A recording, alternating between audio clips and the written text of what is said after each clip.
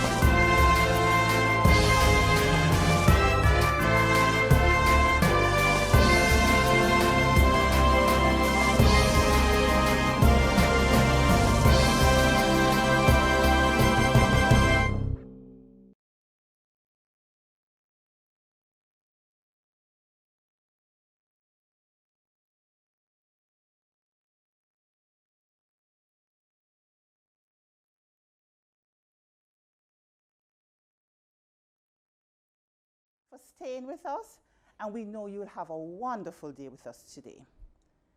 This year's symposium is being held under the theme, Coordination, Working Together for a Better Jamaica. And your moderators for the day are myself, Antoinette Richards, and with me is Mr. Jerry McDaniel. Thank you very much, Antoinette. And of course, as we're talking coordination, it means partnerships. No one organization can do it all. And today we're blessed with some very, very powerful partnerships, right? Yes, we are. Among our partners are the Planning Institute of Jamaica, the Inter-American Development Bank, JSIF, that's the Jamaica Social Investment Fund, the Ministry of National Security, JDTAN, which is the Jamaica Diaspora Taskforce Action Network. There are more Jamaicans living overseas than living on the rock. So we can't leave them out. True, there is. The Social Development Commission, the SDC.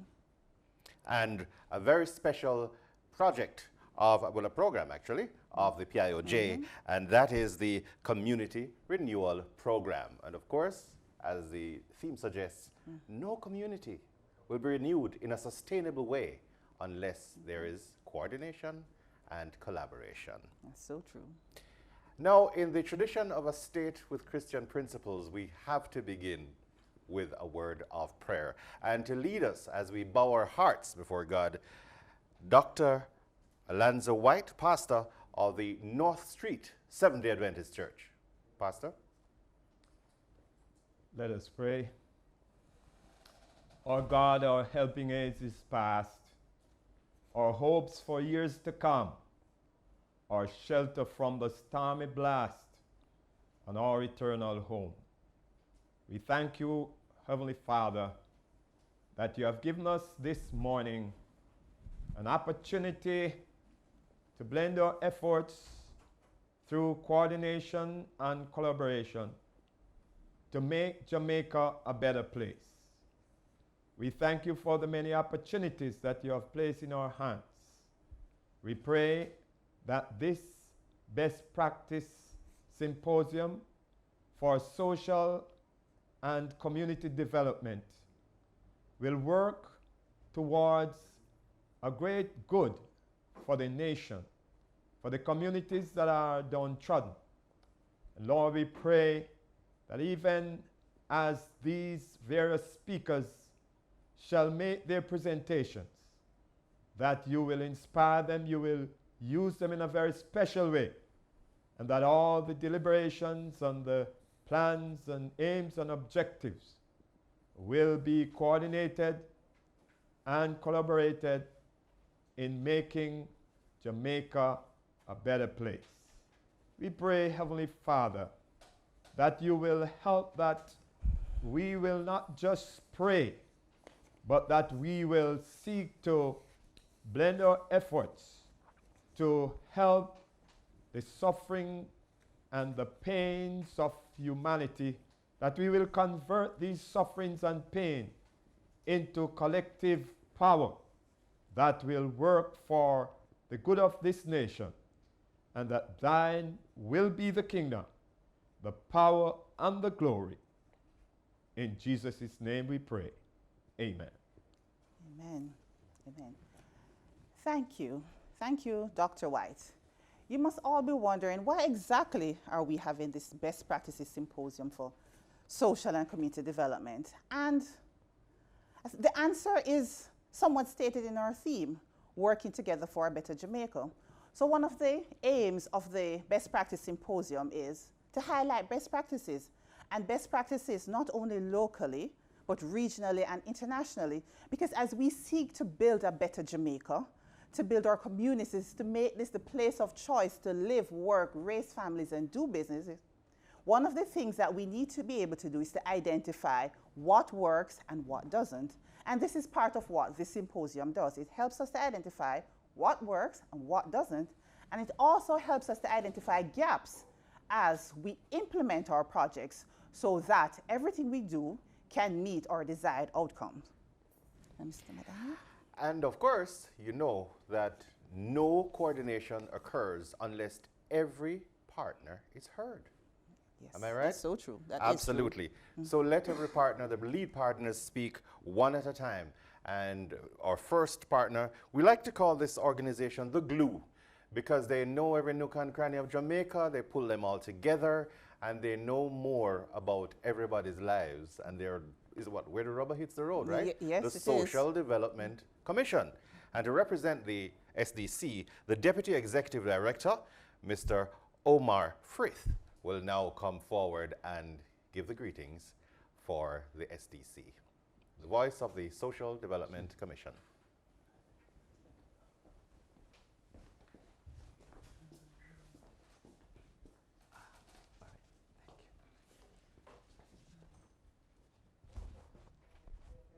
All right, Chief. Mrs. Teresa Turner-Jones, Country Representative Jamaica. General Manager, Caribbean Country Department, Inter-American That's it? Bank. His Worship the Mayor, Councillor Winston Moran. All right, all the best, eh? Very good friend and colleague. Mr. Courtney Williams, Permanent Secretary, Ministry of National Security. Dr. Wayne Henry, Director General, Planning Institute of Jamaica.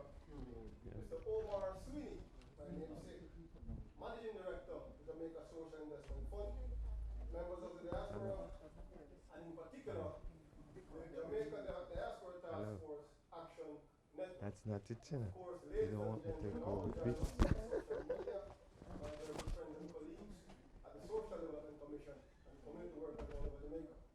Good morning to you.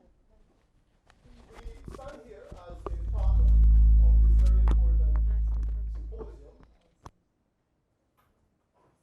You're not mic'd.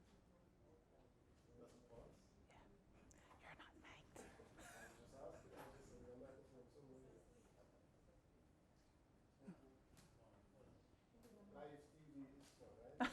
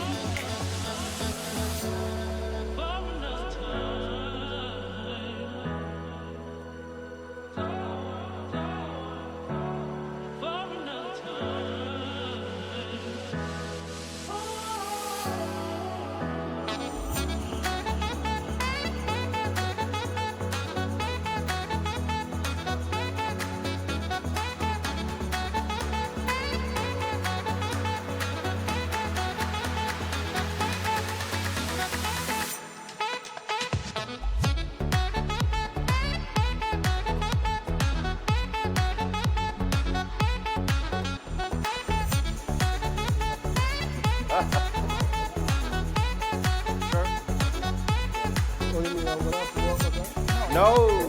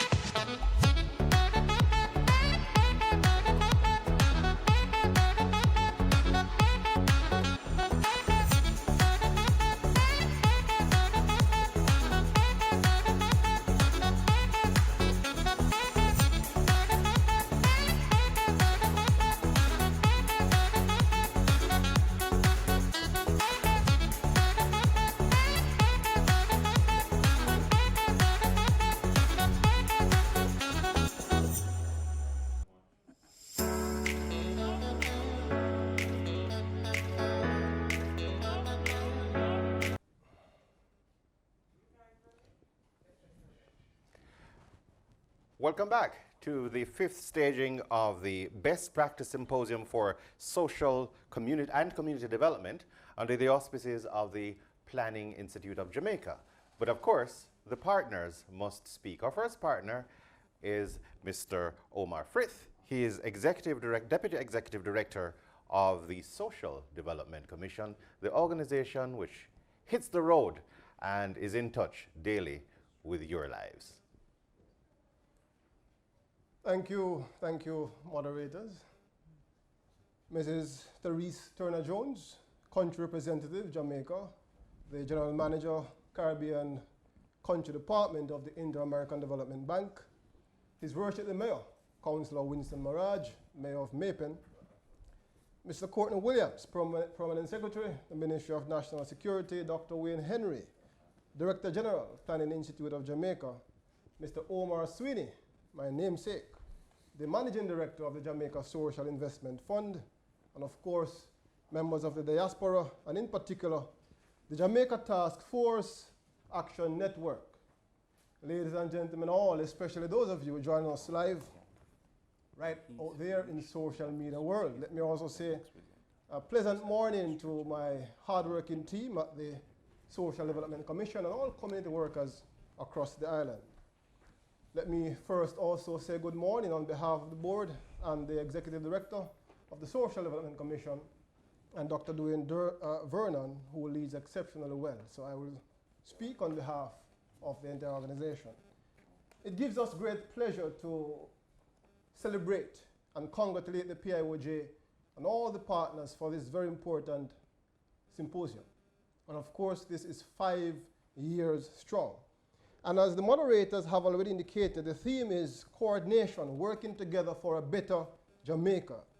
And of course, one of the objectives is really to stimulate and strengthen national dialogue on successful strategies tackling critical development issues. And so from the vantage point of the Social Development Commission, we just want to underscore that the value of coordination and participatory governance cannot be overstated.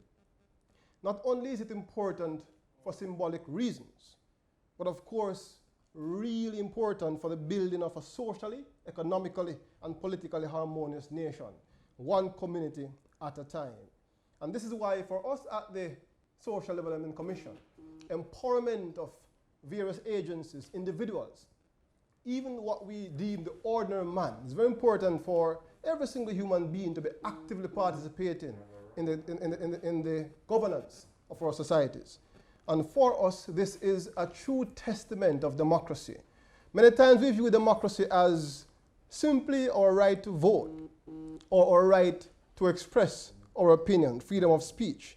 But democracy for us necessitates an attitude of awareness of one's ability to shape one's times and circumstances, rather than having an attitude of resignation to be merely shaped by one's times and circumstances. And for us, democracy implies that everyone matters, everyone has a voice, and everyone's voice must be heard, whether that voice is an agency or if that voice is an individual. And that's why the SDC is happy to support an organization like the PIOJ and the various agencies at work, because you are giving a voice to all of us, to all the various organizations, to participate in governance. And finally, as we help to make Jamaica a better place, we leave you with what is clearly our mandate. We are not competing with each other, but we are completing each other. And so I want to just commend all of you. Continue to do what is necessary to build Jamaica, one community at a time. Enjoy the day and enjoy this very important symposium. Thank you very much. Mr. Frith made a very nice point there a while ago about not competing with each other, but completing each other. That was also very forcefully he mentioned everyone matters. Every voice must be heard. And as I heard that, I think it might be a good time to remind everybody that just stay with us through the official part of today, because your voices will be heard. Yes, yes, we're definitely giving you a chance. Through several media. Yes, we are. Yes, we are. So we're being seen on television. Right. And we'll supply you with the Facebook, means YouTube, of contacting us, those who are yes. watching TV, and Yes. all the platforms. Yes. Because every voice Must be heard. must be heard. It reminds me of the notion that interdependence is a much higher form of being than independence. True. Because everybody has strengths, and there's something to be desired, and maybe there's something that I have that you don't have, and when we put it together, Beautiful. that's how It we works. complete each other from Agreed. interdependence. Agreed. Well, let's now hear another of our voices, and this is a very important voice. It's the agency which deals with making sure that the resources are not scarce or not too scarce, that they supplement. They deal with investing in human capital and ensuring that those plans, strategies can in fact be executed. And it's a pleasure to welcome Mr. Omar Sweeney. He's Managing Director of the Jamaica Social Investment Fund, JSIF. Mr. Sweeney? Morning.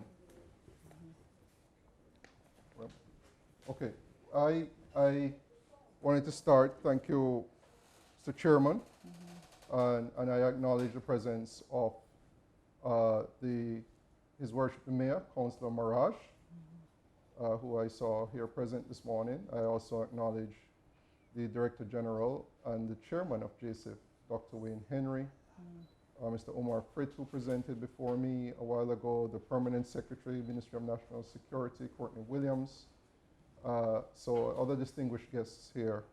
And I'm really pleased to be here this morning for yet another Best Practices Symposium. And it has long been my position that the Best Practices Symposium represents perhaps one of the greatest instruments that we possess as a sector working in social development. And so the fact that we can come together annually to discuss our methods, our procedures, our challenges, our lessons learned is just an incredible opportunity for practitioners far and wide to share their experiences. And this year's theme of coordination, working together for a better Jamaica is quite timely, I would say, because it is our experience that at JSIF for the last 25 years, that for us to be successful, for us to have successful interventions, it requires the work of CBOs, NGOs, government agencies, departments, individuals. Volunteerism is required to make everything come together. And we often look on and not really recognize the importance of the coordination. And coordination, if it were a natural process, would not have to be deliberately invoked, right? And we're deliberately invoking coordination in the symposium today. And so I hope, and I've looked and seen the speakers present, and certainly the sessions that will come today speaking about all the different aspects of coordination, all the different aspects that we need as a sector to produce results will happen. And so we could discuss everything that needs to happen in an entire week in this type of symposium. But what we are focused on today is being impactful and walking away with the lessons learned. I congratulate the PIOJ for leading this charge. They are the agency rightly placed to do this, Vision 2030 and the Community Renewal Program especially. And I just look forward and feel honored to be a part of the network of SDC, the PIOJ, the ministries, the agencies that continue to do this type of work to the overall benefit of Jamaica land we love. Thank you. Thank you very much, Mr. Sweeney. And of course, he also has a nugget there. And the nugget is that coordination must be deliberately invoked. Yes, that's the truth true. is that democracy is kind of messy. Yes, yes, democracy it is. is necessary because we wouldn't want to live in a dictatorship, under a dictator or Agreed. totalitarian state. But in that is multiple voices. And within the milieu of multiple voices, you need law and order. That's true. That's You true. need law, That's order, true. and plans. That's true. And so it has to be engineered. That's true, because coordination is not something that comes automatically No. for some of us. And unfortunately, sometimes as we work in our various spaces, we get to the point where we see this as my area, my responsibility, I need to take care of it. But when we get to the point where we realize that a lot of Jamaica's problems, issues, challenges cannot be solved by one agency, then that is a starting point where we can actually work together to move forward for a better country. Yes. It's a delicate balance because everybody needs to have ownership, but you Exactly. can't own it up, which is a different thing. That's a totally different Because thing. then you figure your voice must be heard predominantly and the other voices must be subject to your will. So we have to move through that. So really and truly, when we introduce our next speaker, we will understand why it's so important. That's so true. Law and And order order must prevail Exactly. in all things. And our law and order agency in this country is the Ministry of National Security. No, it's not just about policing. Exactly. It's about the about policies it's a and much everything. wider Yes. kind of thing. Yes, it But the is. person best suited to tell us about this is the Chief Accountable Officer, the Permanent Secretary of the Ministry of National Security, Mr. PS, Mr. Courtney Williams. Welcome, sir. Over to you. Thank you very much, and good morning all. It is indeed my esteemed pleasure to bring remarks at this 5th staging of the Planning Institute of Jamaica's Best Practice Symposium. The Ministry of National Security gladly accepted the PIOJ's invitation to come on board as partner, not merely due to the excellent working relationship between the two organizations, but also due to the ministry's full endorsement of this year's theme, coordination, working together to build a better Jamaica. Since March this year, the country has been severely impacted by the COVID-19 pandemic, and we recognize that a collective effort across our agencies, our communities, and most importantly, our people, is most critical to overcoming these troubled waters. This coordinated approach towards attaining a shared goal mirrors what is also required to effectively tackle crime and violence, and as such, has been more so than ever embedded in the ministry's crime prevention approaches in our most vulnerable communities. Over the years, criminality has become increasingly complex due to internal and global influences. Effective crime prevention, therefore, requires strategic coordination that is guided by opportunities like this virtual symposium that allows for exchange and sharing of data, knowledge, and experiences to determine what works best and how we can seek to sustain this for a lasting success. I applaud the Planning Institute for spearheading this collaborative effort and look forward to what is anticipated to be a stimulating, engaging, and productive session. Thank you very much. Thank you very much, Mr. PS. And you know, it's nuggets again. exactly. In this instance, the PS reminded us that it's a global thing. Yes, it is. We're not an island in real terms, only Exactly. geographically. Right, Geographically, we're an island, but we're tapped into the entire world. Exactly. And as the circumstances are changing, that coordination can't be just coordination, it has to be strategic. Exactly. So that you use materials and resources and personnel in a way that yields the best results. And you can realize that that is something that we strongly believe in, because some of our speakers today are international. That's correct. Because we recognize that other countries have gone through challenges themselves, and they have risen above, they have found strategies that work. So if we learn from them, it can make our process even smoother. That's because correct. then we learn some of their teething pains, and then we're able now to move through One smoothly. person's pain is another person's lesson. Exactly.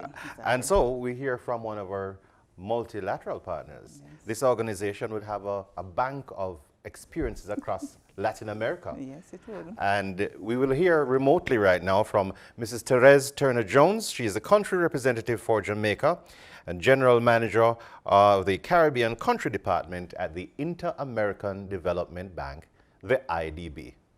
Mrs. Jones?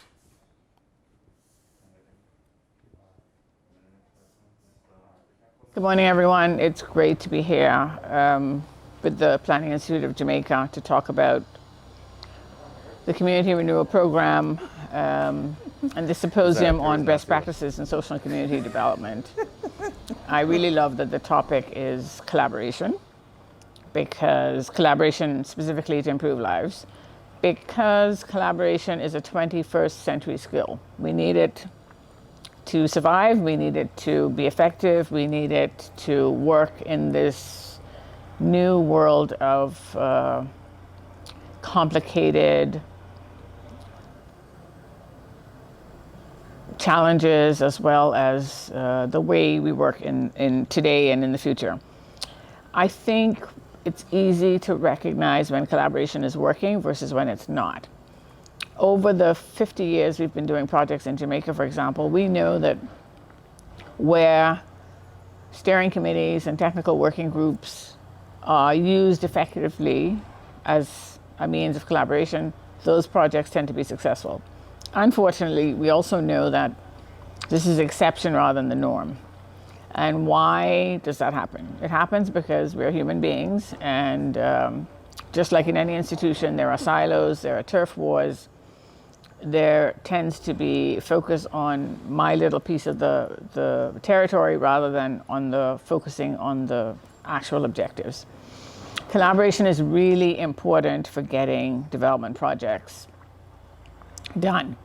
And I like to use the example of the Citizen Security and Justice Program, which comes to an end in December of this year, as one of the IDB's key and probably most iconic projects in Jamaica, because we've been doing it for a long time, and we've been doing it with a range of stakeholders, from government officials, whether it's the Ministry of Justice or National Security or Health or Education or Youth, labor security, community organizations, universities, academics.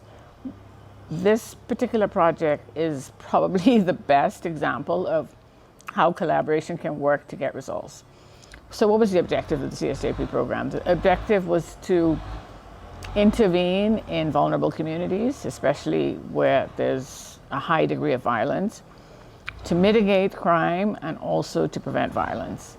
And I want to say that without the collaboration of psychologists, the social workers, the parents, the parenting commission, our partners and donors, including the United Kingdom and Canada, who were extremely important partners with the IDB in delivering this project financially, that the results that we've seen over the course of the 20 years would not have been possible. And what do I mean by results? We know that over 100,000 young people in Jamaica have been exposed to CSJP in some way, have received upskilling of their own human capital. They've learned to do jobs that they couldn't even dream of doing. They now know how to mitigate a volatile situation. They know how to control their tempers. Parents are no longer beating their children. These are very important results, and we think that there are some excellent practices that have come out of the CSJP program that can be translated into other aspects of how social interventions and community programs are conducted in Jamaica. So I want to congratulate the Planning Institute for this.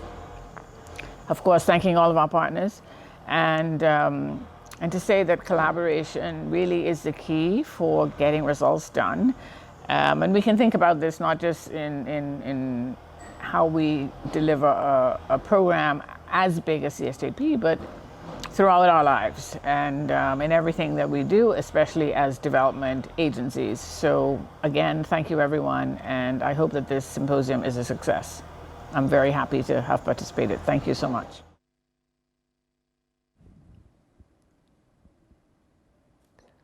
An excellent intervention by Therese Turner-Jones. She's, of course, the country representative for Jamaica and the general manager of the Caribbean Country Department at the Inter-American Development Bank. You might recognize from her accent, she is from the Commonwealth of the Bahamas. Yes, she is. And so we've got local, regional, international wisdom and expertise. Exactly. And now we come to our guest speaker, our main speaker today. And yes, he's a son of Jamaica, but he's got regional and international experience in doing this stuff. Yes, he knows what he's talking about. Yes, he does. In other words, we're talking about Dr. Wayne Henry. He became the Director General of the PIOJ on July 1 of 2016. And of course, that's the agency leading this particular charge, leading the process of policy formulation on economic, social, environmental issues, and external cooperation management. Prior to joining the PIOJ, Mr. Dr. Henry spent 5 years as Vice President of Government Affairs of the Scotiabank Group, so that's private sector. Yes. He served as Chief Technical Advisor to the Minister of Finance, public sector. Special Advisor also to the Minister of Agriculture. Every entity was once an agrarian society, so he takes it from the base of agriculture. He previously also worked with the World Bank as the World Bank representative for Jamaica Global. He's currently the chair of the Jamaica Social Investment Fund, JSIF, chairman of the National Social Protection Committee, member of the board of directors of the Bank of Jamaica, or Central Bank, a member of the National Disaster Risk Management Council, the National Financial Inclusion Council, and the National Foreign Trade Council. Justice of the Peace, lay pastor, so he's got the spiritual thing going on as well. That's important. Yes, he does. He holds a PhD in Agricultural and Development Economics, as well as a Master of Arts in Economics from the Ohio State University, an MBA with honors in finance from Howard University, and a BSc honors in Economics and Management from the University of the West Indies, Mona. Dr. Henry, very much a community man, very much a family man. He's a father of 3 children and is married to Dr. Gail Webster, an ophthalmologist. So hopefully he can give us a clear vision. Yes. Ophthalmologist at home. Yeah. Yes. Doc? Thank you very much. Thank you, Jerry and Antoinette. Mrs. Therese Turner-Jones, Country Representative for Jamaica, the General Manager, Caribbean Country Development Department, for the Inter-American Development Bank. His Worship the Mayor, Winston Maraj, Mayor of Maypen. Mr. Courtney Williams, Permanent Secretary in the Ministry of National Security. Mr. Omar Sweeney, Managing Director of the Jamaica Social Investment Fund, JSIF. Mr. Omar Frith, Deputy Executive Director for the Social Development Commission, the SDC. Members of the Diaspora, and in particular the Jamaica Diaspora Taskforce Action Network. Ladies and gentlemen, good morning. You know, as you think of community development, some communities have difficult names, sometimes hard to pronounce. And 3 gentlemen were in the US driving through Louisville, Kentucky. And the driver, as they approached the area, said, "Gentlemen, welcome to Louisville." The passenger in the front seat said, "It's really pronounced Louisville, not Louisville, Louisville." And the one in the back said, "No, it's Louisville. Look at how it's spelled." And so they're arguing among themselves of the pronunciation of the name. They decided to stop for lunch. And they decided, well, since we're having lunch in this place, let's ask them. And so they said to the cashier, "Can you pronounce the name of this place? We're having some argument as a correct pronunciation, and please speak slowly so we can hear you." And she said, "Sure, Burger King." So it's my pleasure to provide the keynote address at the 5th staging of the Best Practice Symposium. Today's symposium gives a clarion call for us to pause and examine the coordination of social interventions in community development in Jamaica. The theme for this year's symposium, Coordination, Working Together for a Better Jamaica, provides context and space for introspection and assessment of national capacity for achieving maximum impact in the renewal of our communities. As we dissect this topic today, I will 1, explore the definition and application of coordination within the Jamaica development landscape. 2, briefly examine the main tenets of existing efforts at coordination at community development, And 3, discuss issues around coordination within the context of Vision 2030 Jamaica, or National Development Plan. Within the context of development planning and implementation, coordination is generally defined as a process of organizing development actors, beneficiaries, and all the procedures and arrangements involved in the development process towards collaboration and coherence to achieve planned development results. Coordination is a central tenet of efforts to advance effective governance within development processes. It is especially critical in stakeholder-driven participatory development, which includes multiple actors operating in the same space, working towards common as well as competing development outcomes to bring all actors to a place of consensus and collaboration.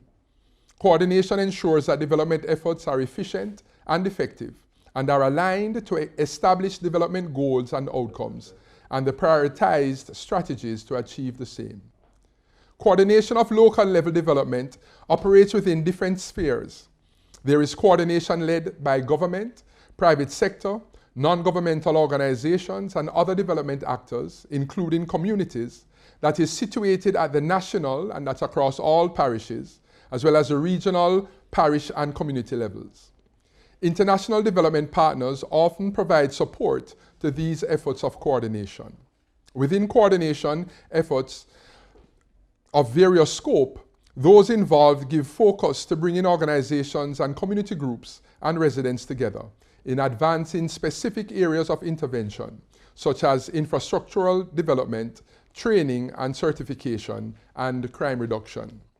While Jamaica has undoubtedly made progress in the quality of coordination and of local level development, it is evident that there are entrenched and emerging factors which continue to serve as bottlenecks and blockages.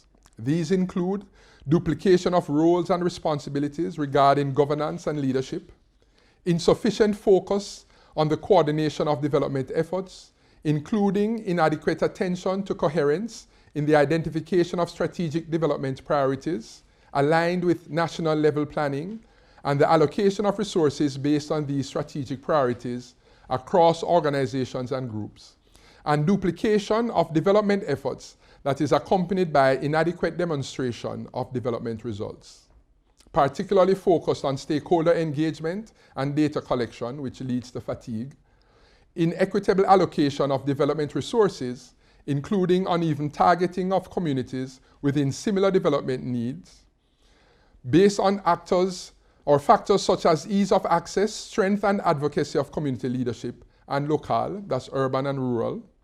This is associated with the duplication of specific types of interventions in some communities, while others are underserved. The issue of coordination is critical for maximum impact in the renewal of our communities and hence for a better Jamaica.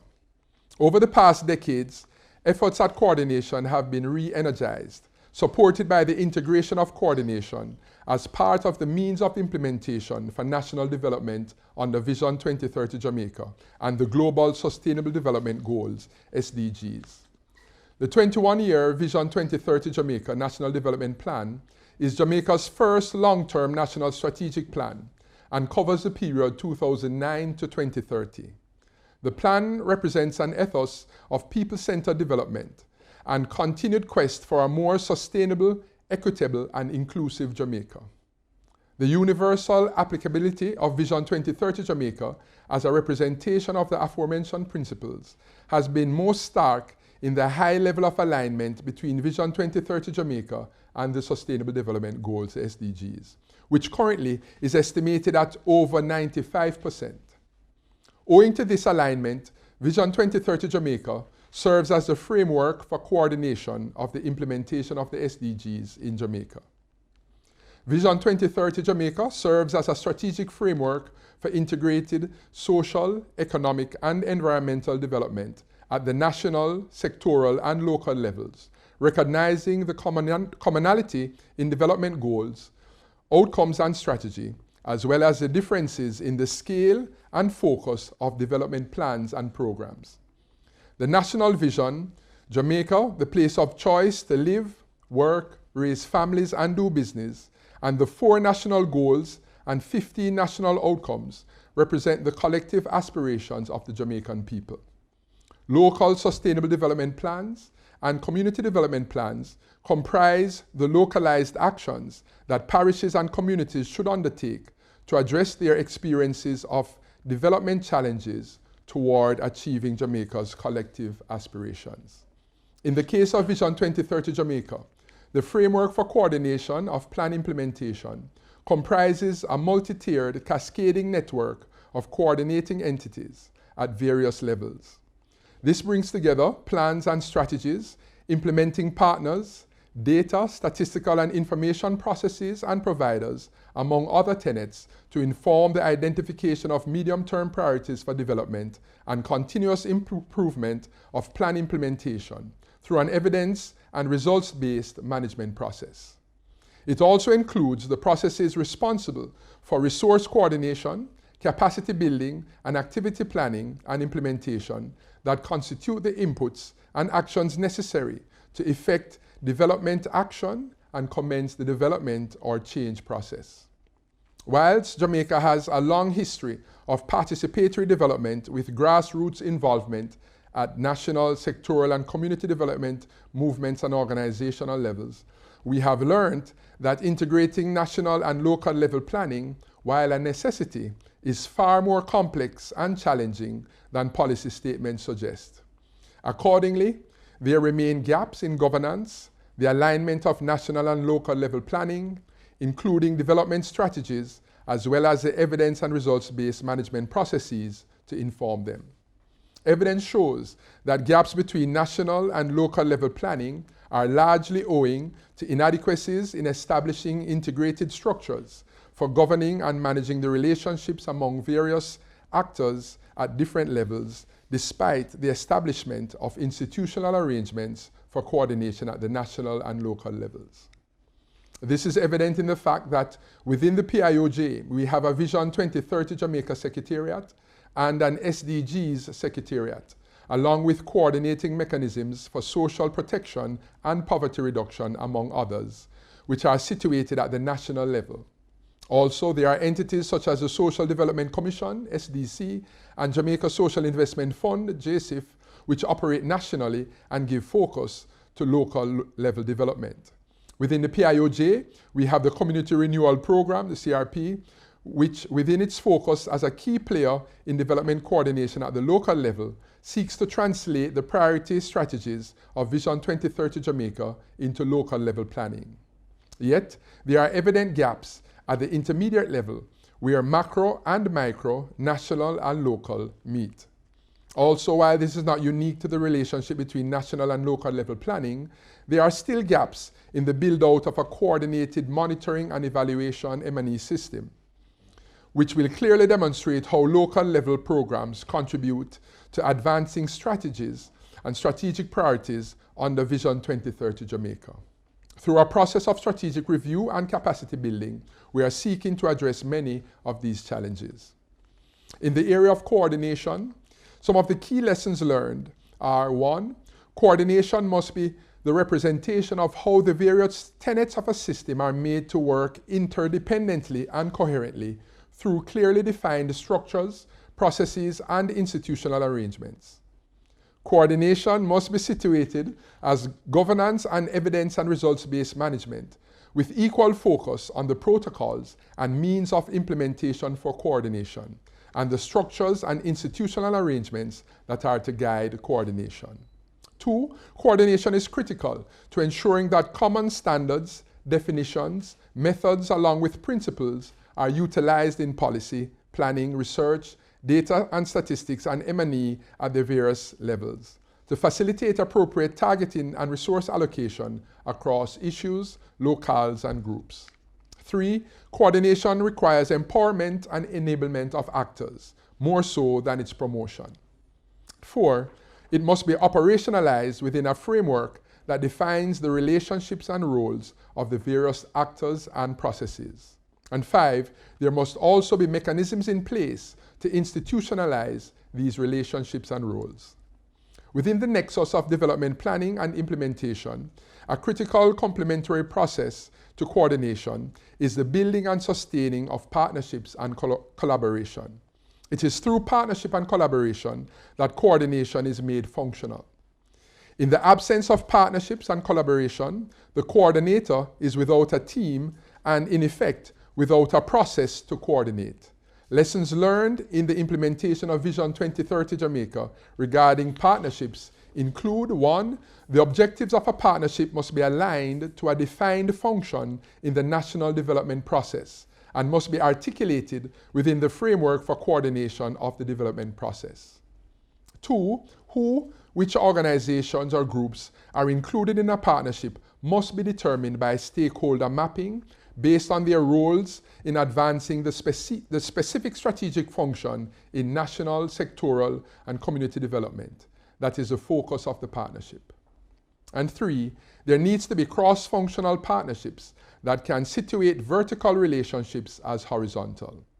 That is, have development actors from national to local work collaboratively on one, national policy and planning, which reflect the differences in local realities across the country based on equity and inclusion, and 2, translating and integrating national policy and planning into aligned local action. Coordination, working together for a better Jamaica requires accountability.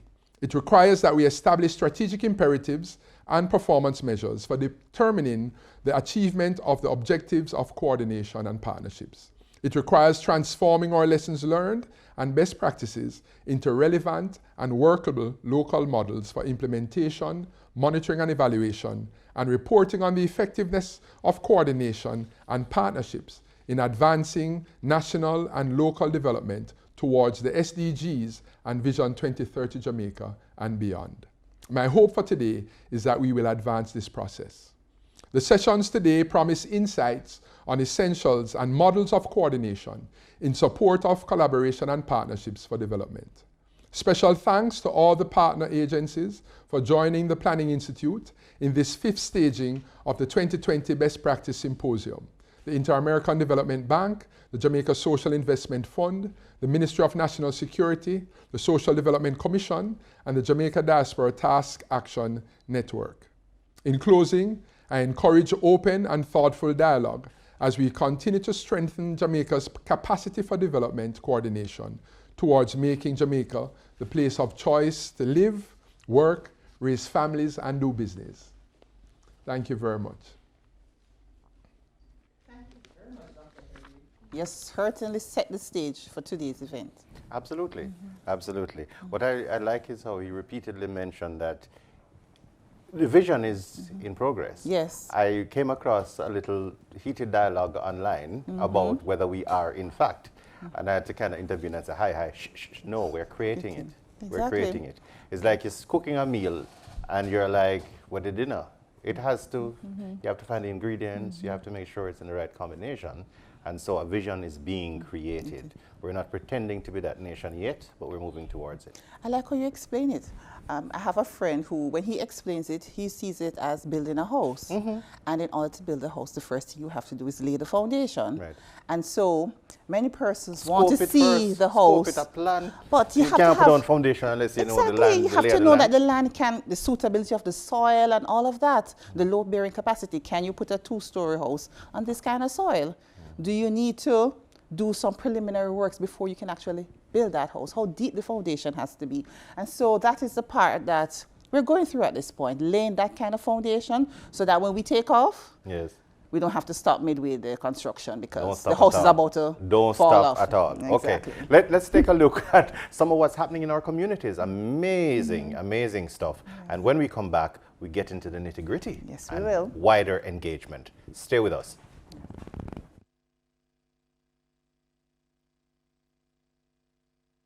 Greetings, ladies and gentlemen.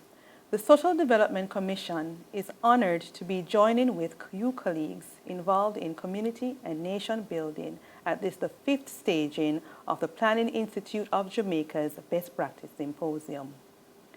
This year's program will focus on the theme, Coordination, Working for a Better Jamaica.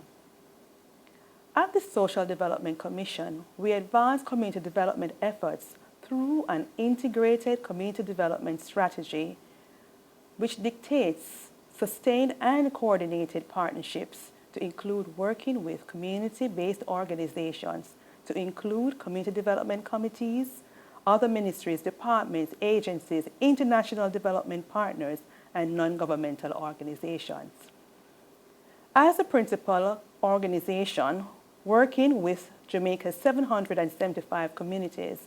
The SDC's position in the Ministry of Local Government and Rural Development. We continue to execute our legal mandate, which posits, inter alia, to promote and control schemes for and to do anything or any act which may directly or indirectly serve the advancement of sports, social, cultural, and economic development for the people of Jamaica and workers in particular.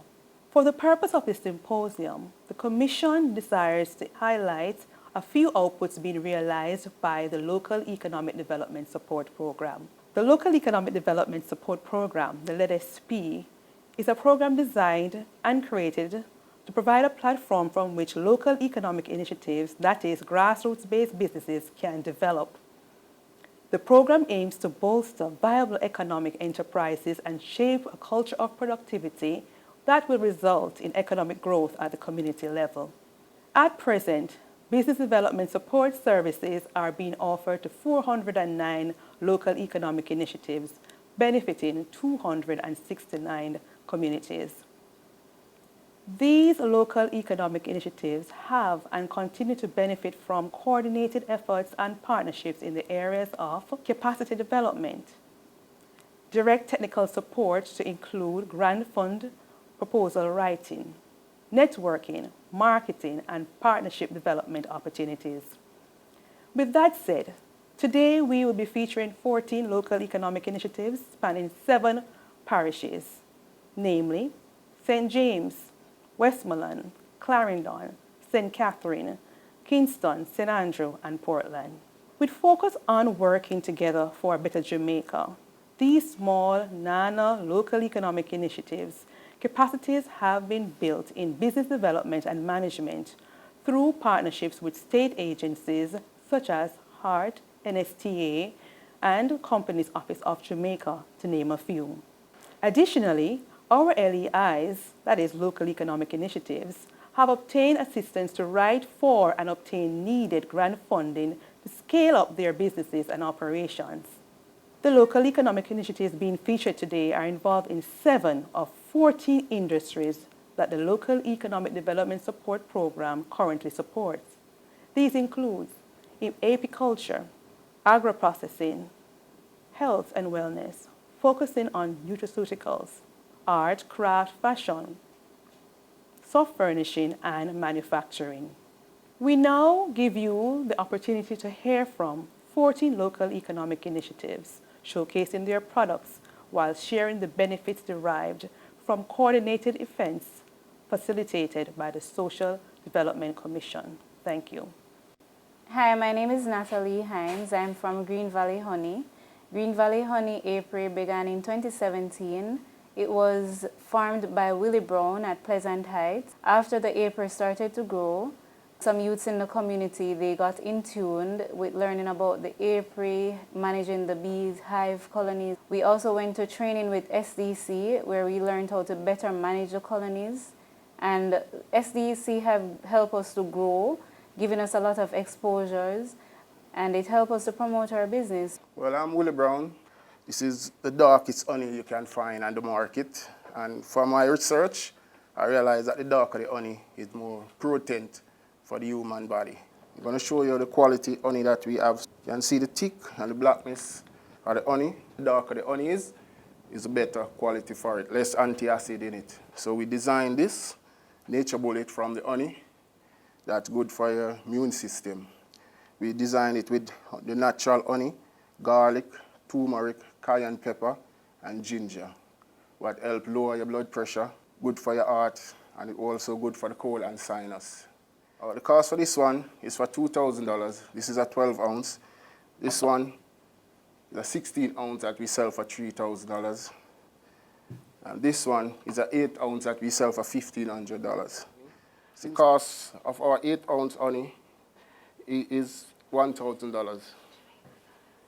And this is a 1 liter. The cost for this one is 2,500 Jamaican dollars.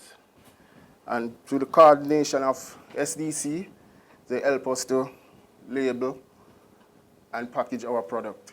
SDC They help us to expand our business the past 3 years. I'm Kerry Henry. I'm also a part of the Green Valley Honey. The business consists of 7 persons. You can contact us at 876-919-6280, or our email is greenvalleyhoney47@gmail.com. Our Instagram page is greenvalley_honey. I'm Cindy from Cindy Crochet Fashion. My business is art and craft fashion. I'm from McIntyre Villa. I do different designs of slippers, different prices, price range $2,500 up to $6,000. And whatever happened to my slippers, I repair it free of cost. I cater for person who wants unique and affordable products. SDC has assisted me with a business plan.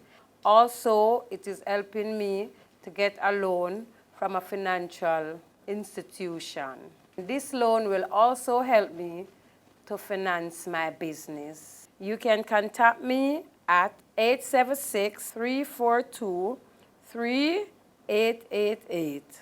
You can find me on Instagram, Cindy Crochet Fashion, Facebook, Cindy Crochet Fashion. My email is cynthiawilliams255@gmail.com. My name is Alfonso McFarlane. I am the owner of African Brewery. African Brewery is in the parish of Kingston. My father is the founder of the wine business and thing, and me and him start the business. We get to know the SDC. Linking up with the SDC, I got most of the year to promote my product, and you know, we go to other class, entrepreneur class, you know, to catch up on skills and stuff. The SDC has assisted me with my business proposal and my business model. The business proposal has helped me to get the grant funding from Digital Foundation. The funding is used to buy equipment to expand and to employ more people. This is the chipping machine where we chip the roots, and we chip it and get it fine like this. So when it's fine like this, we dry it in the sun. Then we bring it to the washing area, and then we're gonna dry it like a tea now, so we're gonna put it with the hot water now.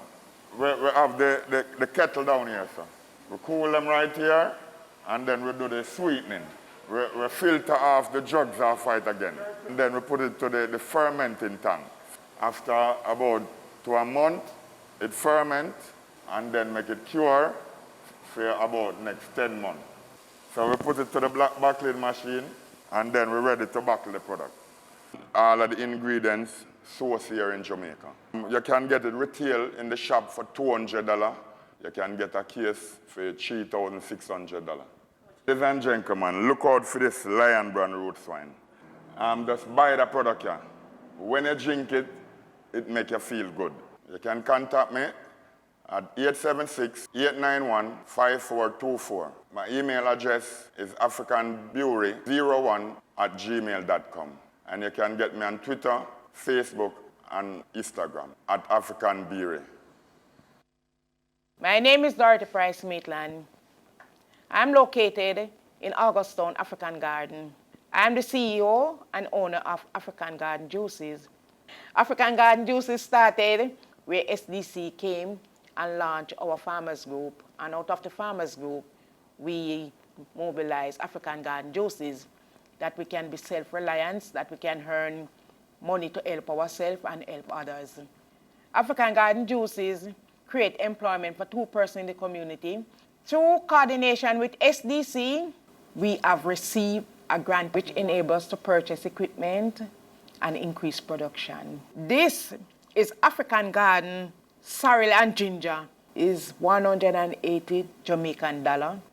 Ribena with beetroot, pimento, ginger, $180 Jamaican dollar. African Garden Juices also have a variety of wines, Ribena and beetroot wine, and we do cannabis tonic wine, we do pimento wine. You can contact me at 876-519-2187 or 876-537-8606 or email me at casnellprice3@gmail.com.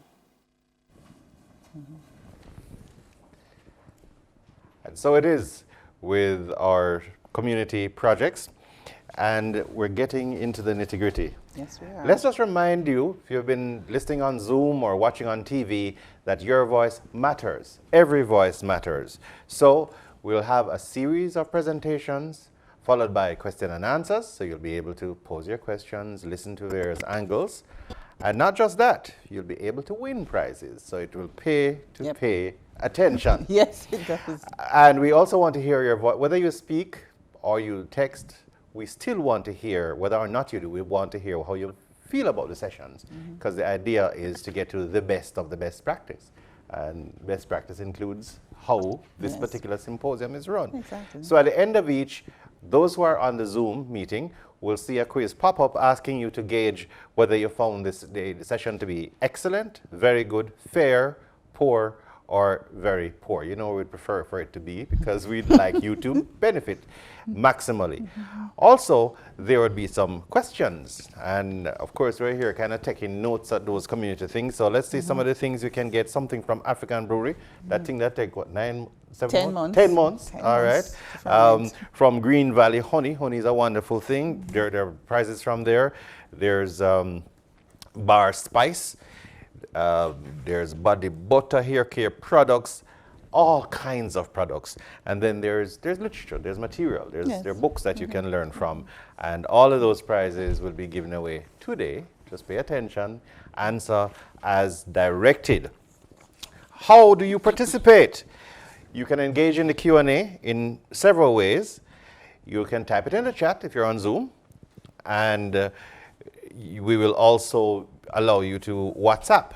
If you're watching on TV, obviously we can't do a direct thing. So WhatsApp, the WhatsApp number, 876-806-4962. That's 876-806-4962. And so that's your link, that's your bridge to us if you're watching on TV. If you're on the Zoom call, of course, you can simply type into the chat. Be as expressive as you need to be, participate, read each other's comments. That's how we're going to get a sense and to check the temperature of what exactly is going on. We'll continue to remind you as the day wears on so that you'll not forget what is expected of you. Now we're going to throw to our very first conversation. You know, so many things begin in the mind. Transformation through the renewal of your mind. Yes, it does. So it stands to reason we're starting with the psychology of coordination. When we can't get along, what's up? That's not really true, by the way. Because we're getting along quite fine. Yeah, but think about things like partner.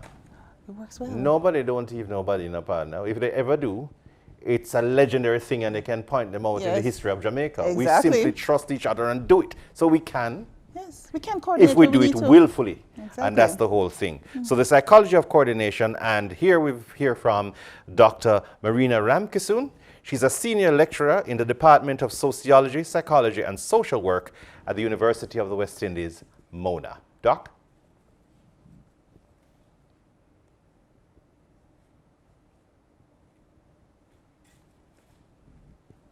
Thank you for the opportunity to contribute.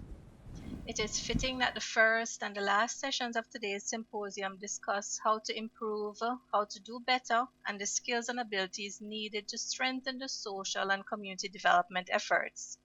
There is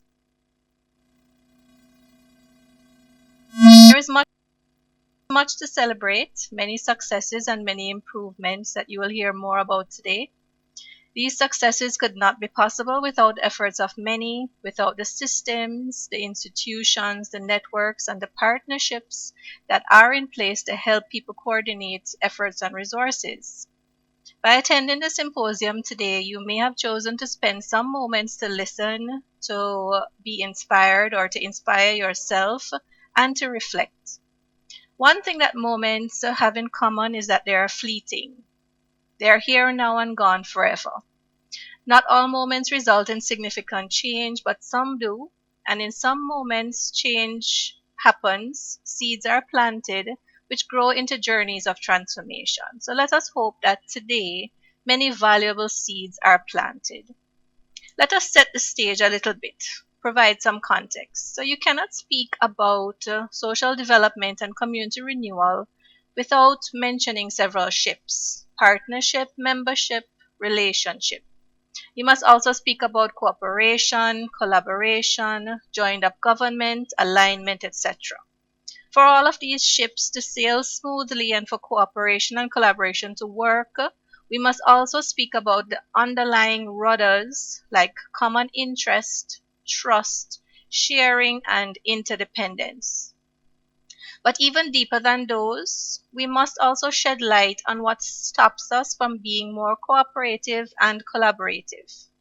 I'm speaking about factors like defensiveness, the savior complex, inward mindset, and being closed-minded. It's crucial that we examine some of these blind spots today in these few moments. For any of us who have tried to coordinate a complex project, we know that it requires sharing knowledge and resources, communication, and we must appreciate that the parts are all interdependent. It requires us to plan activities and execute the plan together. Of course, it involves rules and norms, how to operate, scheduling different events, bringing things together, and bringing all the components together.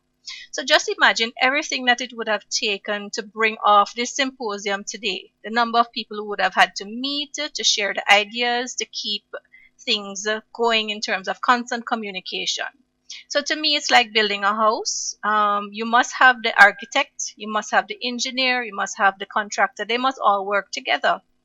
Similarly, when it comes to community renewal, there are many players and many levels at work. There are the structural and institutional elements for cooperation, such as the interagency networks, the coordination hubs, the secretariats, the performance management plans, and all of the other systems. You also have governance elements, you have strategic planning, you have monitoring and evaluation. When all the components are considered, all the agencies and organizations and the communities and the residents, you're probably talking about thousands of people involved in some way in community renewal. All the hubs, the communities and their residents, the non-profits, the donors, the local and central government, these make up thousands of people involved in some way to help the volatile and vulnerable communities, including children who need to go to school, youth who need to be productively employed, the elderly who need health care and better housing, partners who need support, parents who need help, and everyone who needs help in terms of being protected from violence and criminals. So it's a massive effort. Some would call community renewal and social development a wicked problem because of the massive causal complexity. But to me, sometimes the hardest problem is getting people to work together to solve some of these wicked problems. These thousands of people have their unique perspectives, their areas of expertise, their ways of doing things, their beliefs, and what they think is the right way, what they consider to be success or failure, what they think needs to be the priority, what they want to see happen. And it is here that we must take a closer look at the psychological factors that can prevent us from being on the same page or being close enough to optimize our time and our effort.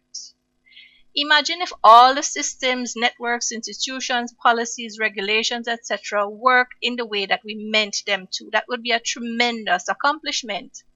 We're here today to examine what prevents us from permanently solving some of these wicked problems and to answer many of the questions that lie in our minds in terms of what really can we do about it. The answer may lie in our self-examination, turning the mirror inward to ask, what am I doing that could be preventing us from being more collaborative?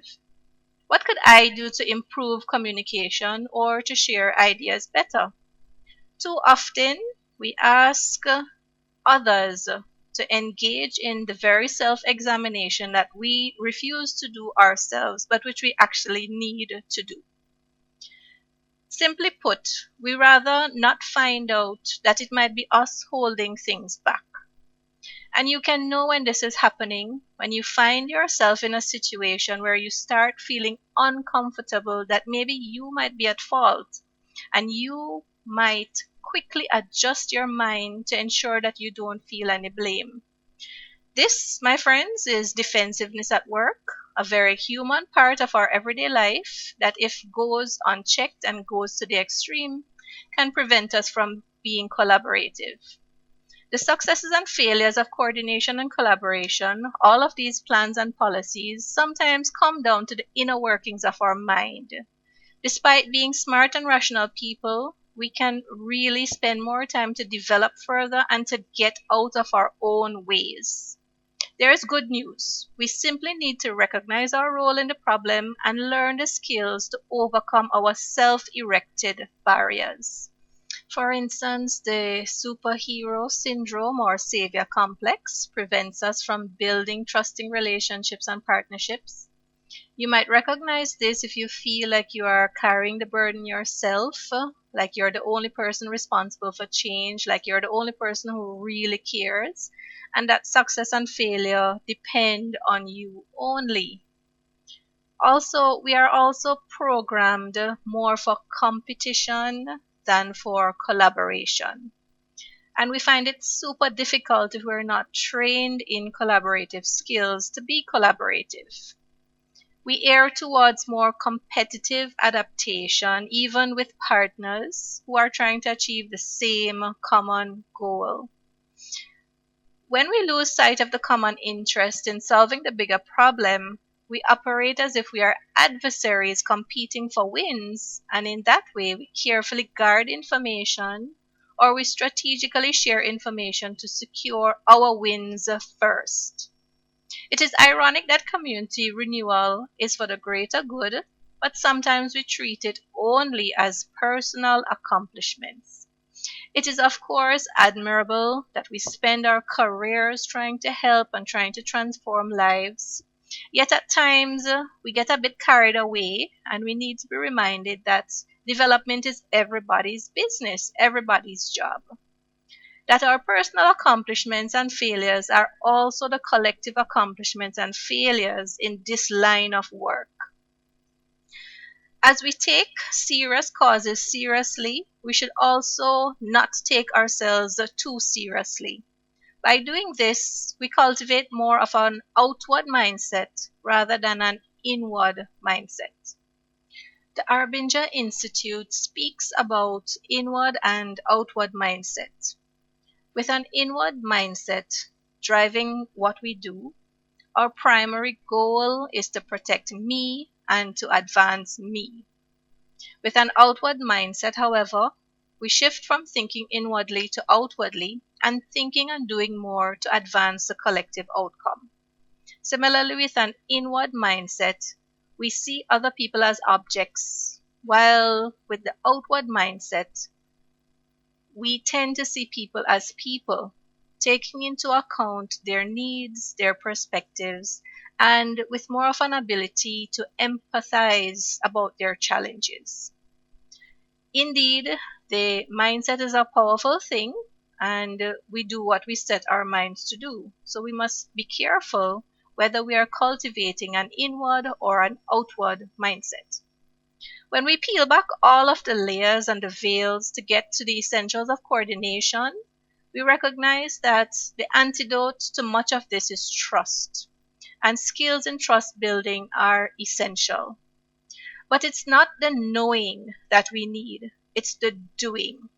We find it harder to act on what we know, and I'm here to reassure you that we can improve simply by training in the skills and abilities to enact collaboration and coordination. Sometimes we just need an opportunity to practice and develop these skills. Even if we know about them, we must practice them. The radical collaboration methodology that I am aware of helps us to recognize our competitive mindset and the power of personal transformation in collaboration.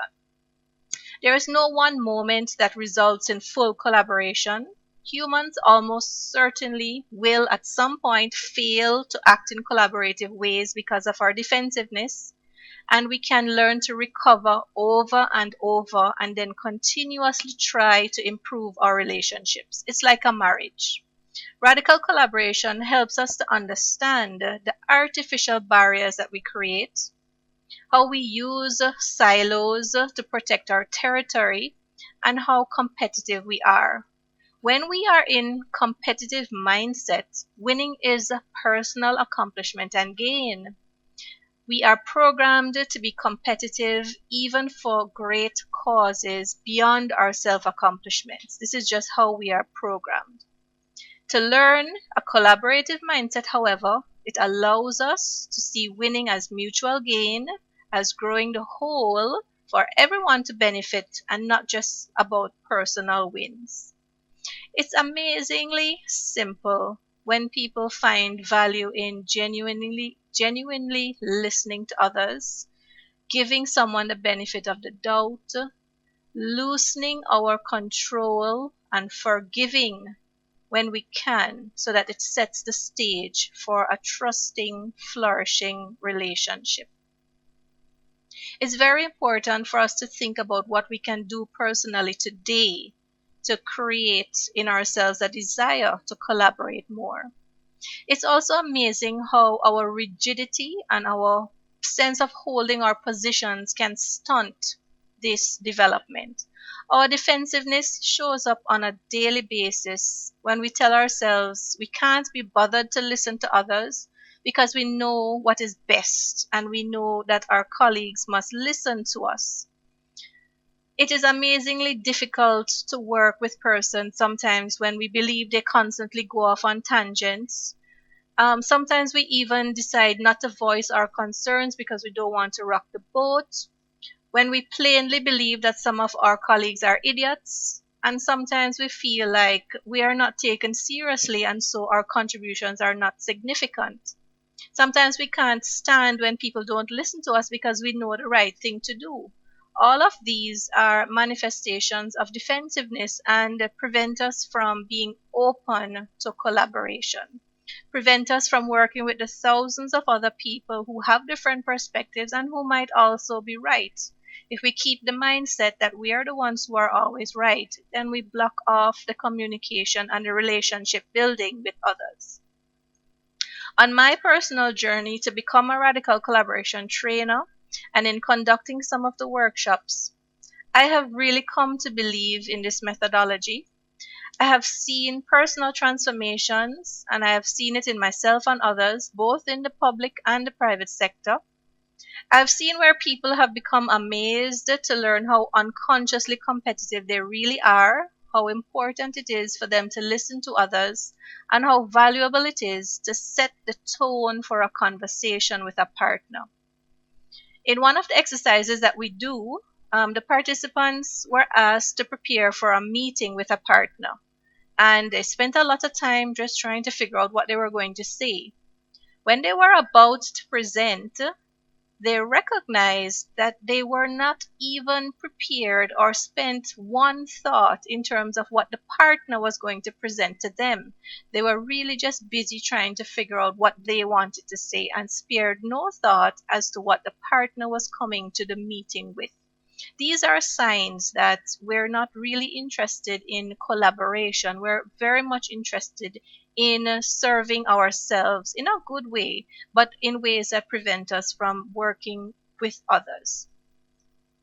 Participants in these types of workshops also share that they learn a lot about the value of bringing teams together, especially when there is a project that requires many hands and they know that they couldn't do it on their own.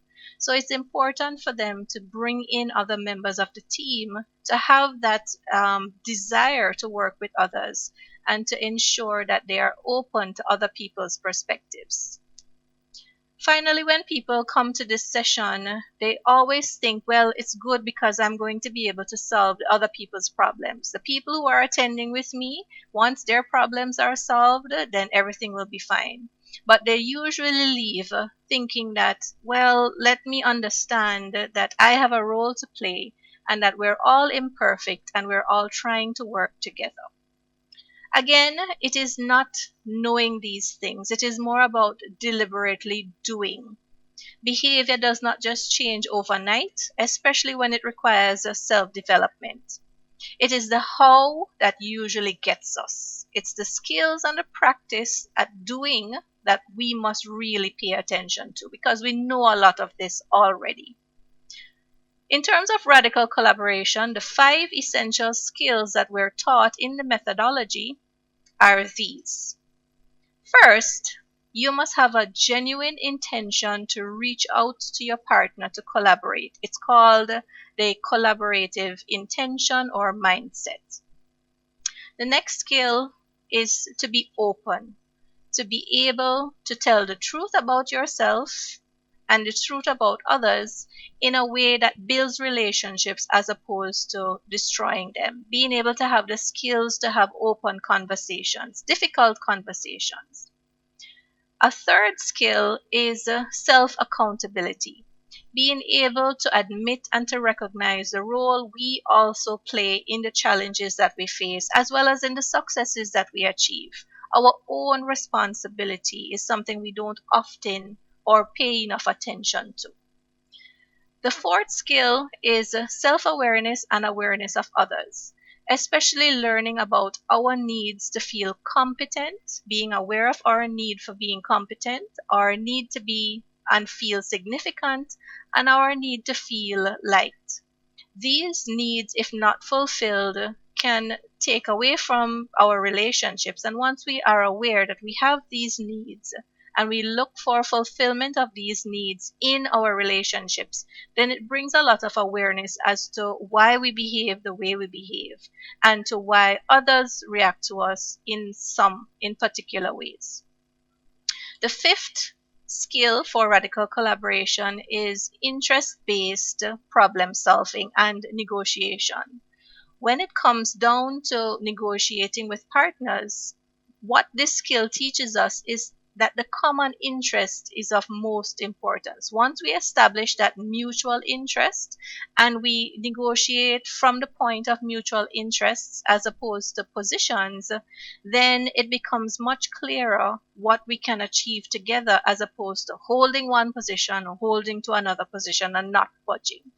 So the 5 skills in radical collaboration are quite useful. I've felt it, I've practiced it, I know that it works personally, and I continue to promote it because I do believe that defensiveness is a major hindrance to us being able to collaborate much more than we already do. For social and community development, if you have individuals who are charged with the responsibility of boundary spanning, who serve as hubs that bring different parties together, those persons would do well to learn radical collaboration skills, to see the whole pie, and to develop an outward mindset. Familiarity with others through networks increases the chances of information flow and exchange.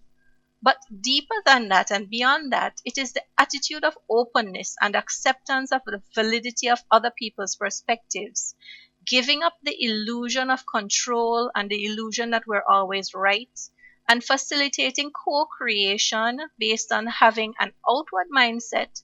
These are the things that significantly enhance the success of these networks and these boundary spanners. These are the things that are essential for coordination and collaboration. The journey of collaboration requires the long game, not the short one.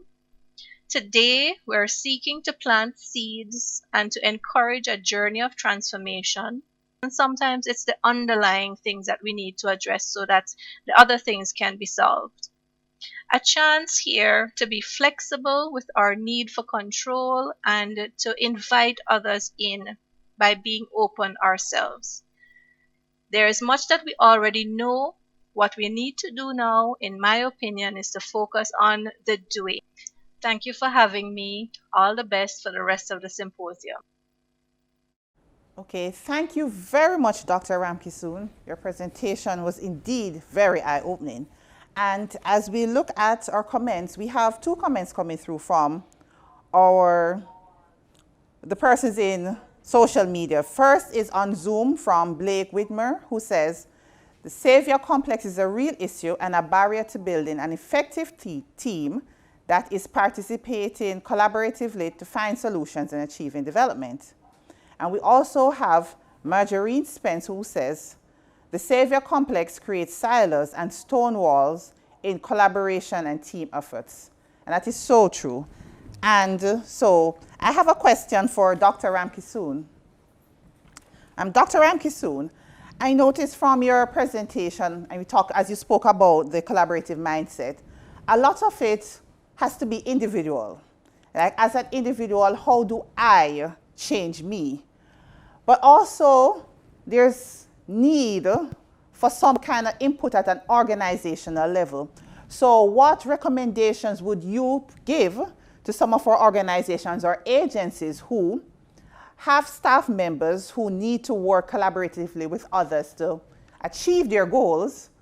What would you say to them? This is what you should do in order to build this kind of radical collaboration among your team members so that we can get the work done. Hi, good morning, everybody. Hi, thanks for the question, Antoinette.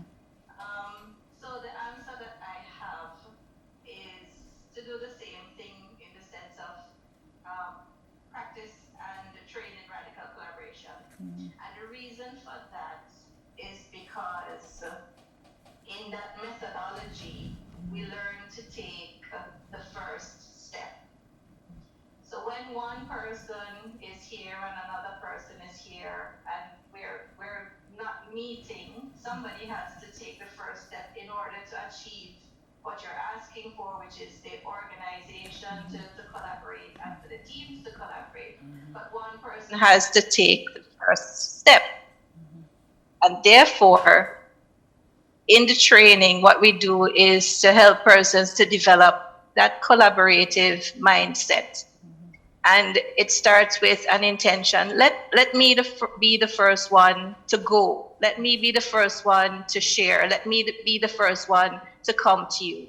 And that bridges the gap. So it starts with individual. Yes, you're completely right, because somebody has to take the first step or else we're always going to stay here.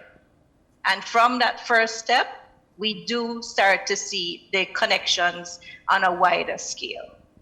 Very often, what stops us from collaborating is that we have these hidden ideas, we have these hidden attitudes and feelings that we don't share. The other person doesn't understand and the other person doesn't know what's happening. And so we stay apart. So it's simply for one person to be vulnerable and to take the first step.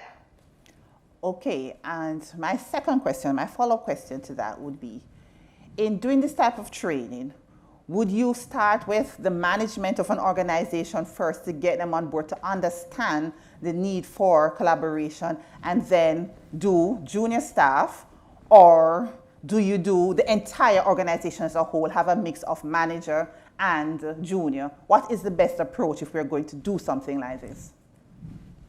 Okay, thanks for that again. So the idea is that you have an organization with persons who are in the top leadership, who have authority, who have power, who have more decision-making power than others. You may have a good mix of collaboration across, so you communicate ideas and you have some amount of input from below, but really and truly the leadership has a lot of power, has a lot of influence, and sets the tone for many things. So what I would suggest is that the top leadership first be exposed and to have mindset change taking place at the top so that it can quickly cascade down. Now, wherever you have collaboration, it's awesome. Wherever you have persons who are within your own unit, if you're working better together, if you're collaborating, that's great. In order for the entire organization to be impacted, what you have to have is movement from one unit to the other to spread the collaborative intention across. And the best way to do that is to do it from top down sometimes so that you can see organization is committed to this. We are the ones who are starting. We are the ones who are, this is the leadership I'm talking about. We are the ones who have started, and we're putting ourselves up for training because we also recognize in ourselves that this is something that we can benefit from, and then you can see the cascading. But even if you started with persons lower down on the lower levels, it's great because you can have the contagion effect. Something like this, I don't want to sound too airy-fairy, but it touches your heart. And once we are opened up in terms of sharing with ourselves and being open to others, you have these contagious effects. But I would definitely say having the leadership commit to it and demonstrating that commitment really has very strong impact. Okay, my third question is, on average, how long does it take for you to start seeing the benefits of this training? How long do persons normally take before they start buying into and developing that passion for radical collaboration? It's difficult to quantify in terms of the amount of time. To me, persons who have transformed using this really have to commit 100% to attending the training, not doing work on the side, and you know, really doing what you need to be doing in the training itself. And it takes sometimes 2-3 days to sit down in the training, and you have to commit, you have to fully participate, forget work, forget all of the other activities. The transformation comes with true reflection and with an honest acceptance that we have to be the ones to go first. It takes time for each person to go through that process to accept, because each of us is at a different place, and some of us are more resistant than others. Let me just put it plainly. So it depends on where the individual is, and I would say, again, collaboration is a long haul thing. It doesn't happen overnight, and if you want it to be genuine and authentic, it has to run its course in terms of true transformation. Now, if I were to give from my experience of doing this, I would say about I don't want to commit to a time. I would say that having done the workshop and having integrated with persons who have also taken the workshop, if you're in a team, you will start seeing the effects in about 2-3 months if you continue to practice, and if you continue to talk, and if you continue to have sessions where you continuously go back to the principles. Quite often we have a training and it ends on one day and you hear very little of it afterwards. So it's not reinforced, it's not practiced. So you must have that supporting system to say, we've done this, we've committed to it, we want to continue to talk about it, and that is how you will see more and more growth, that is how you will see more and more commitment. And as I said in the presentation, collaboration is about our humanness, and there is no magic, there is no snapping the fingers.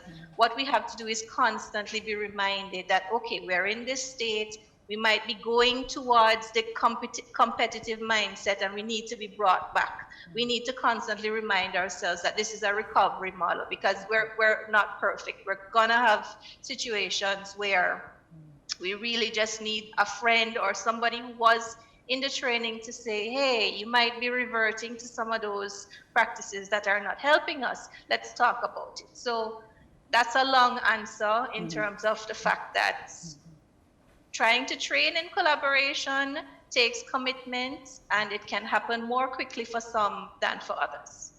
Okay, thank you. We have a question from someone who is tuning in, Ganesh Sherry, and he asks, how do you deal with hidden agendas of collaborators, although we can agree on common goals? All right. So some persons had said in the chat that they didn't hear the last skill. The last skill that was mentioned of the 5 is interest-based negotiation and problem solving. So some people have this idea that collaboration is about being friendly and we must all get along. Yes, that's great, but it's not necessary to be friendly. What is important is to be able to get your needs met as well. So when you're collaborating with a partner and you may be wanting to come out of the negotiation with certain wins, you can work on finding out what the mutual wins are so that both of you can benefit. But in that negotiation, you also have to make sure that or try as best as possible to get what you need out of that partnership. Now, that can sound competitive. However, when we're thinking about the long road with our partners, sometimes there's give and take. You don't always get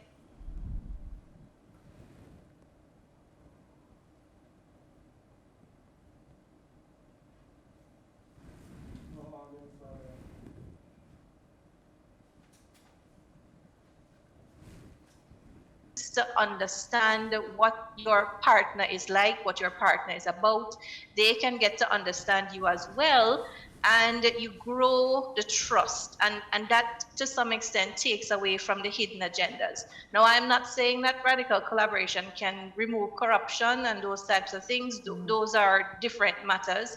But in terms of a partner who you may not initially trust, you work with them and you set the boundaries in terms of what you're going to get out of this relationship. You test it, and then you test again if it went well. If it didn't go well, then you pull back a little bit. But it's a long road. It's a constant testing of the relationship, and again, it's a constant going first. Let me go first. Let me be a little vulnerable, as opposed to keeping everything close to my chest, and then we never get anywhere because we stay here. If neither of us is willing to trust a little bit, so that give them the benefit of the doubt. Not everybody has hidden agendas. If we hold on here, then we never get here. So that's the answer there. Okay, and my other question. I think this whole competitive spirit is built very early in life. So we go through school competing, who comes first, second, third in class, and we compete for so many things. They're probably out of time, I know. Okay, yes, so what I want to know is, what can we do among our children and youth? I'm not hearing. I'm not sure what to do. Dr. Rankisoon, you're hearing us now? You're hearing now, Dr. Rankisoon? Please go ahead with the question. I'm hearing you now. Okay, great. I was saying that we learn to compete from a very early age, from in school. And so I want to know what can be done now to ensure that our next generation, the persons who are going to continue 2030 and beyond, do not have that competitive spirit, but will be more collaborative in how they approach everything.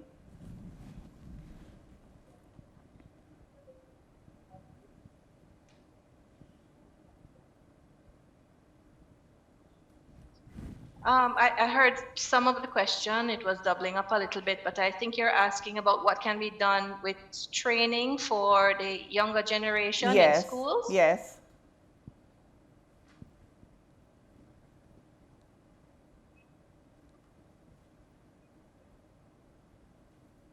You know, the Caribbean and Jamaica included has a rich history of resilience and working together, and a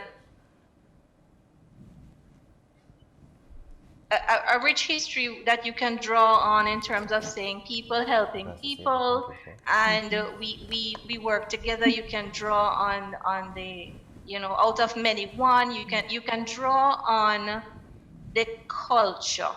You can draw on the values, you can draw on all of the attitudes that we find very, very valuable in terms of keeping society together and ensuring that we work together to develop the nation.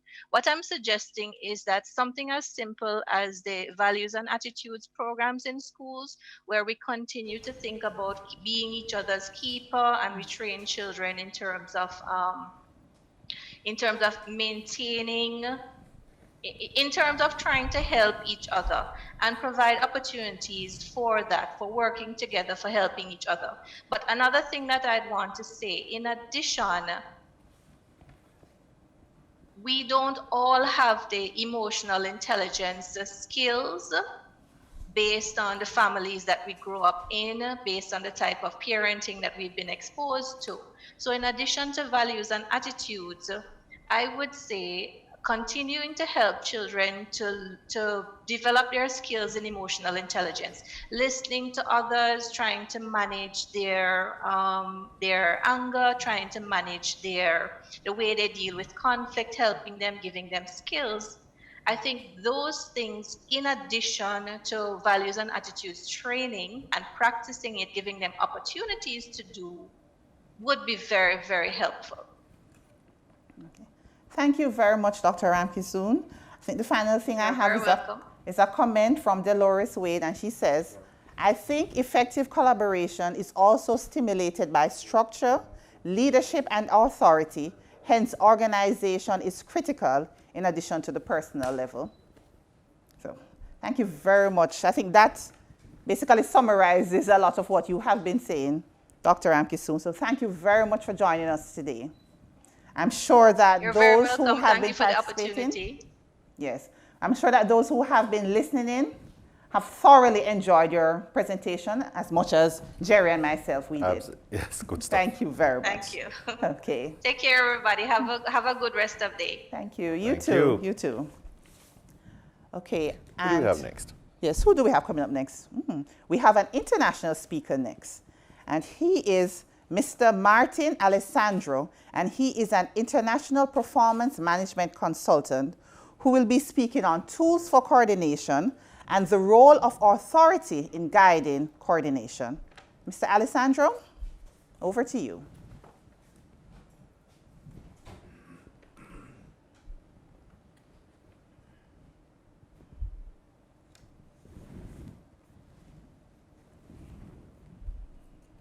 Leaders and managers for improving coordination, and I look forward to the discussion we're going to have with the audience after my presentation.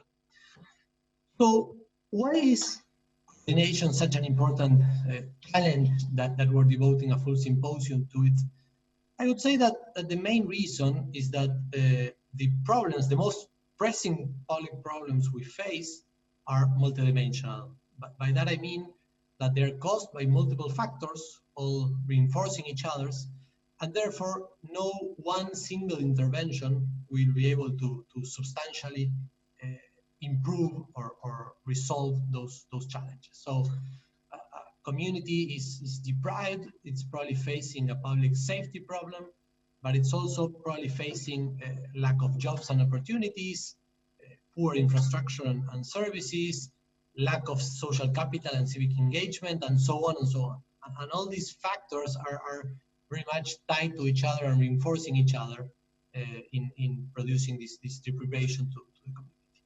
And the same happens at the individual level. You know, for example, an at-risk teenager has probably left school. So could we get him back by a school retention program? Maybe, but that kid may have left school because he had to work, or he had a health condition that could not be treated at the local hospital, or he has a substance addiction problem, or he comes from a very complex home situation. So there are a number of factors that put him at risk, and it's very unlikely that one single intervention will change that situation.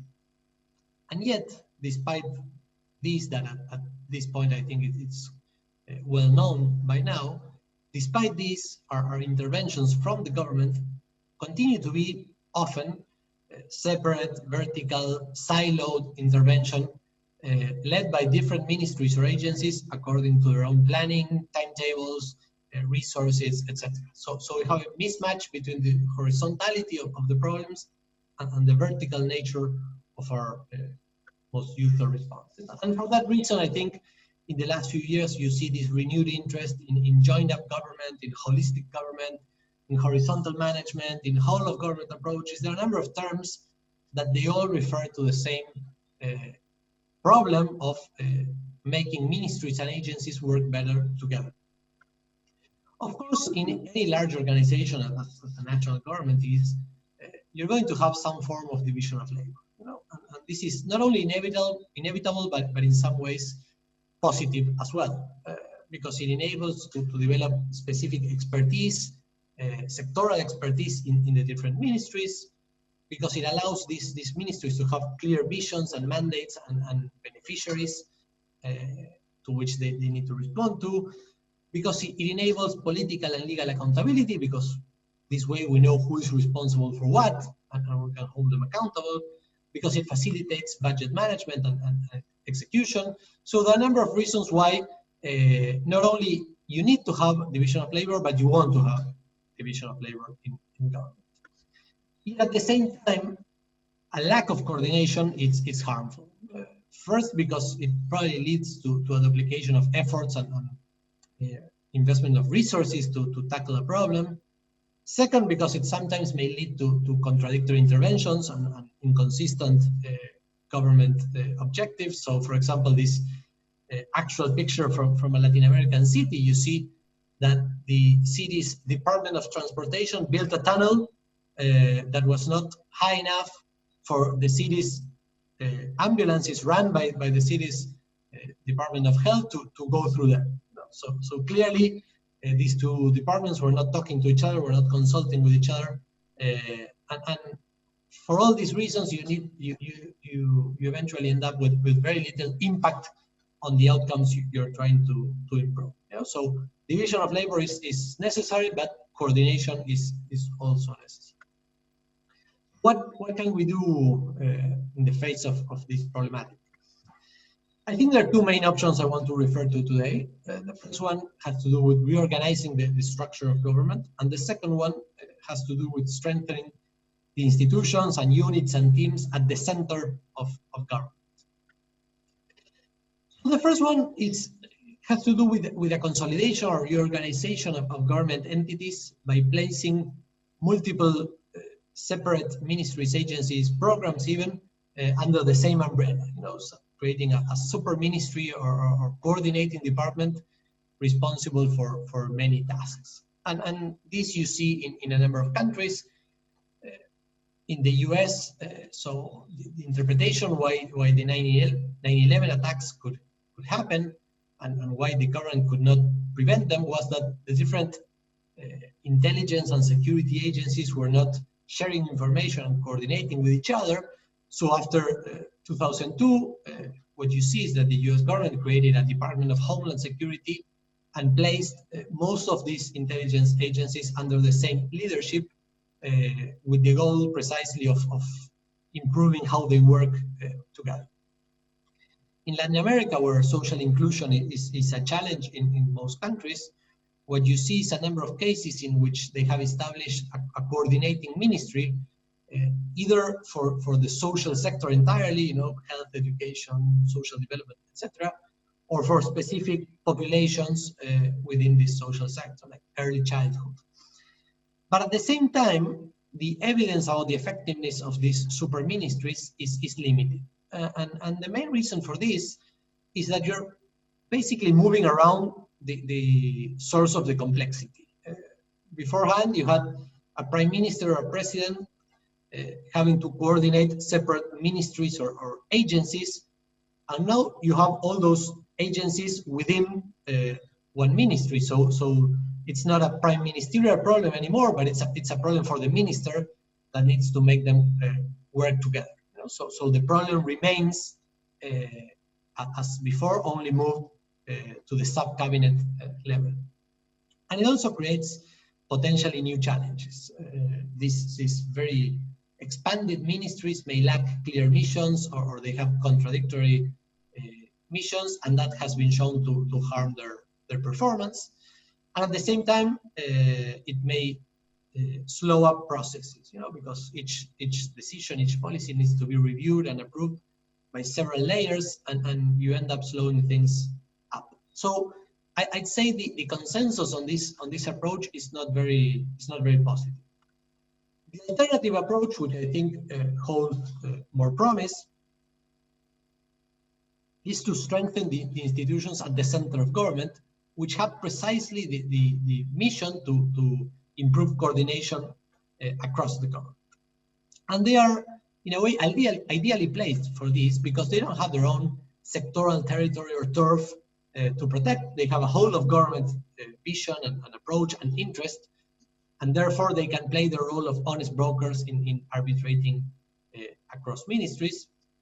And they also usually have very high level political backing. They report directly to the Prime Minister, and therefore they are empowered vis-a-vis other ministries and agencies to lead coordination efforts. And that's why I think also in recent years, and including by the IDB, you see an effort to better understand how to improve the work of the central government. There are a number of possible tools available to the center of government, but I want to focus on three of them. First is to ensure that all these ministries and agencies share the same priorities. Second is to establish mechanisms for coordination, for decision-making and for arbitration when disagreements arise. And thirdly, it's conducting joint monitoring sessions to know how things are going and to unblock obstacles with every ministry and agency involved in the delivery chain for whichever outcome we're concentrated on.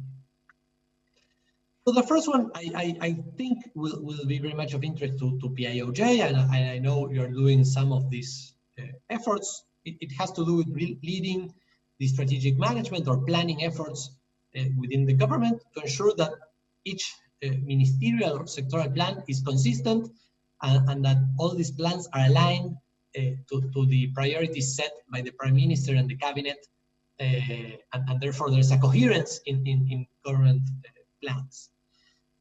You also have the possibility to establish joint planning efforts across multiple ministries. For example, in the US, since a few years ago, you have these cross-agency priority goals in which multiple departments contribute to.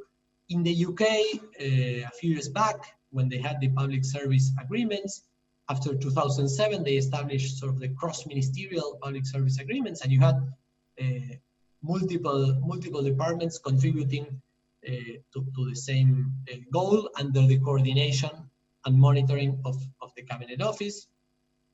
And for these shared goals, you can even have what I call joint delivery chains. So for example, as you see in the slide, in the state of New South Wales in Australia, for certain priorities of the Prime Minister of the state, you have a very explicit realization that the interventions need to be coordinated across multiple ministries. So in that example, you have the Ministry of Health, the Ministry of Sport, and a third minister contributing to a shared goal of promoting active kids and a healthy lifestyle for kids. So this is a way to produce coordination by making sure that all the different ministries and agencies are working towards the same goal. Then you have the classic central government mechanisms of the interministerial committees or task force, or even sometimes the ministers without portfolio, like in the US, where you have the SAR, you know, this person very much empowered without his or her own portfolio, but with the mandate to bring together all the entities that need to contribute to a goal.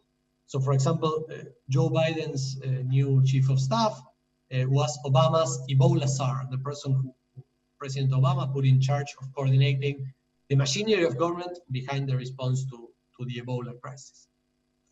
Of course, the risk with this approach is having too many coordinating committees or task forces, because you end up with lower level people attending them. Ministers or deputy ministers don't have time to attend all these bodies, and therefore they can't act as really decision-making bodies. Second, if we're coordinating all day, who is implementing? You know, there's a thing like too much coordination. And finally, as in the example you have on the screen, you can have a problem of who coordinates the coordinators.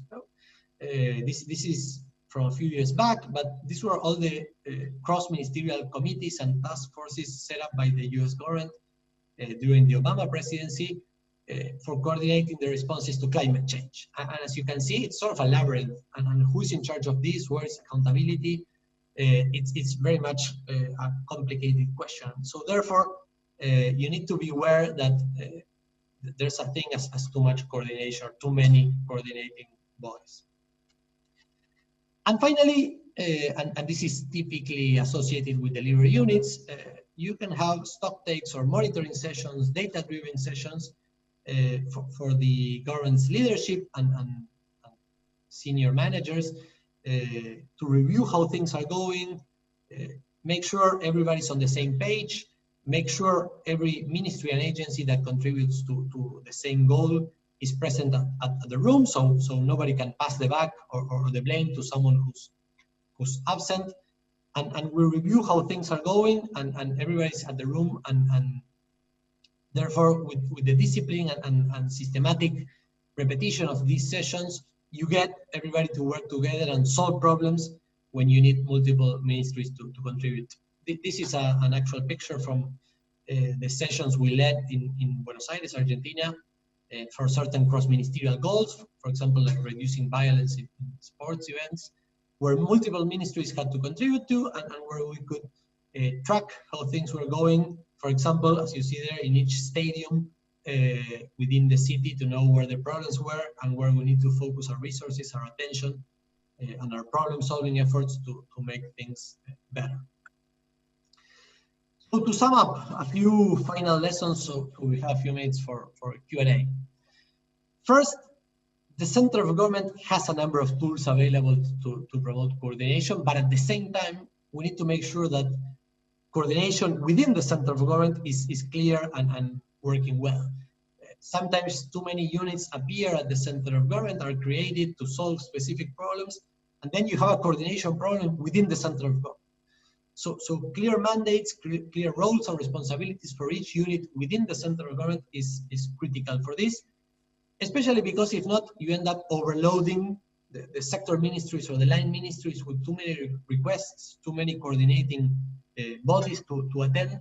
So first you need to make sure that your center of government is coordinated within. Second, as I said before, there's an issue of prioritization. You cannot expect to coordinate every activity that every ministry and agency is doing. You need to focus on high-level outcomes, priority outcomes, those that will be the legacy of the Prime Minister, of the administration, and there you need to focus your coordination efforts and avoid this proliferation of bodies and instances for coordination. Third, I think the experience shows that the center of government needs both the political mandate, the political backing from the highest authority, and also the technical and the managerial capabilities to run these sessions and to implement these tools that we're just discussing. If you lack any of these two tools or components of the center of government, you will not be effective. Certainly you need both. Fourth, sometimes we think of planning, coordination, monitoring as separate functions, and in a way they are, and analytically we should study them separately, but they need to be integrated. So when you plan, you need to take into account the need for shared objectives of joint delivery chains, for example. When you coordinate, you need to refer to your plans. When you monitor, you need to refer to the KPIs or the indicators that were set in your planning instances. So even if different center of government units lead these separate functions, they need to be integrated and very much coordinated among each other. Fifth, I think one lesson for the center of government is that the spotlight belongs to the prime ministers and to the ministers. They are the ones who deliver, who get the credit, who reach the goals. The center of government there is to support, to unblock obstacles, to help coordinate, but certainly it's not to compete for the spotlight. Six, there's always a tension at the center of government between being an honest broker and between directing policy. When you're an honest broker, you try to arbitrate differences, to intermediate, to reach a consensus, but without pushing for a specific policy solution. When you are directing policy, you are certainly driving the process towards a certain decision. And coordination needs a bit of both, and it's not always easy to draw the line. So I think there's always some way of overlap of certain confusion in a way when you're coordinating cross-government, and you need to understand this and be aware of this, but you won't be able to get away with this of this situation. And finally, this presentation has been very much focused on the managerial and technical tools for coordination, but the internal culture of the government, the values, the attitudes, the norms, the behaviors that are prevalent in government are critical. I think some of their presentations will focus on this, and certainly you can have the best managerial processes, but if your culture goes in the other direction and does not promote coordination and sharing information with our ministers, you certainly will not be able to succeed. So coordination needs these managerial tools that we just been discussing, but it also needs an internal culture that promotes this attitude of working together with other ministers. I'll stop there, so we have a few minutes for Q&A and discussion, and thank you very much again for this invitation.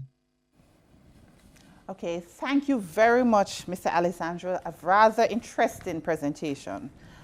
I do love the fact that you have brought up the whole issue of people in the process of coordination. And arising from that point, I would like to ask my first question. And because many times when persons think of coordination, they think of coordinating agencies.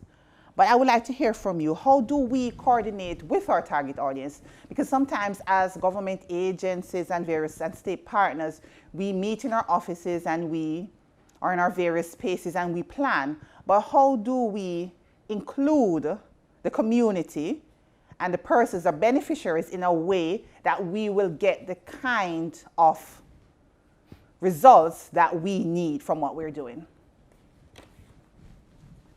So that's a great question. Thank you very much. I think in a way, the tools I was mentioning before apply not only for cross-government coordination, but also for coordination with non-governmental stakeholders, citizens, businesses, NGOs, etc.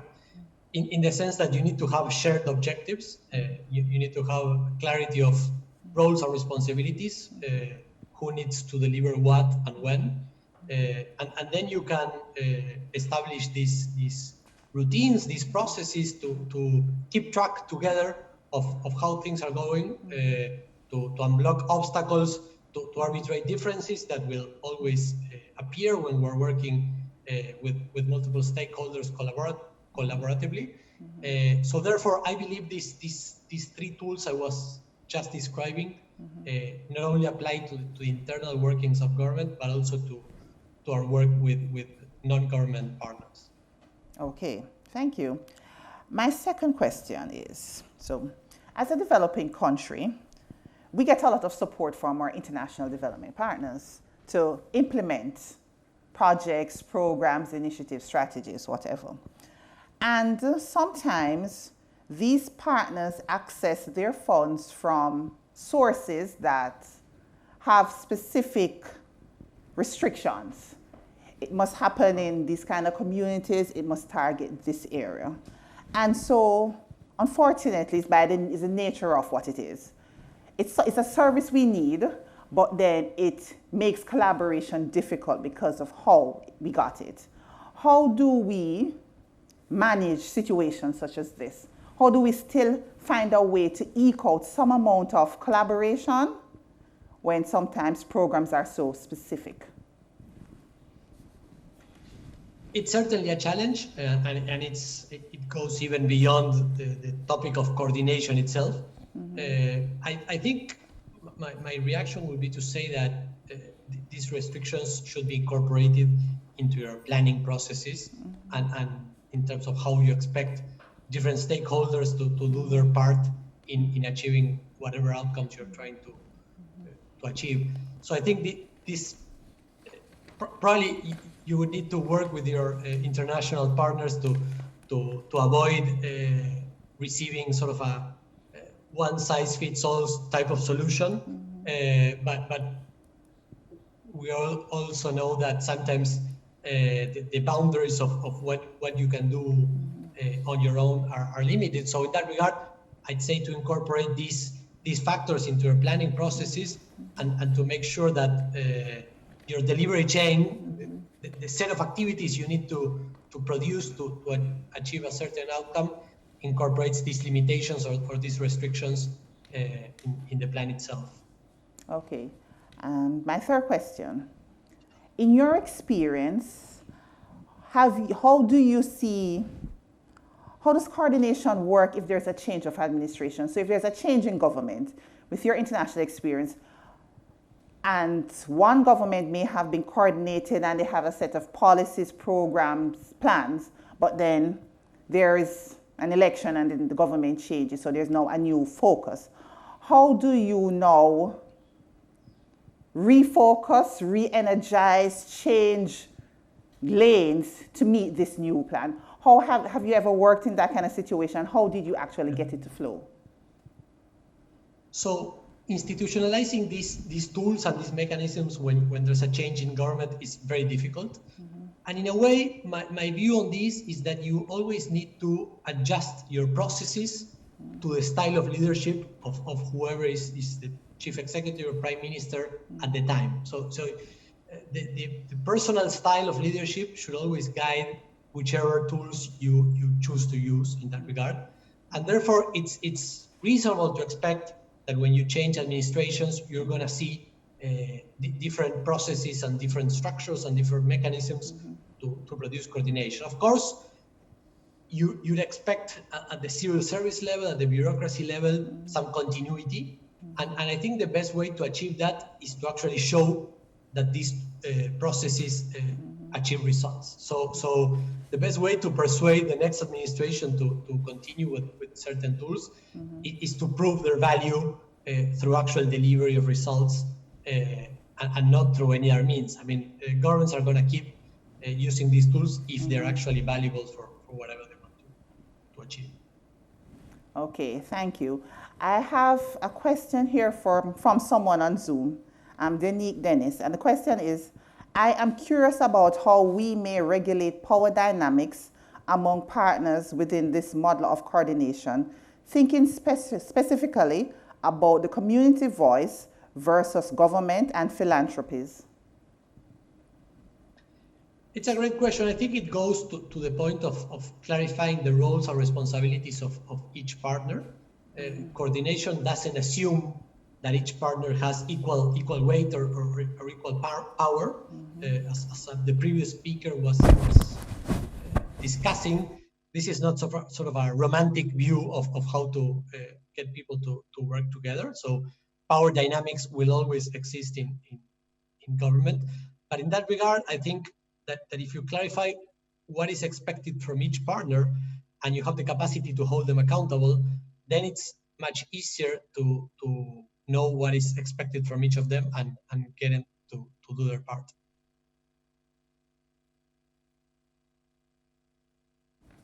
The final thing I have is a comment. Oh no, we have one more. Okay. From Mr. Ganesh Shetty, he says, I understand that the Office of the Prime Minister should guide, lead, and broker between ministries, departments, and agencies and stakeholders. Do you suggest that each ministry, department, and agency should have a point person who should focus on coordination apart from their day job, because we can't afford to employ another person for just coordination? That's a great question, Ganesh. Thank you. My view on this is that you always need to coordinate behind the priorities or the goals you set. So you shouldn't start by defining the structure or the roles within a certain ministry or agency, but rather you should involve the people in these settings that are leading or managing or working on these goals and these priorities. So it's always starting by the priorities and then only identifying who should be present at the room in these coordinating bodies. So I don't think you could have just one person in charge of coordination within a ministry, because different projects or different priorities will be led by different people, but rather have those people be engaged in these settings to coordinate with each other. And certainly the Office of the Prime Minister, the Cabinet Office, PIOJ, whichever is the right structure or the right agency for different priorities should take a coordinating role. But again, start with the priorities rather than the other way around. Okay, thank you. We have another question coming from Paul Cunningham on YouTube. How can all that is being said and done spread through the different demographics to bring awareness and transformation on a holistic level?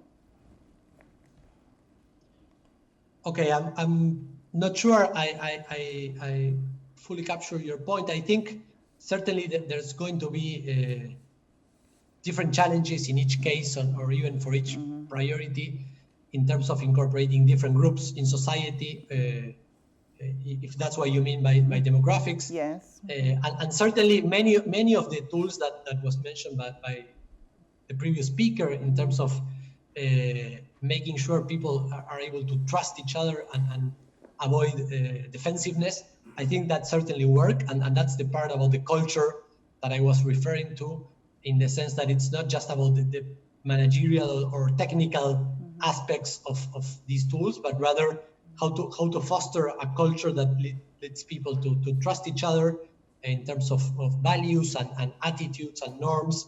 I think you couldn't see it on the slide because it was too low, but the phrase I had there was culture eats strategy for breakfast, which is a well-known mantra by now.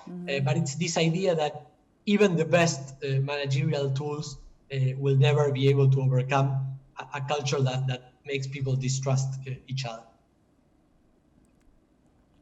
Okay, thank you very much, Mr. Alessandro. I don't have any more questions, so I would just want to say thank you for participating and coming and sharing your wealth of experience with us. And have a good day. Thank you for the invitation and for the opportunity to learn from you as well. Okay, thank you. At this point, Jerry, do you have something for our persons in social media land? Oh, absolutely. Absolutely. We need to find out how this is working for you. Okay. So you need to, well, if you're in Zoom, you just about now, you will see the form coming up asking you to rate the session. Session 1. How do you rate the session? If you're watching on TV or consuming via YouTube, we ask you simply to plug your response into the comment section, since you wouldn't have the automatic form that comes up on Zoom. And there they will have, how do you rate this session?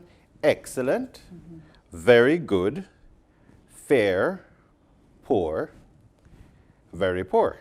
And there's, I think, some space there for comments as well. So please go ahead and do that. If you are, you can do that on any of the social media feeds.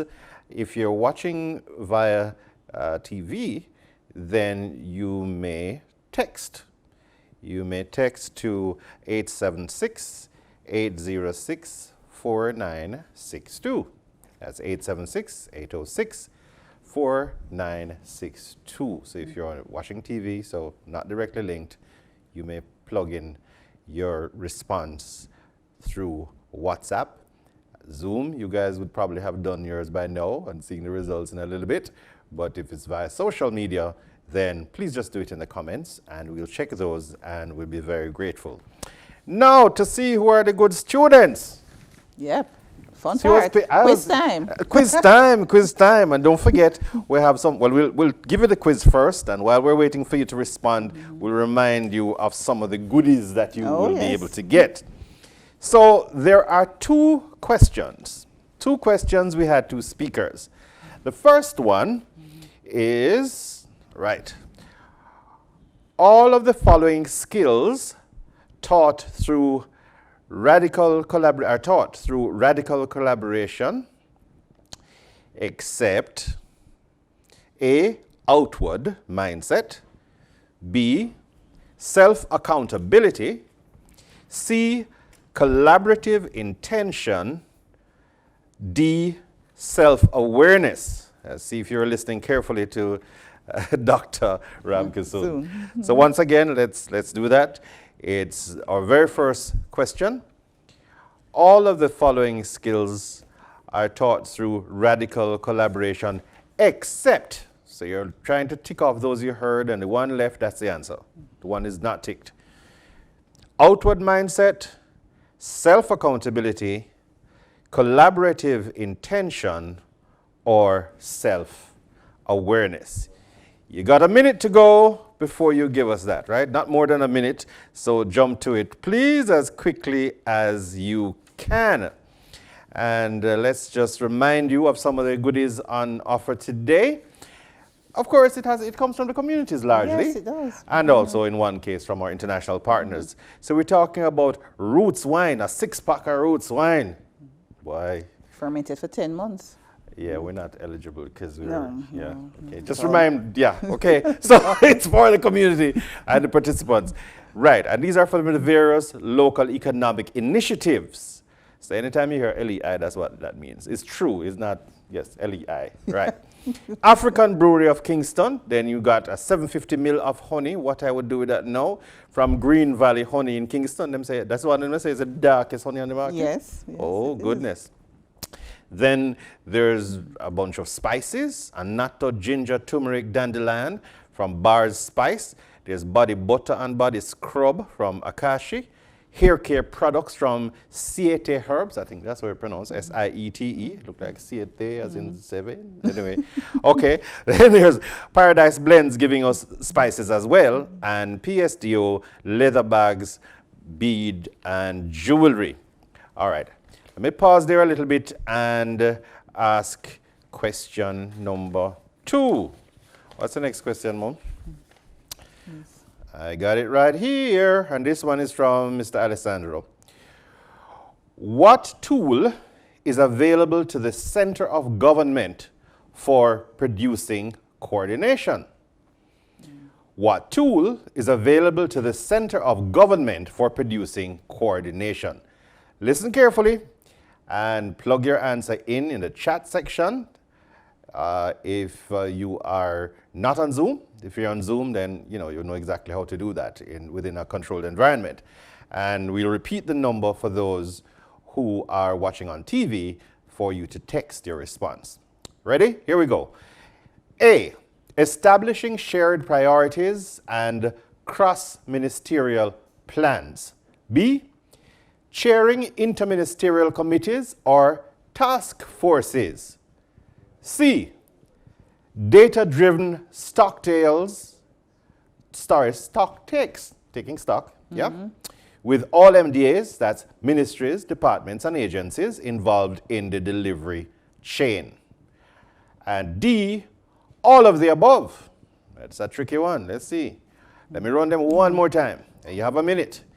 A, establishing shared priorities and cross-ministerial plans. B, chairing interministerial committees or task forces. C, data-driven stock takes with all ministries, departments, and agencies, MDAs, involved in the delivery chain. Or D, all of the above. Now, go. If you're watching on TV, the number to text, 876-806-4962. Now, in the meantime, to tell you more about the rest of the goodies, right? Yes. There is a book courtesy of the IDB. They're sponsoring actually 3 copies of this book. Isn't that awesome? Yes. So there's reading material, and it's called, perfectly aligned to today, Collaborating with the Enemy. How to work with people you don't agree with or like or trust. Hashtag bad man or so. Exactly. That should be good reading. Yes, I know. There could be an entire economy on bad man, how to monetize it. Exactly. We would close the national budget and be awesome. But in the meantime, we can figure other ways, more productive, sustainable ways, by reading this book. And 3 copies are available, compliments of IDB. It's written by Adam Kahane, and you're going to be hearing from Adam in a little bit. Yes, in session 3. It's in session 3. Yeah. So you'll get a taste of the awesomeness. Exactly. So you might taste and don't even have to buy. You know, the Jamaican thing, you taste and buy. You taste and get. If you participate, if you listen carefully. I hope our answers are in by now. Yes. Yeah, they should be. And yep, that I think will do it for this session. Yeah.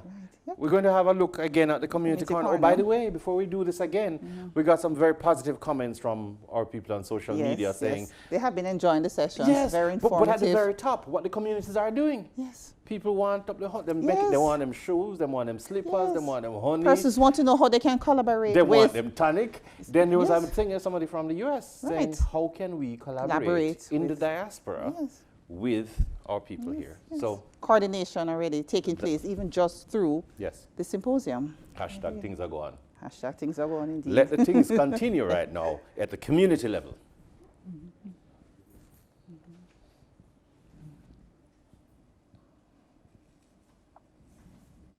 Hello folks, my name is Gloria Dorman and I hail from the parish of Portland. And the name of the project is Nature's Handmade Paper, and why it was given that name is because we use a lot of natural things, which nature of course has provided. So I gave it the name Nature's Handmade Paper. Well, we started out with 13 ladies and 1 man. When we started, the paper was rough, I want to be more refined. So we started a class of ourselves, we ladies. Well, SDC, boy, they are at our beck and call. They carried us different fairs, helped us, workshops. They come and find out if we are okay, or our marketing is going on, and registering our business, and help us to buy different stuff like dipping pans. They put on a room for us to put our things. Because of SDC, we coordinated with Mockingbird Hill, who gave us a presser, because we had was to use some heavy stones to really press out the excess water out of the paper. So when we do that now, we do not have to press the paper with any iron again. We coordinated with Jam Pro at first, but after JBDC stepped in and showed us how to make the books. We use flowers, dried flowers, to make our cards. We use bamboo. This gift card, its price ranges from $120 and it goes right up to $250. The price for this is $1,500. This bookmarker, the hockey pattern, which reminds you of Jamaica, is for $180. This is for $200. This is a banana leaf. These gift boxes are $600. 3 envelopes and 3 notelets, and they are for $400. My contact is 876-993-8172, 876-410-8768, and 876-410-8758. My email is natureshandmadepaper@gmail.com. Hello, I am Dana. I am from the parish of Portland. I am the president of the Sif River Development Committee and the project manager for the Sif River APB production. The Social Development Commission have helped us to reach this far. We have recently received a grant. We have received the veil which we use to go inside the apiary, get the honey, how to process the honey, so we could able to bottle the honey. We also receive the bee gloves. We are really thankful to SDC for all this funding, because before when we go in the apiary, we didn't have any protective gears to protect from the bee. So since we got these, persons who never used to go into the apiary are now willing to go in the apiary. We start with 5 workers, and since we received the grant, we were able to move up to 6 persons. From the SDC grant, we were able to secure equipment and gears. In addition to that, we were able to produce 10 gallons, moving from 5 gallons per quarter. The Sif River APB honey is in demand. It is at the foot of the Blue Mountain, and the B, feed naturally. The 750 ml is for 2,500 Jamaican dollars, and 500 ml is for 1,000 Jamaican dollars. My contact number 876-377-9093, and email address srredevelopmentclub@hotmail.com.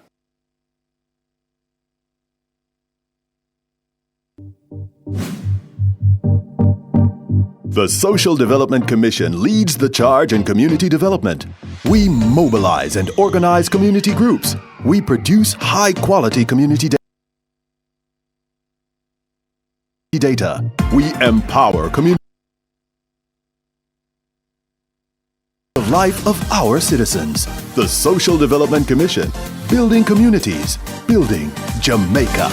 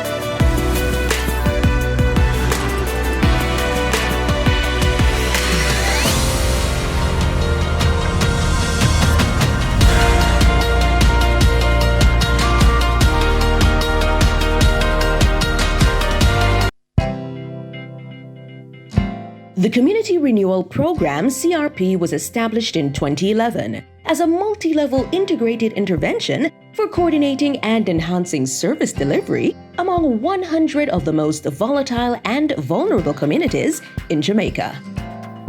Its primary objective is to achieve sustainable positive change among the targeted communities by harnessing multiple interventions under 6 broad thematic areas. These are social transformation, socio-economic development, governance, youth development, physical transformation, and safety and justice. The selected communities are from the 5 parishes that have sustained the highest murder rates over the last 10 years. These are St. James, Clarendon, St. Catherine, Kingston, and St. Andrew. Objectives of the Community Renewal Program. The overall objective of the Community Renewal Program, CRP, is to contribute to inclusive growth and equitable national development by fostering the socioeconomic well-being and enhancing the quality of lives of residents of volatile and vulnerable communities. The CRP Secretariat coordinates the implementation and monitoring of the CRP by building partnerships among state and non-state entities to ensure collaboration, coordinating and harmonizing development partners, state and non-state entities and institutions to prevent duplication and maximize the impact of interventions, mobilizing resources to fill gaps, designing and supporting best practice interventions, monitoring and evaluating. To strengthen the M&E capacity of the Community Renewal Program, a web-based monitoring and evaluation database was introduced in July 2020. This system is intended to be used by CRP implementing partners to plan, track, measure, and report on the performance of interventions under the CRP umbrella. Another component of the system is an online platform which will become available in early 2021. This platform will provide data and information on CRP target communities, interventions, and results with a view to promoting evidence-based decision-making among stakeholders. Researching and analyzing data to provide information for better program design. Coordination and collaboration among the agencies within each parish is facilitated by the Parish Interagency Networks established by the Social Development Commission, SDC, to facilitate coordination and collaboration among the agencies within each parish. Let's now listen to Mr. Charles Clayton, Program Director, as he explains the CRP's theory of change. The CRP recognizes that agencies working by themselves in silos are unable to accomplish the kind of change that is needed in the spaces where we have social problems of the kind that we are addressing. So if we expect communities to be able to be transformed into spaces where people can operate in a mainstream society, then we have to be more targeted in our approach. We have to target the issues that need to be addressed more intelligently, and we need to work together in an uncompeting kind of way.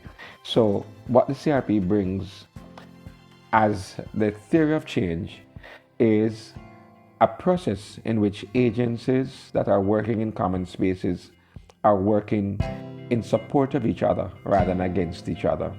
And they're targeting the issues that need to be addressed, having been informed by the data that is available. And there is a process that is defined with an end game in sight that says, this is where we want to be in this community, and this is the role that I will play versus the role that another agency will play. And at the end of the day, we're able to measure the change we have accomplished, having worked together for a common good in the particular sphere that my agency is responsible to work in. For more information on the CRP, visit the PIOJ's website or email us at info@pioj.gov.jm. The Ministry of National Security, the model of national security excellence in the Caribbean region. Establishing a safe and secure Jamaica through evidence-based policies, strategic resource mobilization, and collaborative program execution support to enable effective law, order, and the maintenance of secure borders. Yeah, yeah, yeah, yeah, yeah. Oh, boy. Nah, nah, nah, nah, nah, nah. We want a peaceful Jamaica. Yeah, yeah. We have to be our brother's keeper. Yeah, yeah, yeah. The Ministry of National Security is aligned to Vision 2030 Jamaica. National Goal number 2, the Jamaican society, secure, cohesive, and just. Under this goal, the national outcomes are security and safety, effective governance.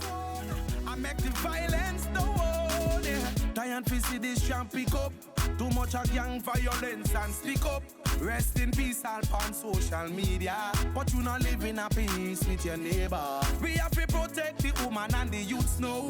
Elderly in a fear them get shoot down. Yo, me tired if me tell you not the truth now. This is what we have to do now. Jamaica live good, yeah. I make we enjoy life. Want we feel safe at night. Jamaica live good. I better you and I. No say we future bright. Jamaica live good. I make the blood stop run. People have to have some fun. Jamaica live good, yeah. Come together as one. I make the violence done. Tell me how we not shame fi see the streets no safe no more. The youths them can't go a play no more. Now I fi see them lock up a jail. Or worse yet dead in a grave. Oh, this is a anti-violence campaign. If you not do your part about the complain. So tell the shot at them fi stop us gun. Work hard and bust champagne. How do we do this? By engaging a technically competent and emotionally intelligent staff such as you. Together, we have developed programs that has led to the installation of the closed-circuit television CCTV cameras in major towns. Launching of the Stay Alert mobile application, which enables persons to send information to the police. It is also equipped with a panic mode to alert law enforcement when in a situation of danger.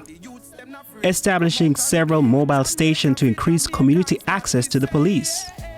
Acquisition of motor vehicles, body cameras, and other less lethal equipment to assist the Jamaica Constabulary Force in carrying out its duty. Passing of the Legal Reform Miscellaneous Amendments Restorative Justice Act 2016. Conducting awareness campaigns through the Access to Information Unit to let Jamaicans know and understand their right to access government documents. We are also making strides in tackling human trafficking and in being compliant with international trafficking laws and standards. Live Good, Project Rock, Jamaica Eye, and We Transform are all programs that drive the ministry towards achieving its mandate under Vision 2030.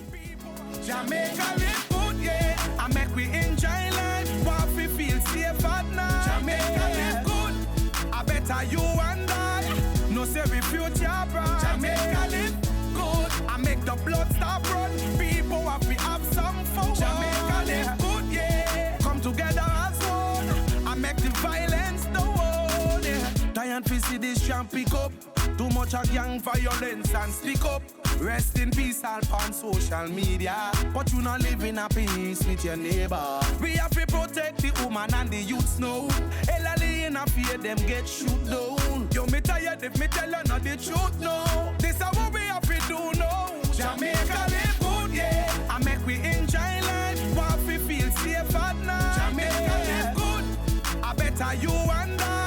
No say we future bright. Jamaica live good. I make the blood stop run. People have to have some fun. Jamaica live good, yeah. Come together as one. I make the violence done. Tell me how we not shame fi see the streets no safe no more. The youths them can't go a play no more. Now I fi see them lock up a jail. Or worse yet dead in a grave. Oh, this is a anti-violence campaign. If you not do your part about the complain. So tell the shot at them fi stop us gun. Work hard and bust champagne. Let Jamaica live good, yeah. I make we enjoy life. Want we feel safe at night. Jamaica live good. I better you and I. No say we future bright. Jamaica live good. The Ministry of National Security Jamaica is an arm of government responsible for creating and maintaining a safe and prosperous country through the efficient enforcement of law and order. It is also charged with preserving the security of Jamaica's borders.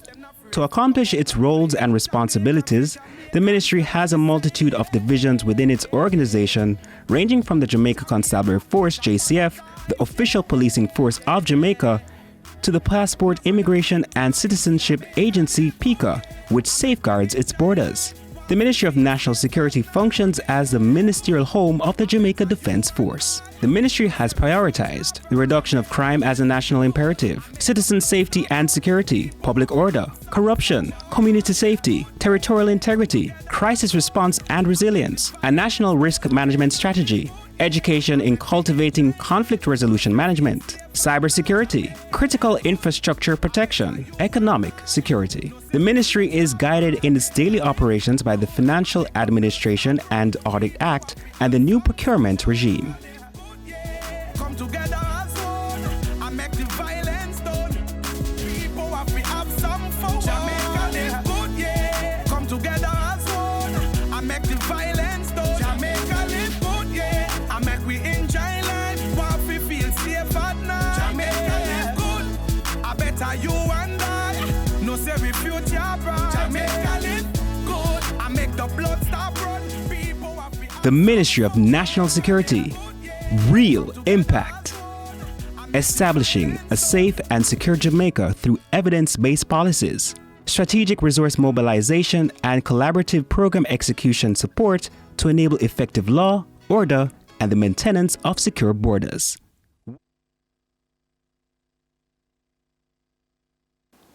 Greetings from Vision 2030 Jamaica at the Planning Institute of Jamaica, PIOJ.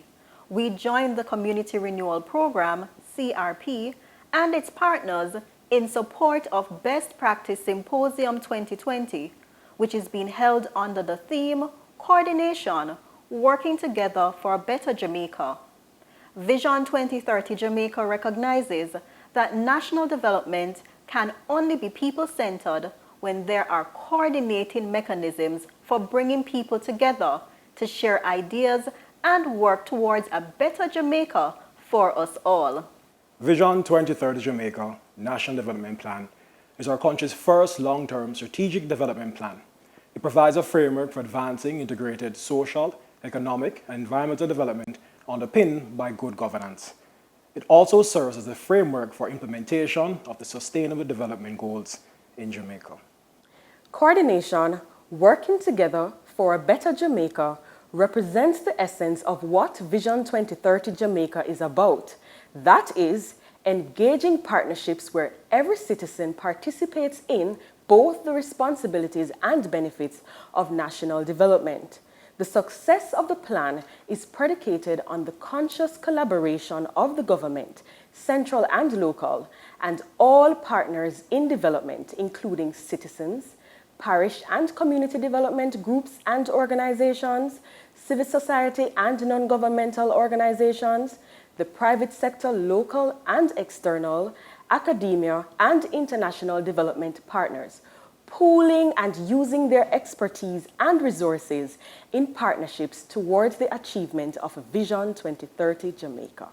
Since 2016, the Best Practice Symposium has served as a forum for a wide range of stakeholders to share good and best practice models in developing the policy, planning, and program development landscape at the local level. It has also served as a forum for identifying workable means of aligning national and local level planning. This is an important contributor to the implementation and localization of Vision 2030 Jamaica National Development Plan and the SDGs. Vision 2030 Jamaica has benefited from the opportunities for engagement provided by the Best Practice Symposium. And while this year we have to be physically apart to safeguard future opportunities for engagement, we are looking forward to learning from each other's experiences and identifying ways in which we can improve the well-being of our communities, our families, and our lives. As we define and create a new normal in response to the COVID-19 global pandemic, the need for coordination, working together for a better Jamaica, is made even more urgent. We have been called to accelerate efforts at localization of Vision 2030 Jamaica and the SDGs, harmonization, policy coherence, collaboration, and building sustainable local and global partnerships towards the achievement of our national and global goals. In this regard, Jamaica Social Investment Fund, JSIF, celebrating over 20 years of investment in community development.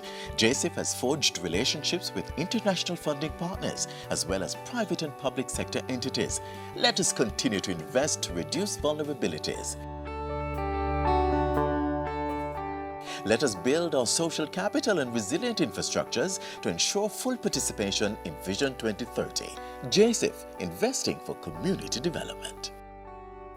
Jamaica Social Investment Fund, JSIF, celebrating over 20 years of investment in community development.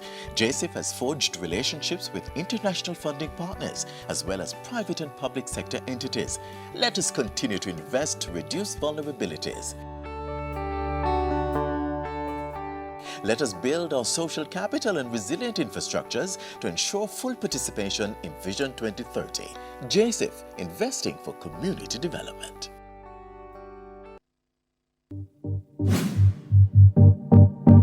The Social Development Commission leads the charge in community development.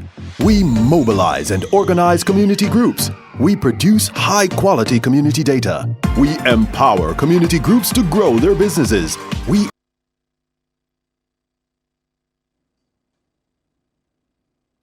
Welcome back, everyone. And for those who are just joining us, you are watching the 5th staging of the Best Practice Symposium for Social and Community Development being held this year under the theme, Coordination, Working Together for a Better Jamaica. Now, before we get into session 2, I would like to say congratulations to our winners of the 2 quizzes. For quiz 1, our winner on Zoom is Shane Cunningham. On YouTube, Asana Jacobs. And on WhatsApp, Elaine Salmon. And the answer to that question was outward mindset. The winners of quiz 2 are, on YouTube, D. Paul Cunningham. On WhatsApp, we have Elaine, and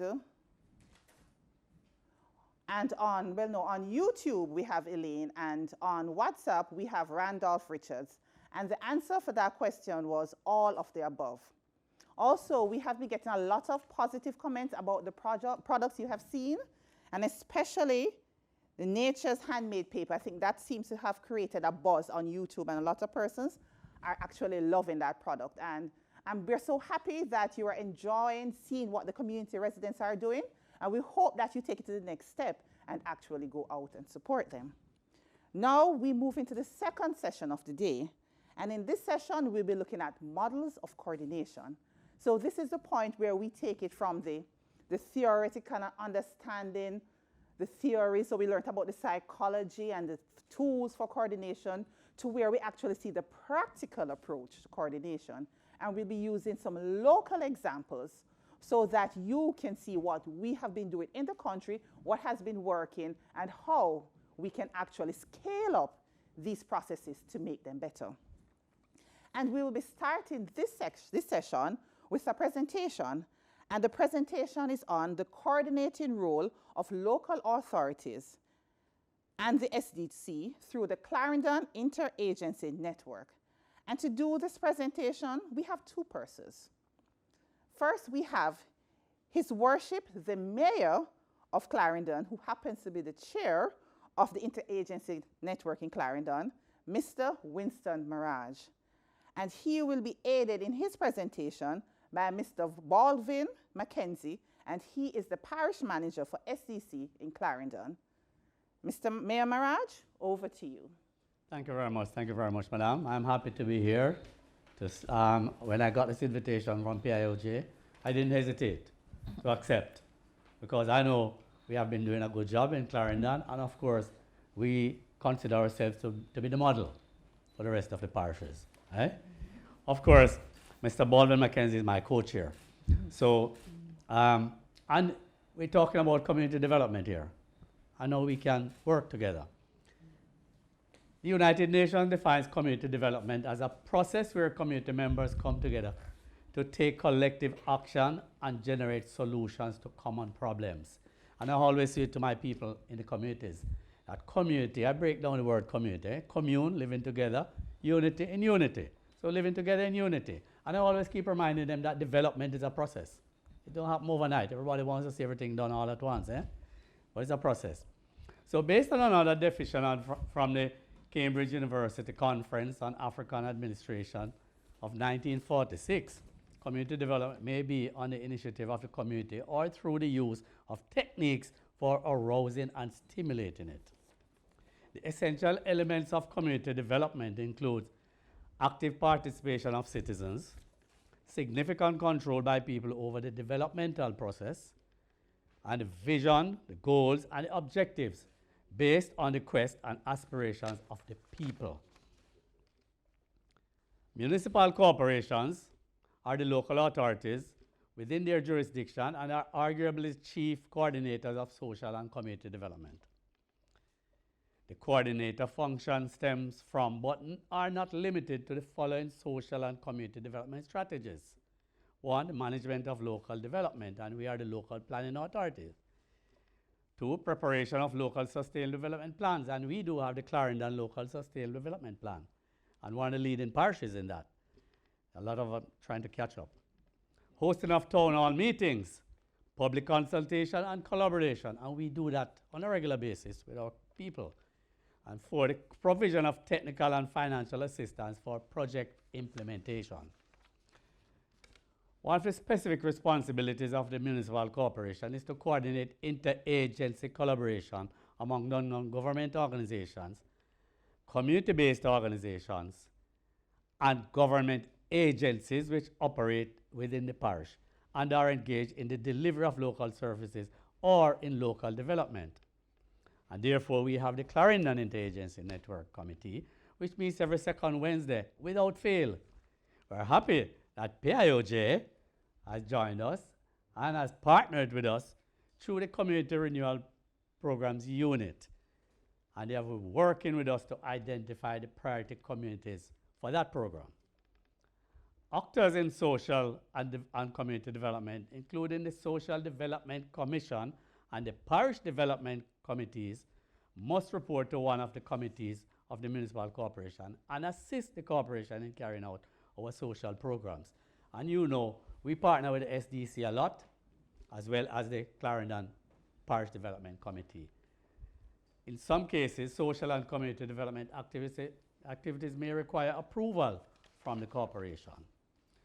Another specific responsibility of municipal corporations is to prepare, as I said before, the local sustainable development plans. The LSDP, as it is called, takes a bottom-up approach to planning. And we in Clarendon, took us 5 years to put together our local sustainable development plan. And we have now set up an implementation committee which works in collaboration with the Social Development Commission, the Parish Development Committee, and all the agencies in the parish through the Interagency Network Committee. And we are making sure that all of our plans are aligned to the Vision 2030 of the government and the PIOJ, which leads this charge. Citizens are empowered to determine a vision for their parish, devise strategies to achieve their vision while addressing the numerous issues and problems that are plaguing our parish. The Clarendon Local Sustainable Development Plan utilizes a participative approach to planning, in which there is citizen involvement at all levels. We have had way in excess of 20 consultation sessions with the residents in preparing this planning document. It took us a total of 5 years, as I said, to put this together, because we wanted to get it right. We didn't want to just put together any plan for our parish. As part of the early actions, community groups were given the opportunity to develop their own projects, and grant funding was provided to support their initiatives. The preparation of our local sustainable development plan in Clarendon was a reflection of the strong partnership and relationship which exists between local government and the citizenry of Clarendon, the Clarendon Parish Development Committee, which is a benevolent society, by the way, and the Social Development Commission were the main partners, along with the Municipal Corporation. An officer of the Municipal Corporation with responsibility for local sustained development is now based in the office of the Clarendon Parish Development Committee Benevolent Society. So that's how serious we are about developing our parish. Another way of communicating with our people is we have regular town hall meetings, and this is a way for the municipal corporation to meet with the local populace, to hear from them on topics of interest, or to discuss their development and issues and challenges. I must say, however, that COVID-19 has caused us to be thinking differently and ways of communicating with our people and our agencies. But we're not daunted. We're up to the task. The Clarendon Municipal Corporation, for example, sets a target of 4 town hall meetings per year, 1 per quarter. However, additional town hall meetings are always held as long as we get a request from any community. We are there. Town hall meetings are usually held across all regions of the parish and not just in one area. Town hall meetings are usually coordinated with the government agencies and the non-government organizations so that experts within a particular field or area are present to address specific issues and challenges to which the communities might present. The municipal corporations also maintained, or mandated rather, to have consultations on their annual budgets with the local population. Special town hall meetings are usually held with the public where feedback and recommendations are provided by the citizens on the draft budgets. All feedbacks are taken into account before our budget is approved. This time around, considering the COVID-19 regulations, he has a network of community leaders, so we'll be doing it online. And this is what we have started to do. So in this way, instead of going to a particular community, we now target the entire parish all at once. The community-based organizations may seek financial and or technical assistance from the municipal corporations to implement projects as well. In Clarendon, the Clarendon Parish Development Committee Benevolent Society is very active in project writing and may seek technical assistance of partner with the municipal corporation to support project implementation. These community-based organizations may write to the municipal corporation requesting a waiver on certain approval fees to undertake social and community-based developmental activities. And the CBOs as well, and likewise, can also periodically seek budgetary support from the municipal corporation to implement projects. We partner with everybody. And the CBOs periodically approach the municipal corporation to provide technical assistance in project writing. I hope all of this information was fruitful. And of course, we at the Clarendon Municipal Corporation will continue to work with all our agencies in the parish as well as the PIOJ. I thank you. Thank you very much, Mr. Mirage, Mayor Mirage. And now we will invite Mr. Mackenzie from the SDC to do his presentation. Good afternoon, everyone. Afternoon.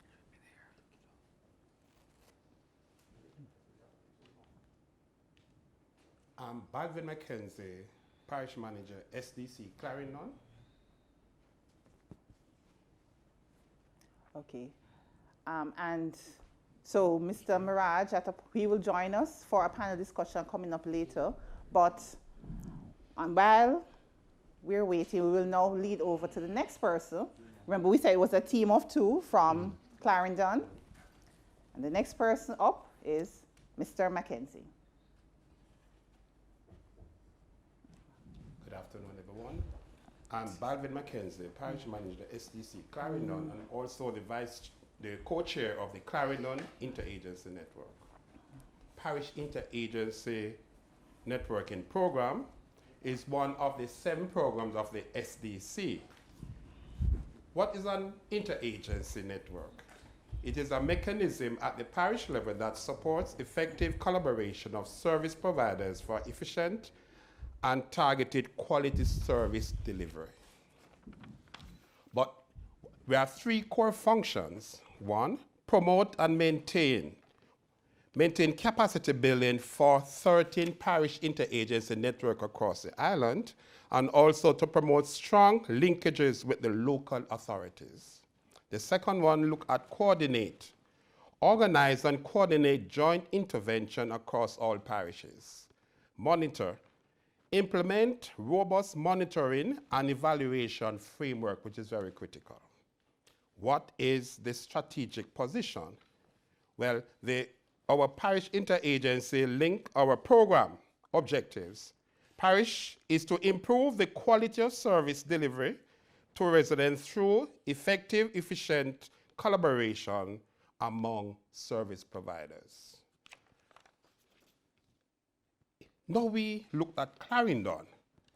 In Clarendon, our network, the name of it, Clarendon Interagency Network. We have a governance structure where the mayor is the co-chair and the parish manager of SDC is the other co-chair of the network. At the administration of this network is we have the mayor's secretary and also the SDC parish administrator. They are the ones that do the secretarial duties. And from time to time, we establish subcommittees to address issues emerging out of our meetings. So far, over 25 ministries, departments, and agencies and service providers are involved in our interagency network. And I can tell you, the community is well represented at this interagency network through the Parish Development Committee, along with the business sector through the Chamber of Commerce. But what is the main focus right now? Coordination is one of the major pillars of this interagency, as it creates an avenue for MDAs and other social services providers within the parish to work together to coordinate on collaborative ways. Few years ago, each agency do what they want to do whenever they want to do it. What is happening here in Clarendon, we are working together as one. All this is done through our monthly meetings. Issues and activities are shared and plans put in place for intervention in communities with an entity identified and agreed on to coordinate these activities.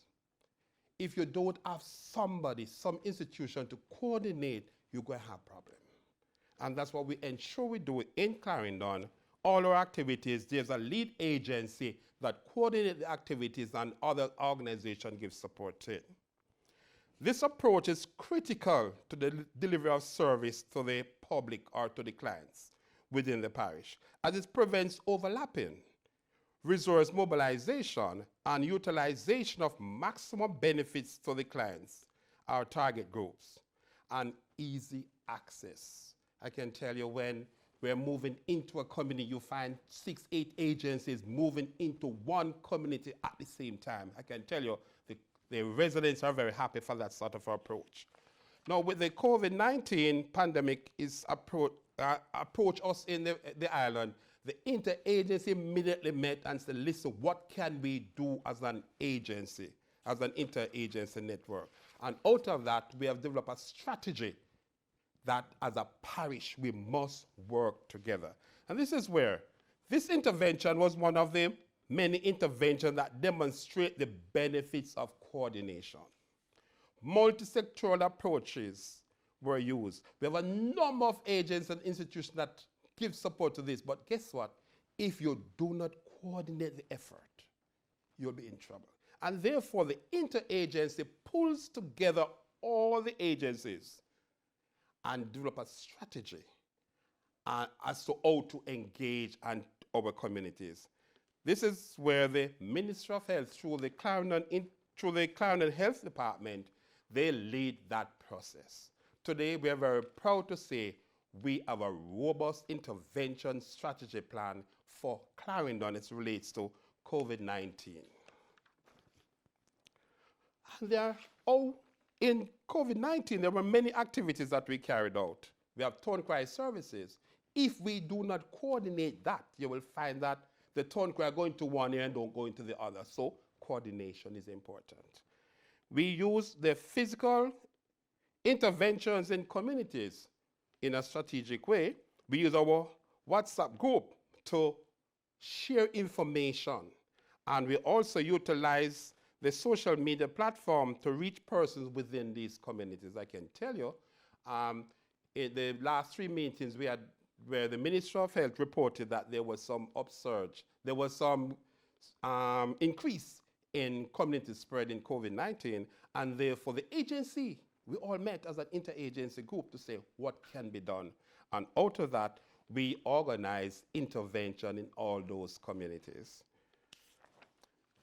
So in closing, coordination allows for maximized resources, easier access to social services, increased benefits, share resources. There are times when we all travel together into the community. I will drive, I will offer a ride to another agency. This is how we do it in Clarendon. And result of that, we found that the implementation of the various agencies program, it is more effective. It's reach out to the people who are in need. And therefore, we are very happy that the interagency in Clarendon is able to pull together all the players, not just the MDAs, but also the service providers, the business sector, and our NGOs. Once again, I just want to say, coordination and collaboration are at the forefront of the parish as we contribute to the achievement of Vision 2030 Jamaica. Thank you. Thank you, Mr. Mackenzie. And now at this point, we will move into our panel discussion. And our panelists for this discussion this morning are Mayor Maraj from Clarendon, Mr. Balvin Mackenzie, the SDC Parish Manager from Clarendon, Ms. Mona Suho, Senior Manager for Social Development at the Jamaica Social Investment Fund. We have Mr. Charles Clayton, and he is the Program Director for the Community Renewal Program at the PIOJ. And we also have 2 persons joining us on Zoom. We have Dr. Beverly Gordon, and she is the Chair of the Jamaica Diaspora Health Task Force, that is a part of the Jamaica Diaspora Taskforce Action Network. And we also have Ms. Rochelle Cawley, and she is Events Coordinator for the Salt Spring Community Development Committee in St. James. I would like to welcome you all and good afternoon. Good afternoon to you. Okay. The first question I would like to ask, and this question goes out to, well, I'll start with Mayor Maraj. Sure. What coordinating mechanisms are you currently a part of? So from the standpoint of the local government authority, and are these mechanisms effectively meeting the needs of your organization? Well, sure, of course. As you heard, I'm the co-chair for the interagency network in Clarendon, and we also have regular meetings with the other agencies, and we have regular meetings with community groups as well. But you didn't say this, or you didn't know this, but I'm also now the president of the Association of Local Government Authorities of Jamaica. So whatever we see as a best practice in Clarendon, I'll take it to my meetings where all the other mayors are involved. So I pass on all of this, and we share best practices among parishes. So are they getting jealous? Well, of course, because they now see Clarendon as the parish that is setting the standard. Oh, wow. For the rest of them to follow. And that's where we're headed. That's good, that's good. Ms. Suho, what about you? What coordinating mechanism is JSIF a part of, and is it currently meeting your needs? Okay, so thank you very much again for having me here. The JSIF, we operate in a number of sectors, across a number of sectors. We have been around since 1996. And of course, I don't think there's any parish that we have not actually had a project in.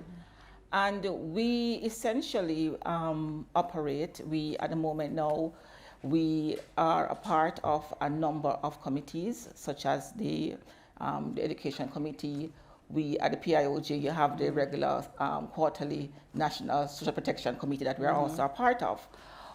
And of course, those committees have no necessarily legal framework behind them. So in terms of for the ZOSOs, we have what is called the Social Intervention Committee.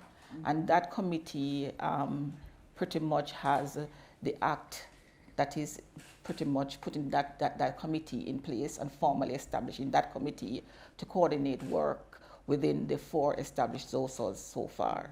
So we work across a range of committees, both formal and informal at various levels, and all with an intention to ensure that our operations and our activities are delivered in a very efficient and effective manner. Thank you very much. Let's switch to someone on Zoom. How about our community representative, Ms. Cawley? What coordinating mechanisms are you currently a part of, and how is it meeting the needs of, well, in your case, the community, your group, the residents in Salt Spring? Okay. Good afternoon, everyone. Thanks for having me. So currently in the community, as you mentioned, I am the events coordinator for the CDC, but I'm also on a number of other community-based organizations. Like I'm a member of the Golden Eagles Club, so there are other clubs and societies in the community that I'm a part of. So being on the CDC and a part of these clubs, and also having close relationships with, say, like the churches and other community-based organizations such as schools, it is very easy for us to collaborate information and coordinate, because almost every executive member of the CDC serves on another organization within the community. So that way we can communicate and collaborate quite effectively and easily. Thank you. Oh.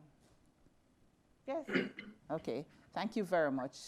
Let's go to Mr. Clayton from the CRP. You tell us what coordinating mechanisms is your group a part of, and is it currently meeting your needs in its current form?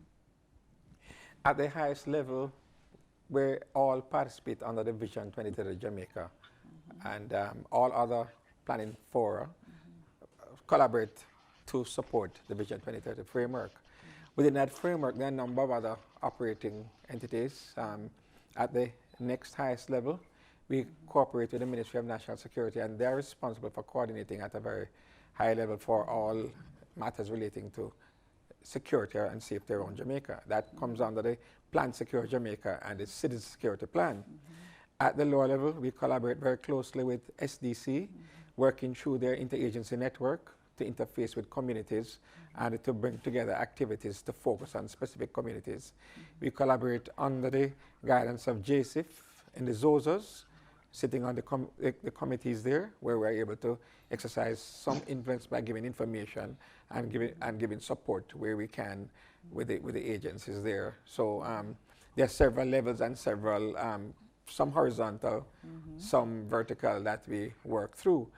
I have to say that they all work well at the levels at which they work. What we are working on really is to have a more integrated approach between the different levels and across the different levels right now. So we are in the process of creating more synergy between the different groups.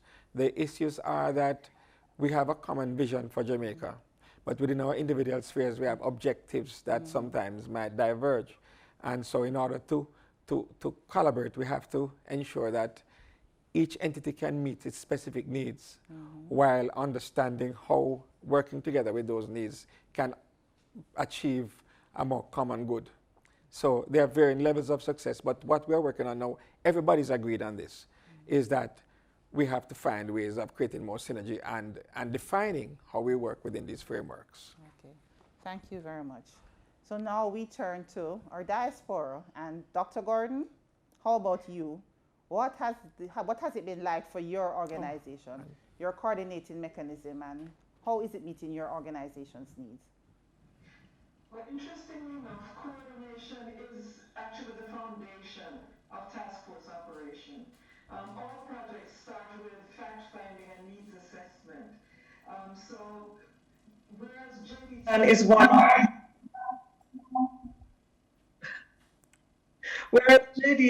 is one of hundreds of diaspora movements around the world, we are a network of 15 focused diaspora task forces, and each task force focuses on a different area of need. For example, I'm the chair of the health task force, but we have other task forces such as the education task force, agriculture, and others.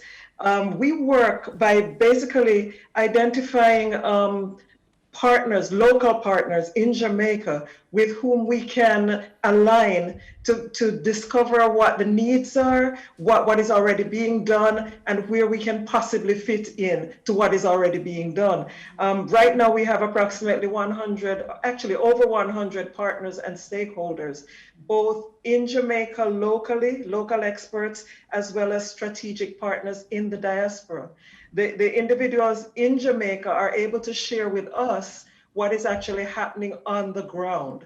And from them, as we build relationships, we learn and understand where we can possibly fit into the picture. And then we also are able to pull on resources within the diaspora, such as Clinton Foundation, Loma Linda University, Broward Schools, etc. And in this way, we find that we're not creating new programs that just kind of pop into our heads and we decide that we want to do it. But what we're actually doing is working with persons in Jamaica who have identified needs and identified even programs already, and we try to fit into that. So far, I believe that for us, collaboration is working very well. And we are hoping, we recently had a health conference in which we were involved with about 13 different entities in Jamaica, Ministry of Health, the Nursing Association of Jamaica, various schools, Andrews Memorial Hospital, and others. And we found it very enriching for us in the diaspora because, you know, we feel that we are Jamaicans, but not always recognized as such. And we are so happy for the opportunity to be able to contribute to the growth and development of the country that we actually love. Okay, wonderful. Thank you. And now the final person to answer the question, Mr. Mackenzie. So tell us from an SDC level, an SDC standpoint, what coordination mechanisms are there and how is it working to meet the needs of the SDC? But the part of the SDC focus, we mentioned SDC, we do have 7 programs that we work with community with, and therefore one of the main one is the Parish Interagency Networking Program, in which we spread that right across Jamaica. All parishes do have an interagency network that pulls together all the agents that work within those parishes. For in Clarendon, as I mentioned earlier, that we do have over about 25 agencies, other stakeholders involved in this sort of a network. And we do meet every month. People might wonder, do we meet now? Yes, we do, because we use the social media platform to engage. As a matter of fact, we have more persons on board now since we're using the social media platform. And what we do in these meetings is really each agency will be able to share their work plan, their targets, their activities, and from among that we sit down as a group to look at how can we now we prioritize. Because you might get an issue in a particular community, and we said, okay, let us know, develop a strategy to intervene into that community. For example, 2 months ago we had our meeting and a councillor reported to us that there's a community in Pleasant Valley that she has a real concern about. And then we put a little committee together to look at strategy. And last week, Friday, we end up about 8 agencies visited this community to go on a fact-finding mission. And next this Thursday coming, Art NTA will be inside there helping to do registration for persons to be a part of their program. Ministry of Labour and Social Security will be going inside there to register persons for the PATH program, and this is how we're doing it.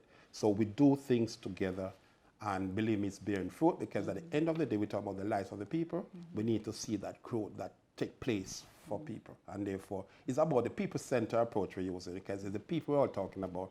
How do we deliver services to them in a collaborative approach, and also make it be more effective, efficient, that the people can have access to? Because there's another key, we have a lot of deep rural section in the parish. People have to travel how many miles down to Maypen. What we do, we go to them. We take the service to them. Okay, great. I'm glad that you mentioned some of the work that you have been doing, because it now perfectly leads me into my next question. And that is, what deficiency or deficiencies do you see currently existing in our coordination landscape? Because you have so much to do, so many different communities with varying realities. So what do you identify any deficiencies? Yes, no? If you do, what are they? There's still a gap with one or two agencies that need to be on board. And sometimes those agencies are the key agencies that might need it to go into the deep rural to engage those persons. We are gradually engaging them. They will attend the meeting, but sometimes they will tell you they're not able to because they don't have the staff to move into. But that is a challenge we're facing at times. Resources might be a challenge also, but as we said, when we do it together, because you might not have, but I do, and we pull together to go in, that is how we're trying to ensure that we mitigate some of those challenges that we're facing. But there's a gap there still. What we need to do is to have a more policy driven from the national level to enforce that agencies on the ground need to collaborate, but not just at the parish level, but at the national level also. They need to understand the importance of us collaborating at every level in the society. And definitely it will be more fruit. Okay, thank you. Ms. Suho, as an agency that implements a lot of community development initiatives, have you identified any deficiencies when you need to go out and do your work in the communities? And if you have, what are they as it relates to coordination? Okay, thank you very much again, Antoinette. I think I need to start out first by saying that whatever activity you need to do, and at JSIF we're a funder, but yet still there's an output, there's a solution that we are going to be putting forward in collaboration with other organizations to solve a problem. And it's very important that all decision making is underpinned by good data.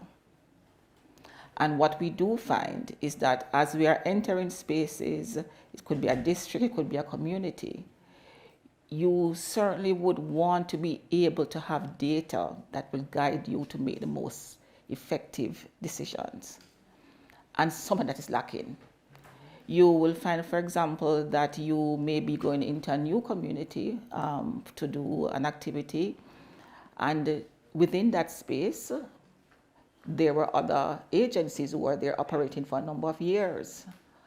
But when you lack information as to what was done, and then certainly in terms of not only knowing what was done before, but what were the results, so that you can connect to and even build on those results, then that is an issue. We must say that we have certainly worked in Clarendon and have attended a number of the meetings. The Clarendon Internet Network has provided that kind of forum.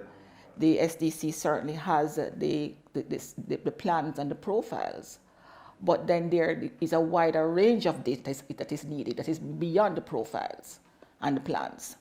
And so my number one issue now would be ensuring that coordination also looks at the coordination of data that will drive development. I know at the moment now the MNS is speaking about having this particular tool to ensure that whether you're a funder or a regular MDA, you can go into this tool and to know, for example, who are the existing communities in the particular space, what projects were implemented over the last couple of years, what were the results, what are the unmet needs that exist in the space, what can we best connect to. So I think data is very, very important. I think as well too, coordination is not a natural process. It's not natural.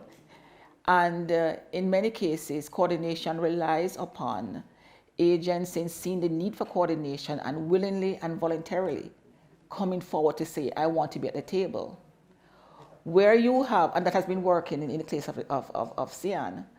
However, there are other spaces where you would need legislation to almost say, this is who needs to be at the table. And so that is where you have, for example, with the ZOSOs, the social intervention committees that has the legislation backing you to say, guess what, you have to be at the table operating in this space to work together to achieve this particular result. Thank you.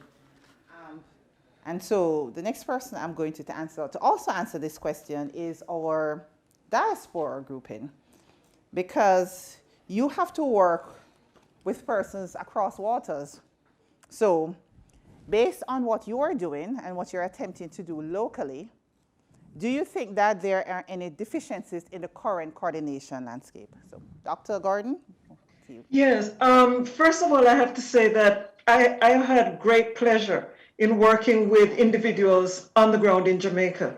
But there are some deficiencies in the sense that, first of all, I believe that sometimes there is a lack of trust that needs to be built. So we have to build relationships. And of course, trying to build relationships long distance, you know the challenges that can bring. People have to buy into the fact that you actually come with pure intentions, for example. And also we have to break down barriers of being perceived as foreigners. And so that's one of the barriers that we have to break down. Sometimes there are conflicting motivation. Earlier on, one of your speakers talked about the spirit of competitiveness. That is something that we constantly have to work on. As I mentioned earlier, there are hundreds of diaspora organizations across the world. Jamaicans are everywhere, and they tend to get together and produce some type of organization. And we have to, I believe, and it will be a process, it is a process, to get to the point where we don't see each other as competitors, but we see each other as collaborators who are working towards the same common goal. And so we have to find ways of building networks and relationships that will allow us to be able to work collaboratively, because we will definitely accomplish much more if we work together instead of trying to be competitive towards each other. Because it's not about personal gain. It's about, as I said before, the love of our country and committing ourselves to building something that will make Jamaica fulfill its absolute potential. And that's what we're about. Okay, thank you. Thank you very much. Mr. Clayton, the CRP, and the CRP is trying to coordinate partners to tackle issues in the 100 most volatile and violent communities. And so for you, I think you live, breathe coordination. And so from your work, what have you identified are the gaps as it relates to coordination? The issue really surrounds the individual mandates that agencies have. Each agency has a mandate that it has to fulfill, and it has limited resources in which to fulfill that mandate. And when you bring an agency into a different frame, which is outside of the plans that they had before, resources have to be found to allow them to be able to cooperate there. So that is one issue. The absence of resources to allow agencies to spread where they need to be. So at the very start of the planning process, the ideal would be for the agencies to build into its program resources to support the different frameworks that it has to work in. So that missing link is the information chain that can allow those planning processes to take place at the very start rather than the back end. That would certainly help. The second thing is needing to define the roles and responsibilities of agencies within each framework, because each agency belongs to a different area of operation, And within that area of operation, there's some level of coordination. And so at the national level, each agency needs to understand how its particular activities can fit into a particular role that is not overlapping and that is not stepping on the toes of somebody else. So that kind of definition of roles is important, especially in national level plans, such as the Citizen Security Plan, where you have different coordinating mechanisms that exist. It is important to understand the role that each of them plays. And definition of roles helps to create a sense of security to agencies. If there's no definition of roles, then there's automatically some suspicion that you're going to undermine my particular area. So when the roles are properly defined, and an agency can see that its mandate is not subjugated because it is collaborating, then you have a better level of collaboration. So those are some of the issues that need to be addressed at all levels. The process is taking place because the entire country sees the need for coordination. But those roles, those defined roles and operating mechanisms need to be properly defined in order to allow it to be successful. I'm glad you spoke about the whole issue of coordinating around national level plans, because that now leads me to ask you, do you think the issue of coordination is important in enabling Jamaica to achieve Vision 2030? Well, I would almost say that's an obvious yes, because Vision 2030 is at the center of where the country is going. And if we all accept that vision, then we need to understand how our particular contribution contributes to that. And I think the link that needs to be created now is for every entity, every person to see at what the level they operate, how it aligns with Vision 2030, and to see how their particular outputs and inputs are contributing to our results at that very high level. So there's a chain of building that takes place from where you are right up to Vision 2030. So when agencies can see that chain of connection, then the connection with Vision 2030 can be much clearer. But certainly the need to coordinate is an obvious yes. Okay. Mayor, so the local authority has been undergoing, but the whole local government sector in the government has been undergoing a reform process, and there were some key pieces of legislation that was passed a few years ago.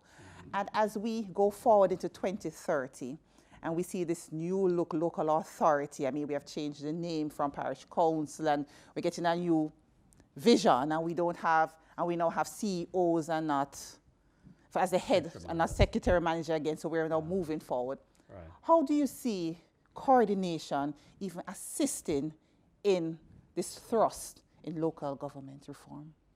No, well, coordination would be very important in us achieving this Vision 2030. And of course, you know, one of the main challenges we face is funding. And you know how we are funded, right? Yeah. The motor vehicle license and the property taxes and a little fee here and a little fee there and so on and so forth. So we do face challenges. A good example is like we have recognized that in Clarendon, our taxi drivers and bus drivers are not adhering to the COVID-19 guidelines. They're not wearing the mask, they're not doing this, and not doing that. And so we brought in the health department. And tomorrow, we have set a date for tomorrow to go out there to target all of these bus drivers and taximen in all the parks and the transport centers.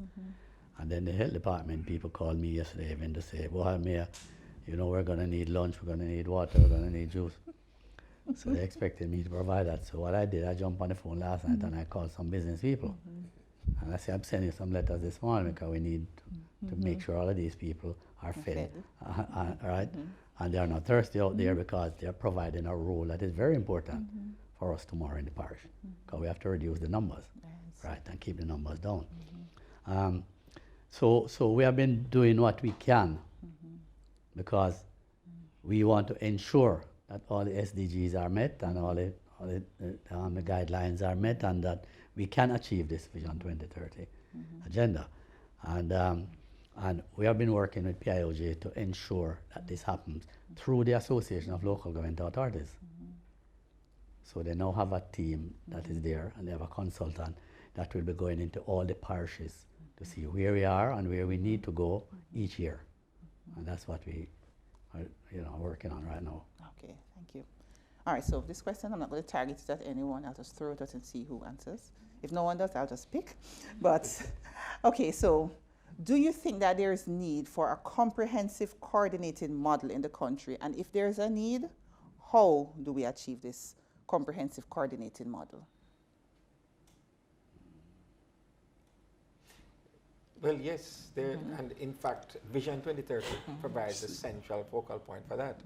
And so what it needs is probably an authority structure that will give direction to agencies to collaborate in a more definitive way under that framework.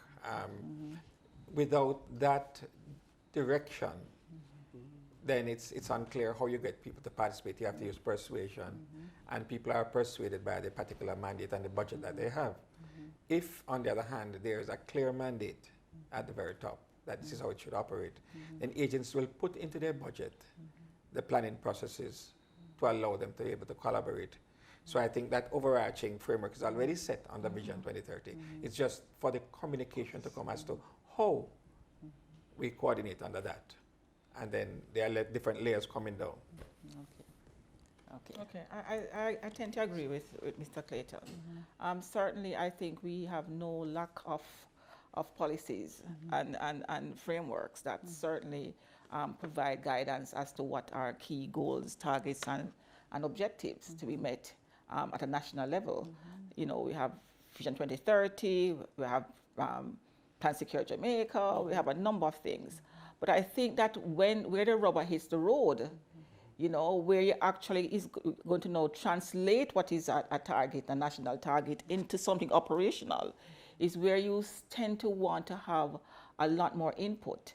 So, for example, when you are working within a space, and a space could be a community, but it could be a cluster of communities. It could be just a district. There has to be some kind of mechanism that allows for a recognition of, from the onset, not at the implementation stage, from the onset, some clarity as to who needs to be at the table, and some kind of mechanism that determines how is that person we're going to ensure that that person or entity participates. So, for example, we are planning for communities, and we're planning with communities, as we normally say, but we have to ensure that they have access to those spaces as well. At the right time. So it's not that the community is now seeing and hearing about the project way at the end when they're now being asked to be mobilized, but in the beginning when the solution is being discussed and the solution being designed, then they have to be at the table at that point as well. So I think we have the overall national framework for coordination, but I think it's more at the operational level that we need to strengthen and look to see how we can best strengthen those mechanisms for coordination. Thank you very much. Ms. Cawley, our community rep. Many times when we talk about coordination, we talk about coordination from the standpoint of the agencies working together. And we tend to do it sometimes without thinking about our target audience, thinking about the community presidents. Is what we're planning making sense to them? Is it what they want? So from you, I would like to know, how can we ensure that any mechanism that we develop at a national level positively impacts development at the community level? So how do we ensure that whatever mechanism we're setting up here meets the needs and is felt in the Salt Spring community? All right. That would begin with working with our community-based organizations and CDCs, of course. The thing is, in a community like ours that lacks a lot of resources, like we don't have a resource center of our own just yet. Small areas such as that, where we're lacking the resources, and then earlier when Dr. Ramkisoon spoke about the savior complex, we have just a small number of people that are really coming together to do most of the work. So a lot of people suffering from burnout and so on. So how do we get the information from here to there when just a small number of people are actually coming forward to state what they need. And it comes from so many areas as well, such as trust that was mentioned. So this entire symposium has been hitting me in so many different ways, right? Because the area of trust, getting everybody to communicate their needs so that we can effectively pass that on to the larger agencies, to the SDCs, to the parish councils, to all these agencies at the national level that can assist with what we need to do. We're still having some challenges in that area. We do not have a sophisticated network like Clarendon. So that needs to be looked into some more. What we are doing, we're trying to have more frequent meetings in terms of hearing more from the residents of the community. And when there is like a national event, something that we need to communicate, the best way to do that is still through the CDCs and having us work closely enough with the community. So whatever is being done, us being here on the ground, we will have the information you need so we can effectively pass on that information to the national level, and we can coordinate and collaborate effectively together. Okay, thank you very much. You're welcome. Mr. Mackenzie, so the SDC, basically it's the community development arm of the government, right? And so it would therefore be the agency best placed to manage community level coordination. So what I want to know is, what do we need to do to enable the SDC to fulfill this mandate in the best way possible? How can we assist in enabling that community level coordination? Well, currently, what is taking place through our participatory governance framework, we do have that coordinating approach being taken through the various community groups leading into the CDCs, then it moves to the development area, into the parish development committees. And then we link that into our interagencies. So in Clarendon, believe me, we are very happy about that. But there are times when there are gaps. For example, you will find an NGO who might apply for funding to do a project in the community. And it's at the end of the day, when the project is approved and they have a little challenge, then you will see them coming into the community or engaging SDC that they wanted to partner with us. At that time, I think it's too late.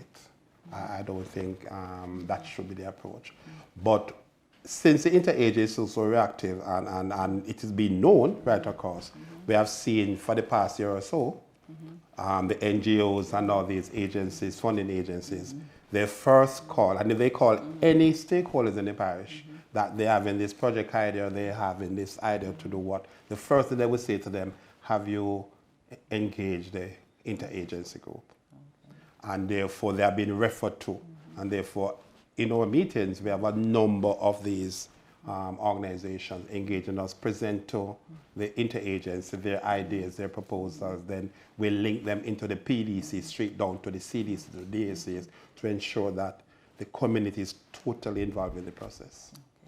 So what might be needed is that more a guide given at the national level to say, listen, and it's not just an NGO, but it might be a ministry having a program, and they just come into the parish and just target a particular area, but at the end of the day, the broader network is missing.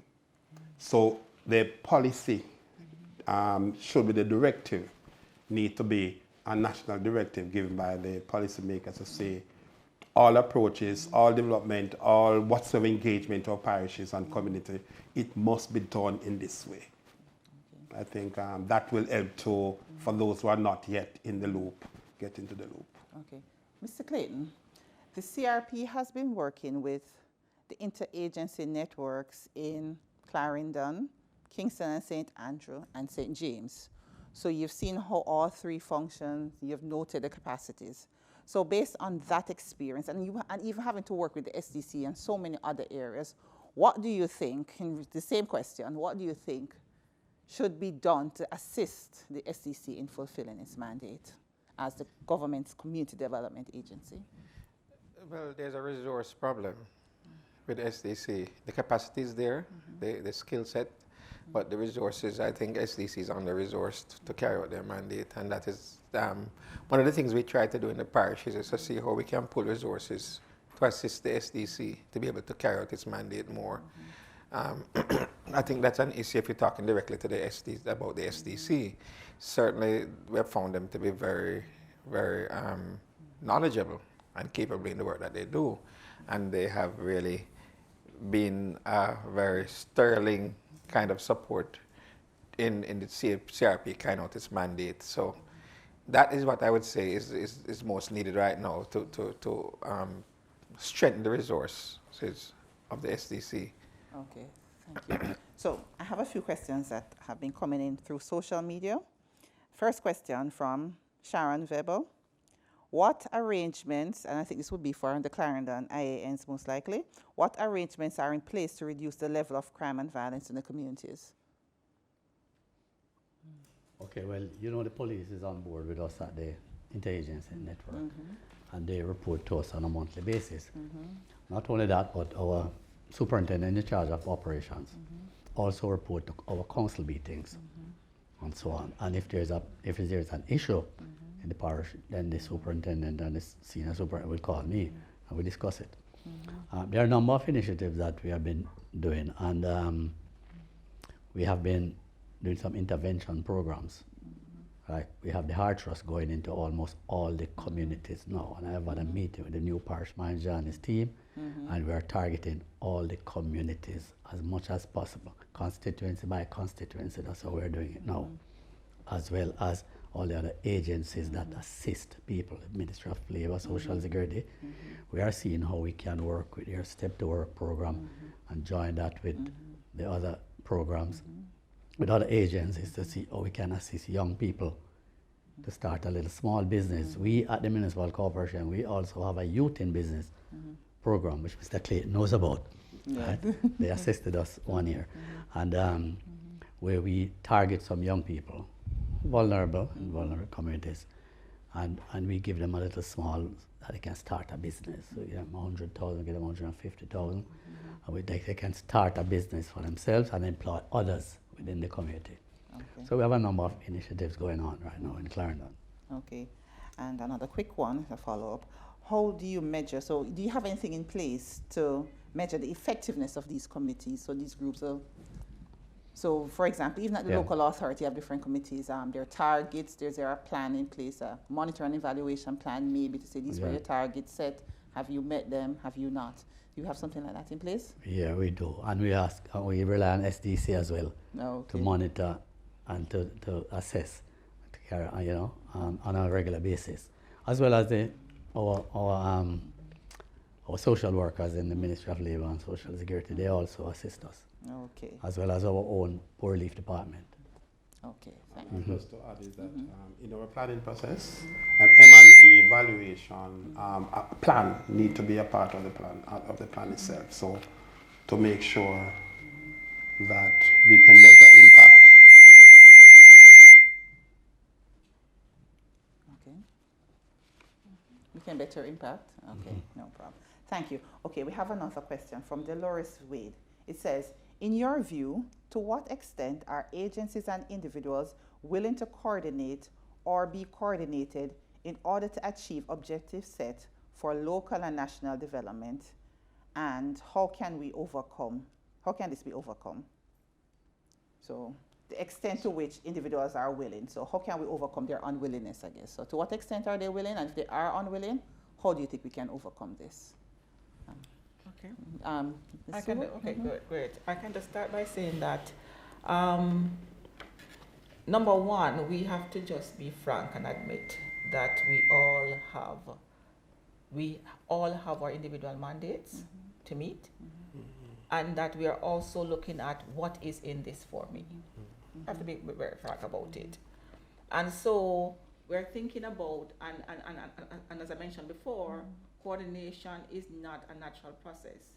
It is just, so pretty much it is understanding the extent to which working together with a collection of persons, organizations, agencies, etc., help me not only to meet my mandate, but helps to create an environment or create results that will certainly benefit not only just my agency, but just the wider community, meaning the other agencies as well.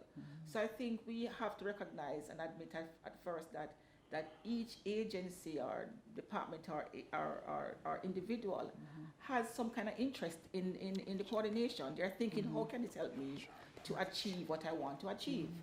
But then the other issue is that how can I do that in a way that not just protect my own interests and meet my demand and my need for my results, but also contribute to something bigger than that.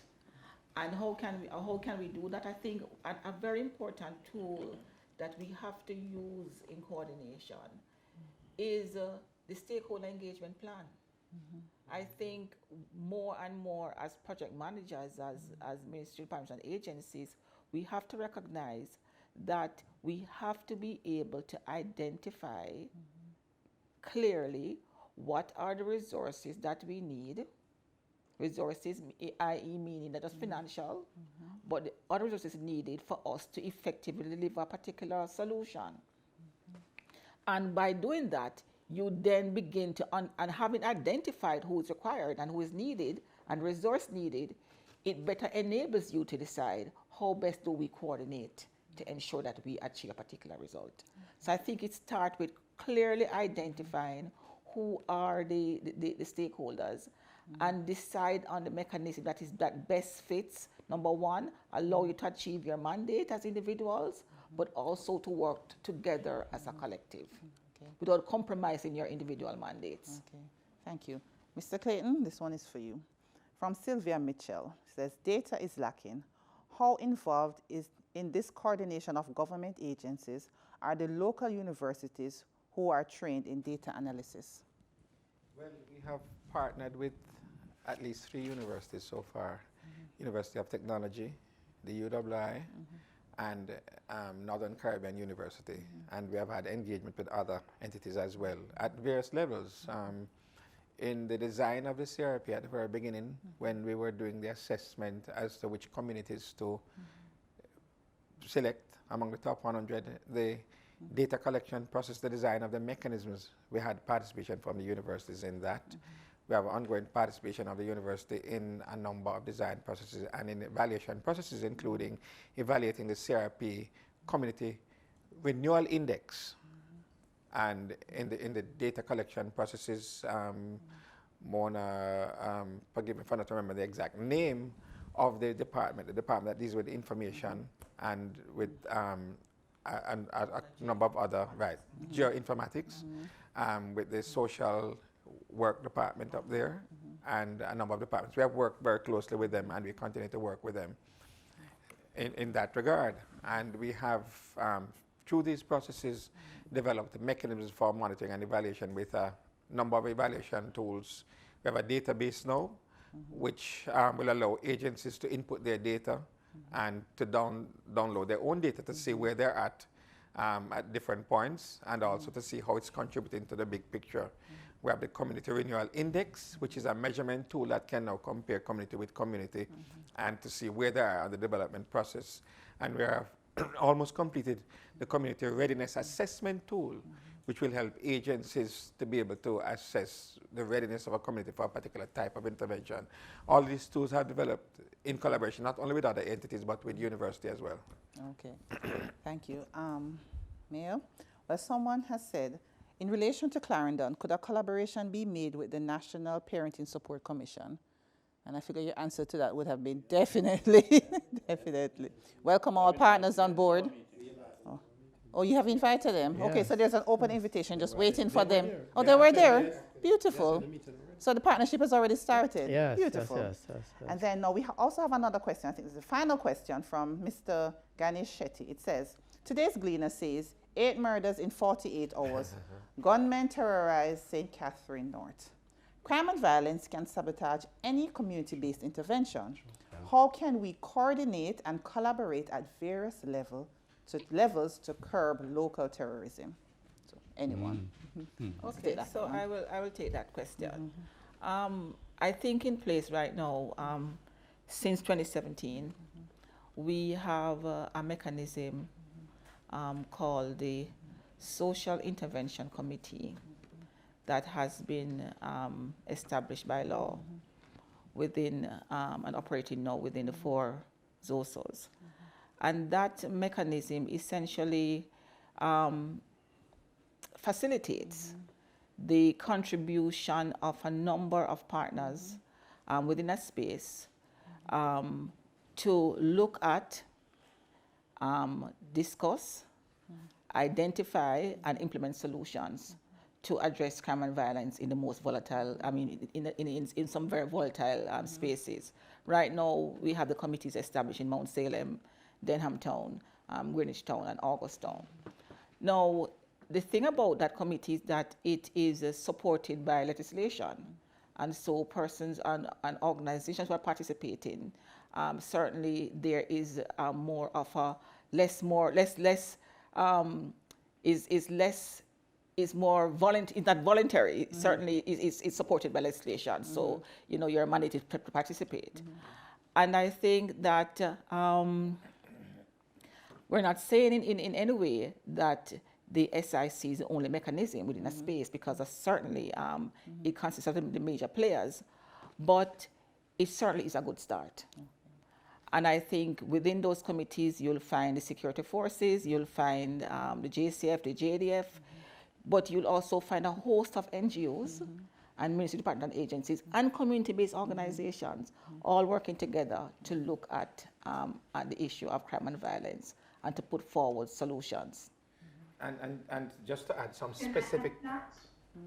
Certainly.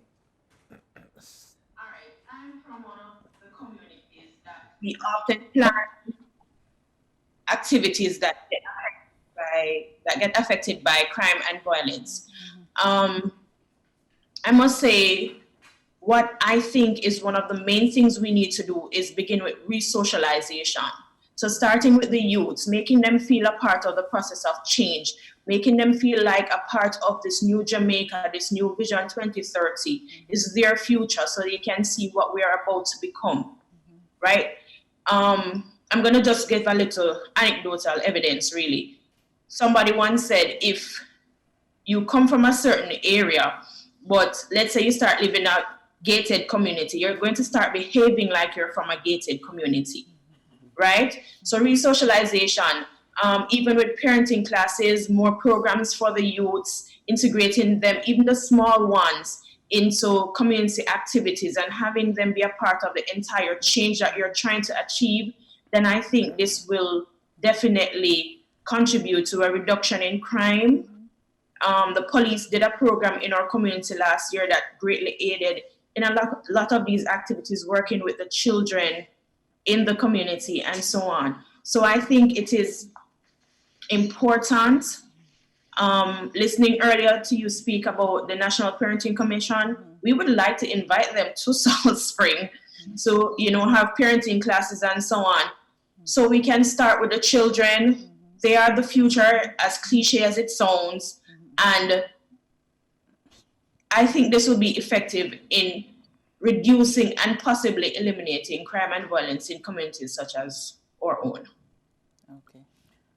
So no, I was saying that there's no single answer, as you would know. And this thing didn't start yesterday or the day before. It's a long time. And there are complex social issues and relationships that exist that have to be addressed. But in general, some of the specific things that I think which are good, many of these activities revolve around gang activities. And the targeting of gangs is certainly an important step towards eliminating this kind of activity. The other thing, as was mentioned earlier, is what we do with the people in the society. The social programs that target some of the specific issues, traumatize people who have antisocial attitudes and values because of how they have developed. So a whole host of factors need to come together to bring. It's not just one thing that needs to be done, but certainly those are some specific steps, I think, that we can point to. Okay, so as we get ready to wrap up this session, I have one final question that I want everyone to answer, and everyone has to answer it in 15 seconds, 10 seconds. And it is, what role can your organization play to ensure the effectiveness of any community level coordination mechanism? So we're starting with our community rep. Ms. Cawley, what role can your group play in a community level coordination mechanism? All right, well, currently we have started the process. We created a community leaders WhatsApp group where we have everybody from the MP all the way down to the leaders of the church, everybody all together. This way, when we disseminate information, they can pass it out even to their churches, to the announcement section, to the notice board, the taximen, everybody. So that is the beginning of collaboration and effective communication within smaller spaces such as communities. Thank you very much. Dr. Gordon? Well, I believe that we can help to meet individual mandates, as was mentioned earlier, but we would need to be engaged. So we would like to invite persons on the ground in Jamaica to ask us the question, how can you help me to meet my own individual mandate? We're Jamaicans who have gained intellectual and other important resources, and we are willing and able to give back through the use of these resources. So give us the benefit of the doubt regarding our motives. And we crave your engagement, your collaboration, because together we can achieve much more than we can achieve separately. Okay, thank you. Mayor? Of course, you know how we have a network of counselors as well, and we pass on regular information to them, and we invite them to our intelligence network meetings. But it's just maybe just a handful, just like what Ms. Carly said, just a handful of people who carries all the work in any organization or any community. And so, but we pass on information to them, and we have always been saying to them, go back into your various communities that you represent and pass on all this information to your people. Okay, thank you. For us, as you know, it's our focus in the SDC, where we strengthen our governance framework. And I think we will continue to do that and to ensure that all the 79 communities in the parish do have an umbrella organization, CDCs, that feeds into the governance framework. And if we do that, coordination will definitely take place at the community level. Thank you very much. Ms. Suho? Right, I think the JSIF has, as a funder, we tend to always be called to the table because we're a funder. But I think with funding comes responsibility. And I think certainly our approach has been that we have to connect to existing mechanisms that support coordination. And where it don't exist, we have to certainly find a way to ensure that we are engaging the relevant stakeholders. And so I think we will continue to do just that. Okay, thank you. We're Mr. trying Clayton. to create a bridge between the highest level of coordination and the community level implementation. So what we want to ensure that the national objectives can be met at the community level, and that we provide the information to make agencies better target where they want to be, where they need to be, and how they can support the process more effectively. Okay, thank you very much. And that now brings us to the end of our panel discussion and the end of session 2. But before we officially come to a close for this session, I would like to thank the panelists again. We have Mayor Winston Maraj from Clarendon, Mr. Balvin Mackenzie from the SDC Clarendon office, Ms. Mona Suho from the Jamaica Social Investment Fund, Mr. Charles Clayton from the Community Renewal Program in the PIOJ, and joining us via Zoom, we have Ms. Rochelle Cawley, who is with the Salt Spring Community Development Committee in St. James, and Dr. Beverly Gordon, who is the chair of the Jamaica Diaspora Health Task Force, and they're a part of the Jamaica Diaspora Task Force Action Network. Ladies and gentlemen, thank you again. Now, as we move into the end of this session, there will be another evaluation that will come up on your screen momentarily, and you can rate the session. So you remember Mr. McDaniel explained earlier the way you go about doing it and the various methods. So if you're on Zoom, you select what you prefer. Excellent, very good, fair, poor, very poor. So please rate the sessions. For those on Facebook, all you need to do is just put in how you feel about this session in the comment section at the bottom. And for those watching on television, you can WhatsApp your vote to 876-806-4962. And of course, the instructions for collecting your prize for those who want prizes with the giveaway will be shared momentarily. And at this point, we will go back to our community corner. Thank you all.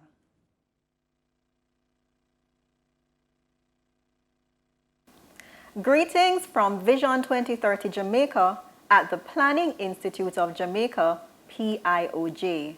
We joined the Community Renewal Program, CRP, and its partners in support of Best Practice Symposium 2020, which is being held under the theme, Coordination, Working Together for a Better Jamaica.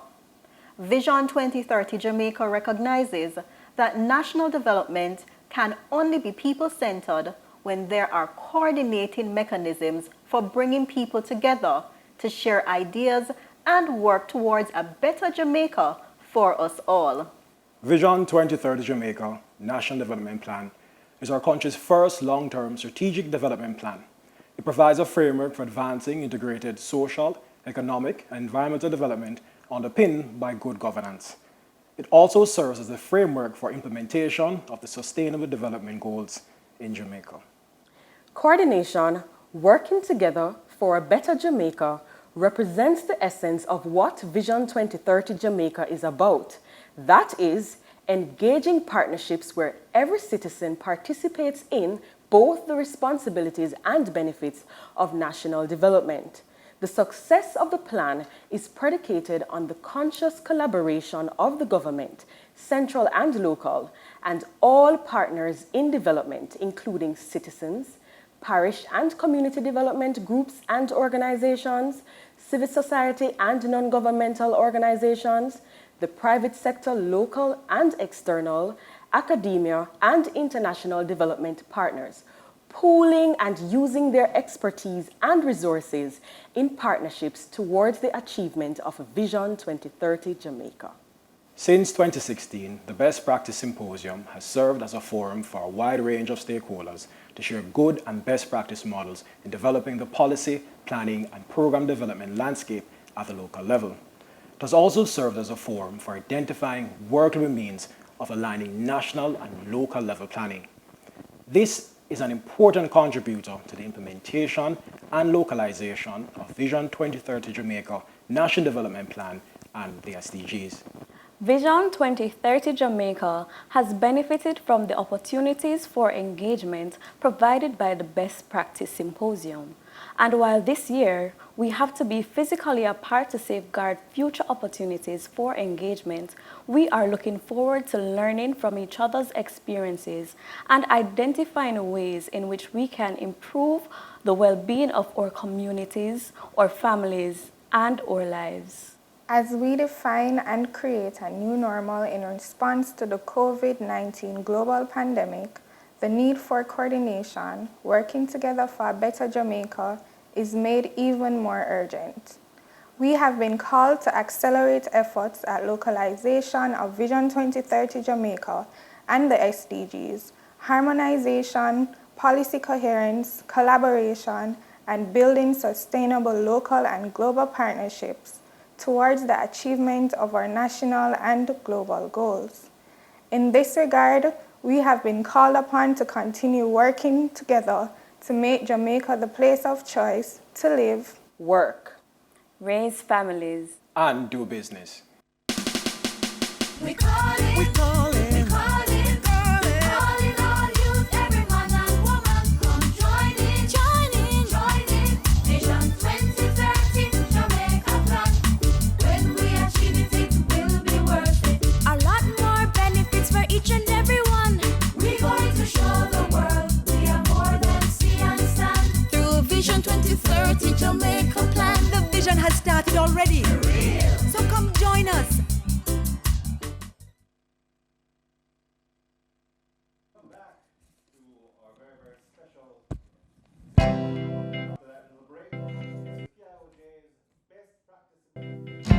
The Community Renewal Program, CRP, was established in 2011 as a multi-level integrated intervention for coordinating and enhancing service delivery among 100 of the most volatile and vulnerable communities in Jamaica.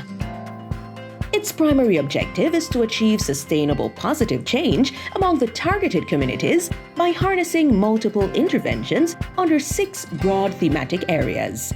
These are social transformation, socio-economic development, governance, youth development, physical transformation, and safety and justice. The selected communities are from the 5 parishes that have sustained the highest murder rates over the last 10 years. These are St. James, Clarendon, St. Catherine, Kingston, and St. Andrew. Objectives of the Community Renewal Program. The overall objective of the Community Renewal Program, CRP, is to contribute to inclusive growth and equitable national development by fostering the socioeconomic well-being and enhancing the quality of lives of residents of volatile and vulnerable communities. The CRP Secretariat coordinates the implementation and monitoring of the CRP by building partnerships among state and non-state entities to ensure collaboration, coordinating and harmonizing development partners, state and non-state entities and institutions to prevent duplication and maximize the impact of interventions, mobilizing resources to fill gaps, designing. Welcome back. Welcome to the Best Practice Symposium for Social and Community Development under the auspices of the PIOJ, the Planning Institute of Jamaica. But of course, with that song, it's a wide range of partners who are collaborating, and so far we've been enriched with many presentations. Wanting to just kind of love up on you a little bit again by giving you something special. And in this segment for session 2, all you've got to do is identify the correct answer for this. CIAN, that would have come up a few times. What does it stand for? Closed Interaction Network, Closed Integration Analysis Network, Clarendon Interagency Network, or Clarendon International Associated Network.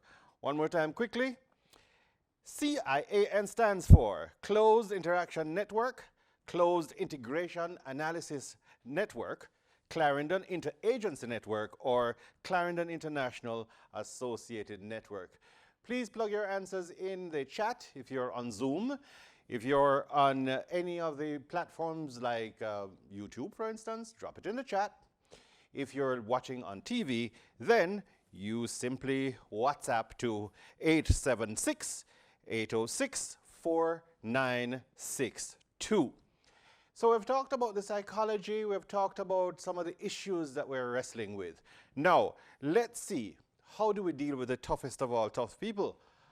How do we work with those people? You know, like them. If them was a people and we could personalize that people, we're good. Them. How do we work with them? Are we part of them? How do we resolve that? And I think that we got the very, very best person to deal with this. Joining us remotely, virtually, is Mr. Adam Kahane. He's Director of Rios Partners, and the topic of this is multi-stakeholder collaboration to make progress on complex problems. If it's people, it's complex. Let's throw it now to Adam. Good afternoon. I'm happy to be able to be with you today. I'm joining you from Montreal in the mountains. 20 centimeters of snow yesterday. So sorry not to be able to be with you in person. The contribution I'm going to make today is about collaborating to deal with complex challenges. This is the work I've been doing with my colleagues around the world, in all parts of the world, over the past 30 years. So lots of opportunity for trial, lots of opportunity for error, lots of opportunity for learning. So I'm going to share with you today the main things I've learned, and I'm really very keen to hear your questions, particularly about the parts of this that are not straightforward. And so I look forward to the conversation period at the end of the presentation. So let me start the presentation then. Let's share my screen.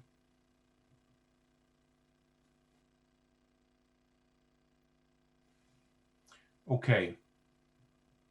The best way I know to explain my experience and my learning is to give you an example. And the example I want to give you, is from Mexico. Some of you may remember that in September 2014, there was a massacre of student teachers at a rural teachers college in southern Mexico called Ayotzinapa. 42 people killed by some combination of criminal elements and police and armed forces. So this was a terrible event. Of course, there have been other terrible events in Mexico and in the region, but this was very visible. And around the same time, there was a scandal about the then president's wife having received a gift of a house from a government contractor.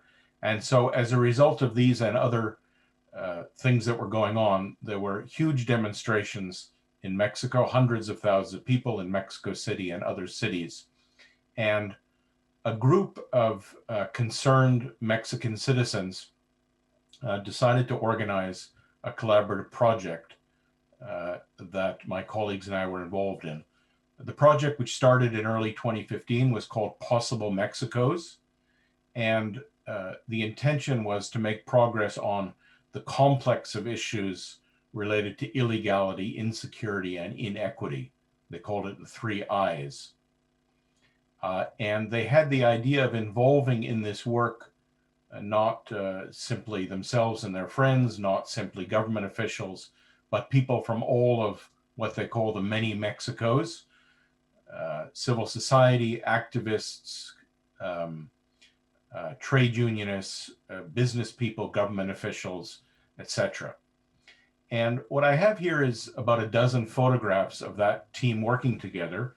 And I think you can get a bit the flavor for what I mean by collaborating to deal with complex challenges.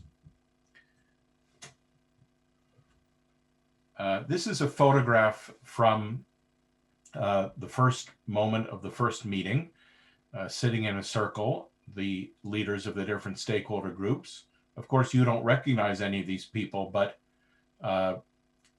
they're leaders of these different sectors. And maybe you can tell, even looking at the photograph, what an uncomfortable moment this was, to be seated in a circle without not hiding behind tables, looking at each other, starting this work together. So that really is the beginning point. People that had come because they thought they needed to work with each other to make progress on these issues that they cared about, the 3 I's, but not sure how they felt about having to work with those others.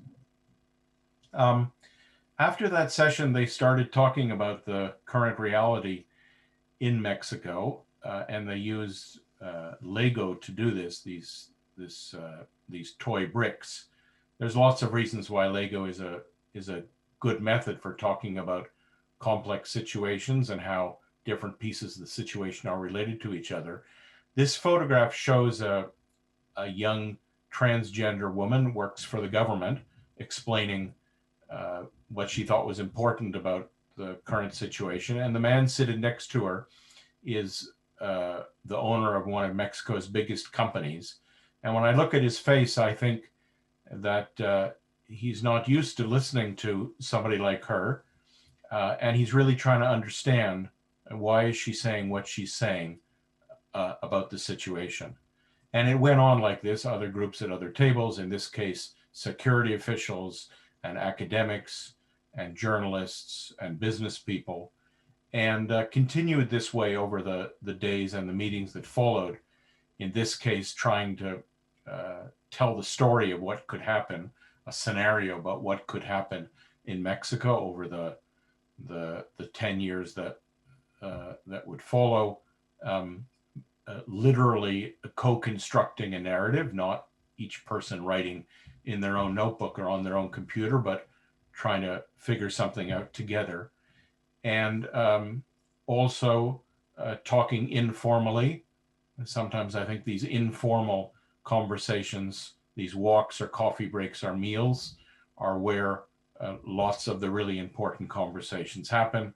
And you can see in these photographs that the way people are relating to each other and listening to each other and trying to figure things out together changes over the course of working together, really trying to figure out important and difficult and complex things.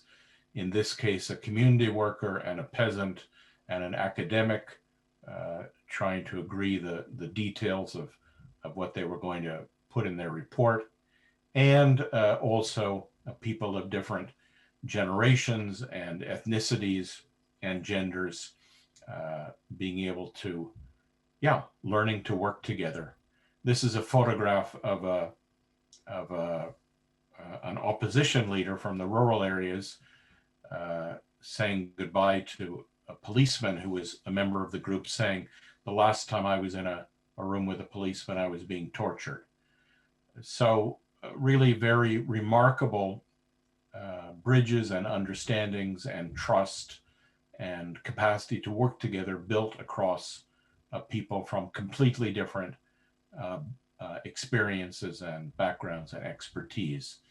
And here by the end of these several meetings, the same group sitting in a circle, maybe you can see how the way they, from their faces and their bodies, how they are connected in a different way than they had been at the beginning of the exercise, and then a few weeks later presenting the results of their work, what they had understood about what was happening, what could happen, what needed to happen, what they were going to do about this in Mexico, now dressed in their Sunday best, presenting in front of the media, all seated on the stage together.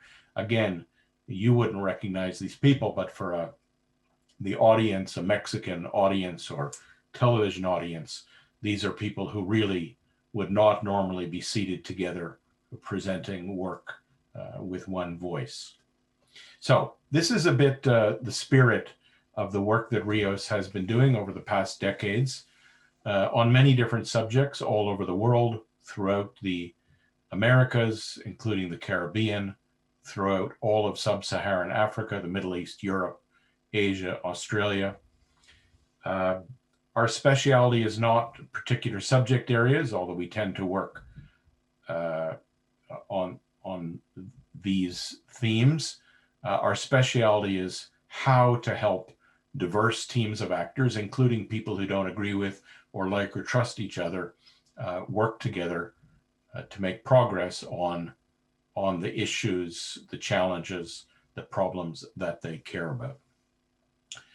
So with this background, here are the main things I've learned that I want to communicate to you in this talk. The first and most fundamental point is that we talk about collaboration, but it's not the only option. Secondly, collaboration is never straightforward.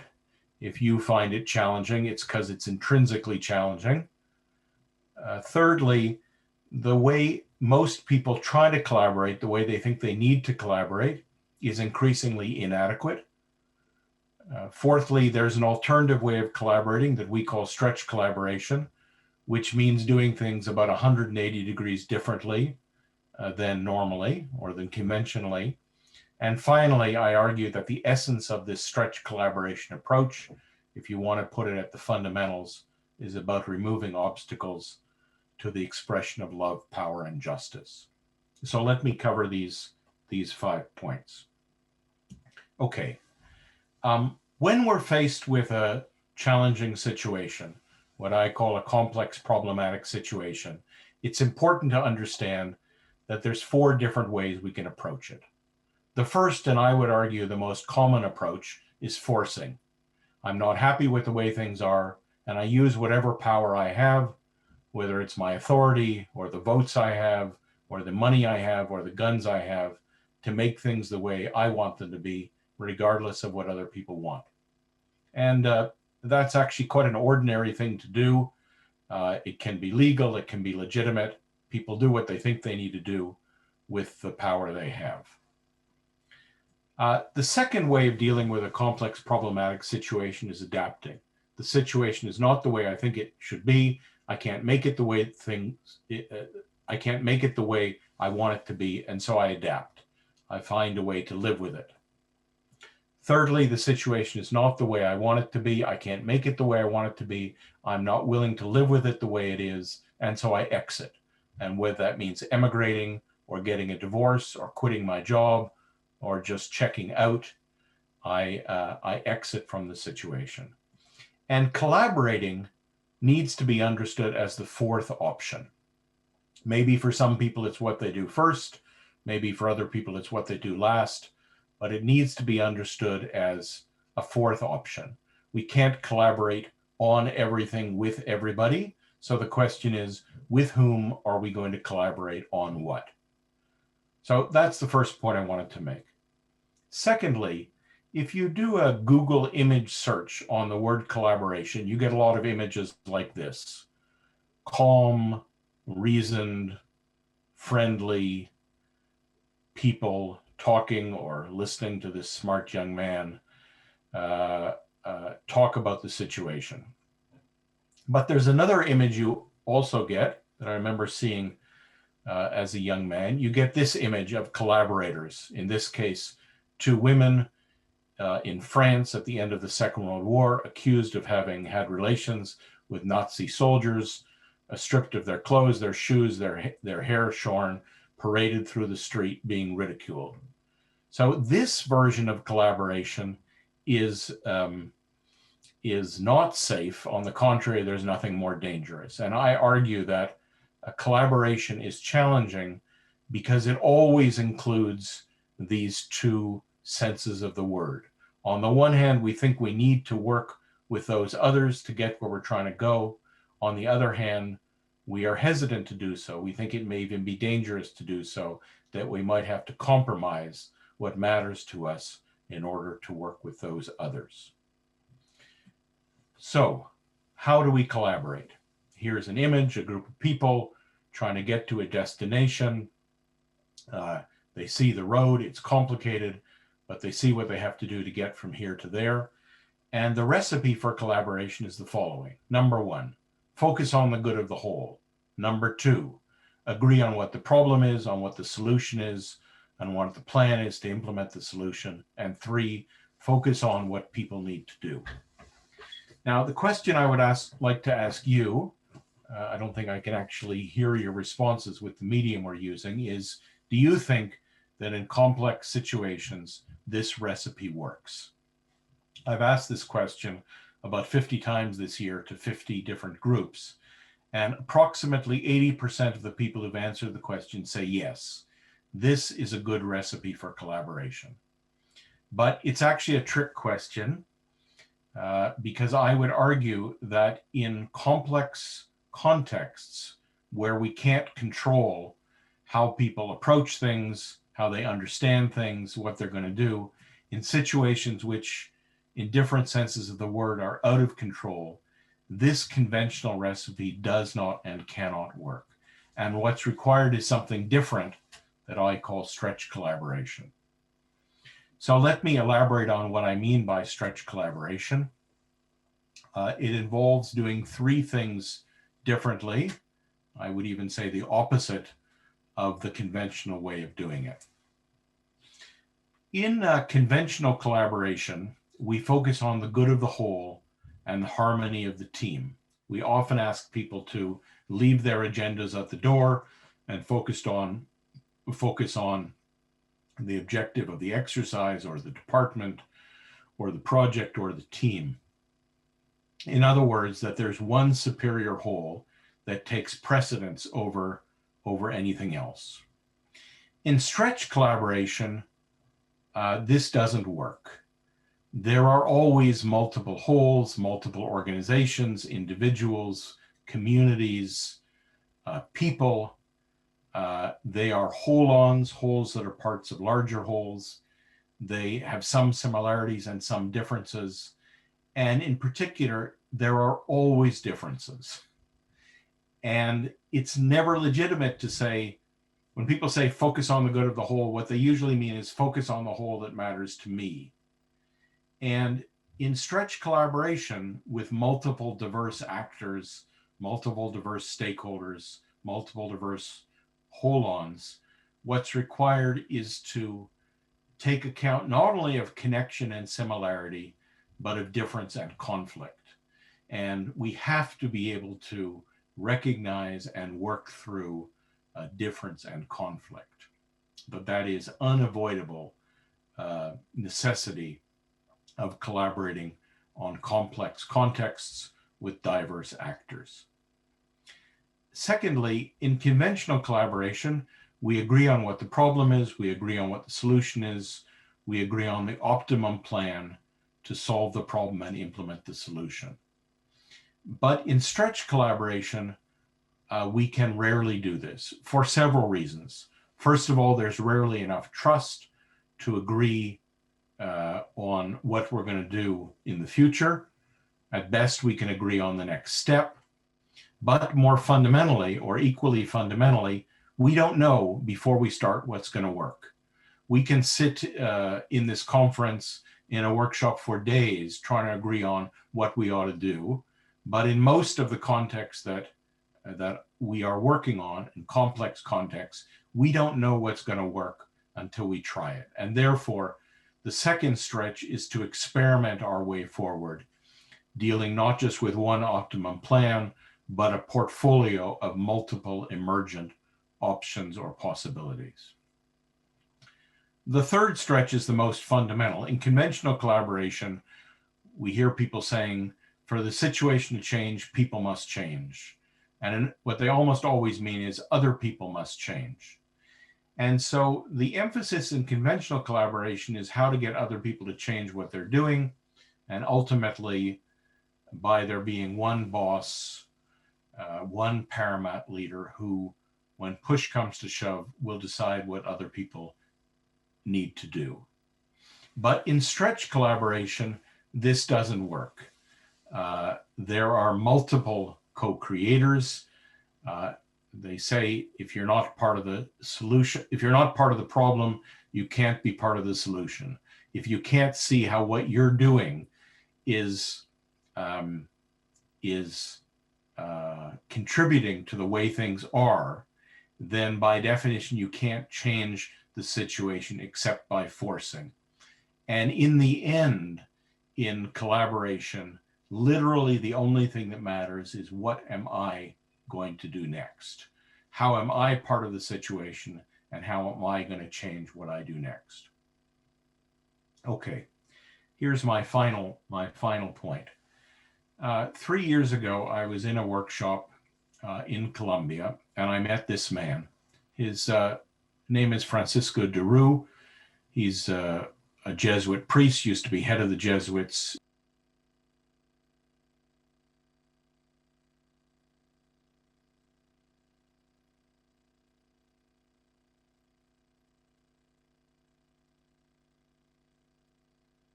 De Roo, he's a Jesuit priest, used to be head of the Jesuits.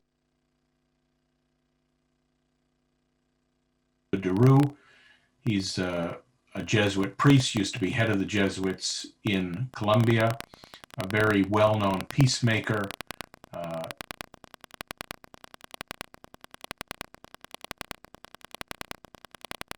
November 2017, he was appointed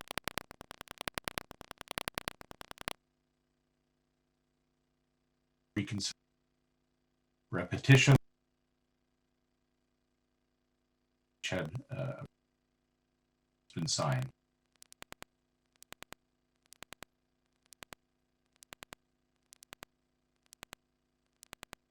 But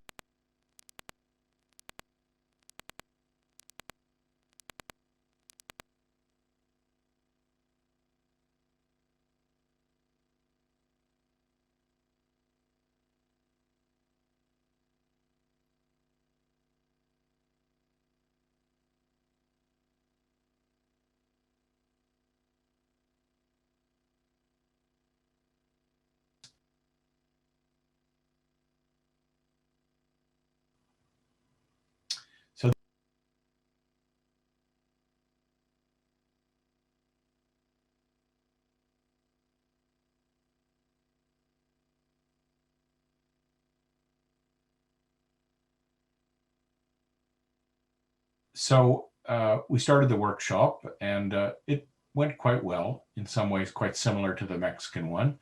And at the end of the first day, we're breaking for dinner, and Francisco comes running up to me and says, "I see what you're doing, Adam." And I say, well, what do you think I'm doing? And he says, "You are removing the obstacles to the expression of the mystery." So this for me is a very interesting formulation about what does it really mean to collaborate.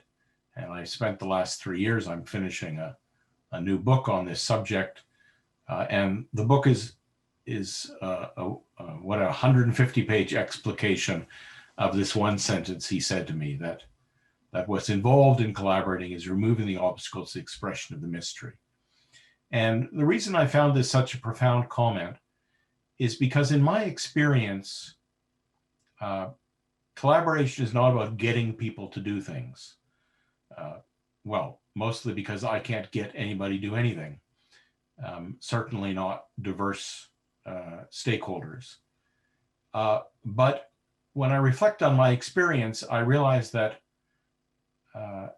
actually most people want to contribute, they want to connect, and what's required is not to get them to do something, but to remove the obstacles to them doing so.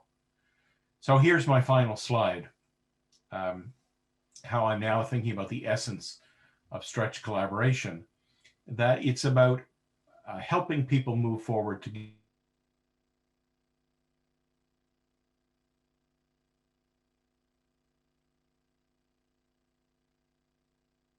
together, or more precisely, removing the obstacles. It involved movement, which relates to unblocking power, which I define as the drive to self-realization. Literally nothing can happen without power. So unless we can unblock the power of different stakeholders, their ambition and talents and destiny and objectives and capacities, we can't get anything done. We can't move. Secondly, we have to unblock love, which I define as the drive to reunification, the drive to connect, to work together, to make a larger whole, or to reconnect a larger whole that has become fragmented. And thirdly, to unblock justice, which I'm coming to understand as both the principle that governs this work and the objective of the work, is a way of working together, a way of being together that unblocks both power and love, and thereby enables us to move forward together. So that's what I've learned over these past 30 years about collaborating, about working with diverse others to address complex challenges. I'm very much looking forward to your comments, your questions.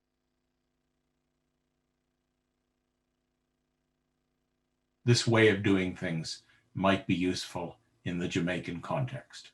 Thank you very much.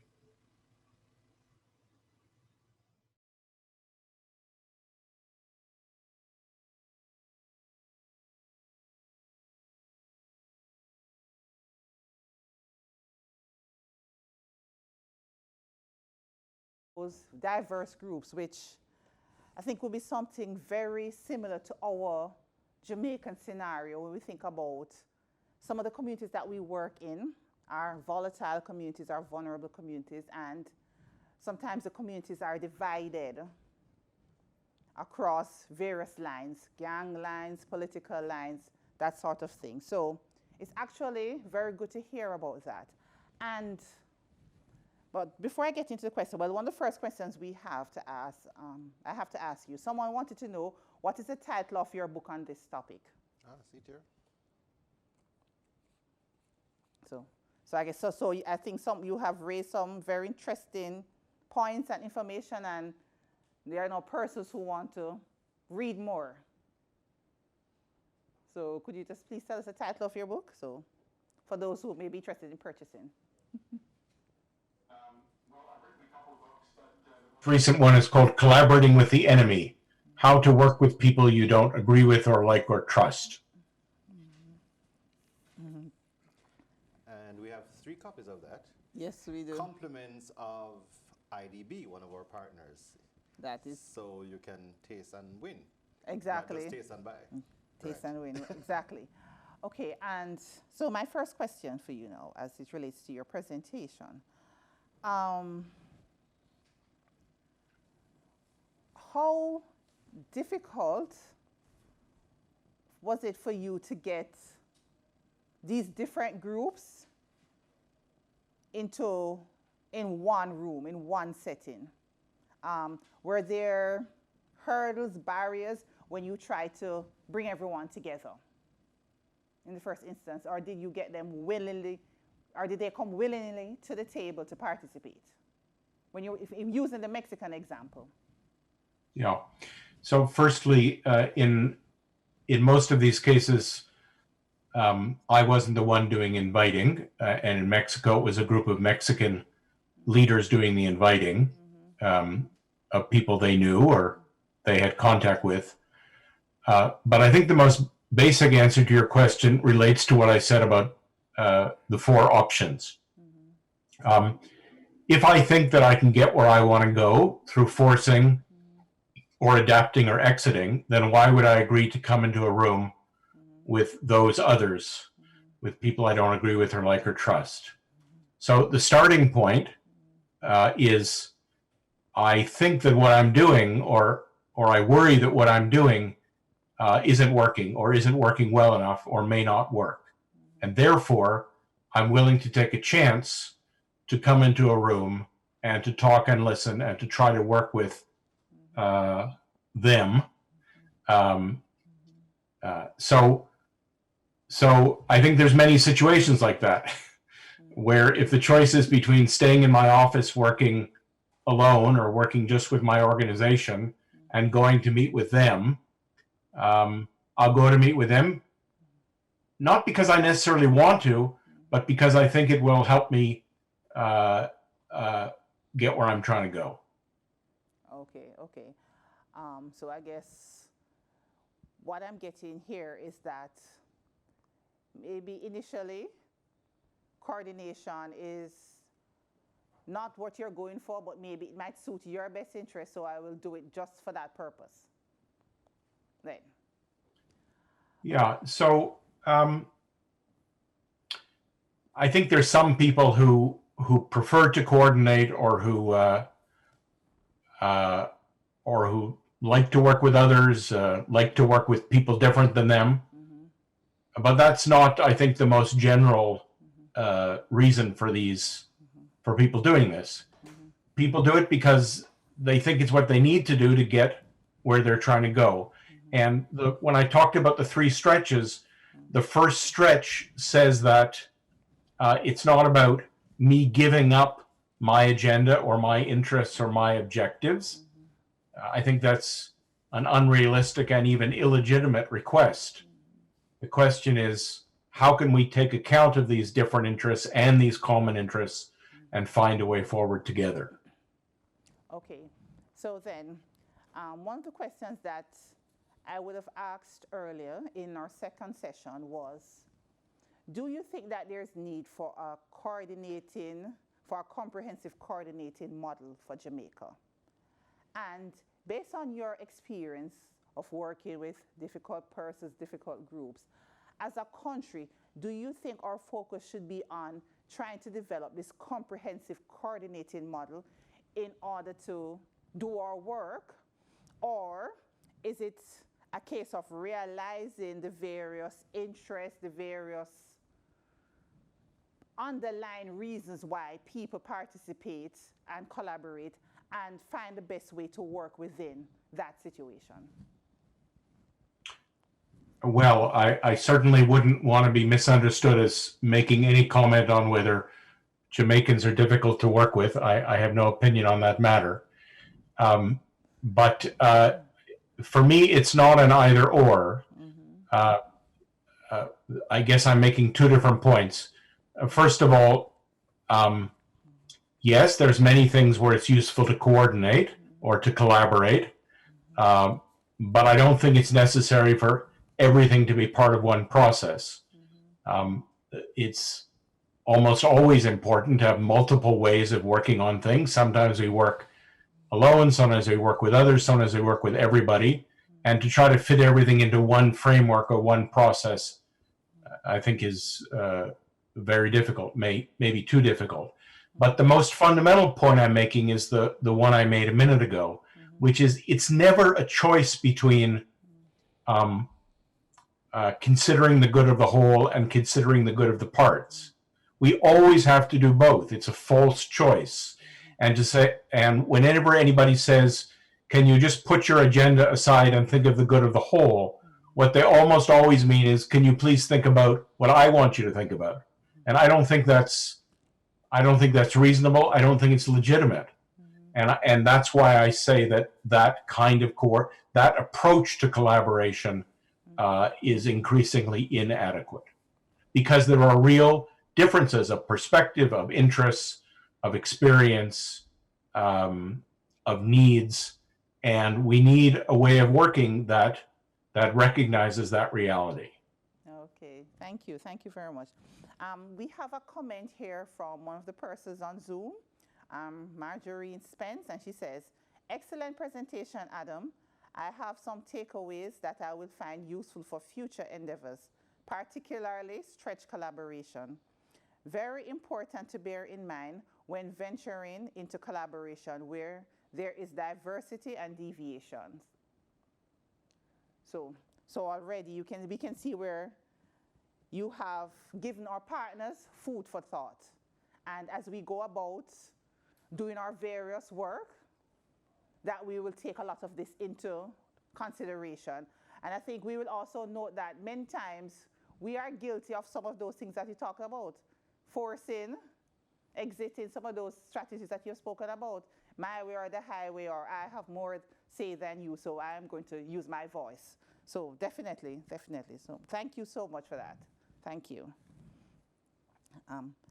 At this point, we're seeing no more questions, so I think that's it for us. Mr. Kahane, thank you very much for agreeing to be a part of this process. Your book is, I think another question just came in.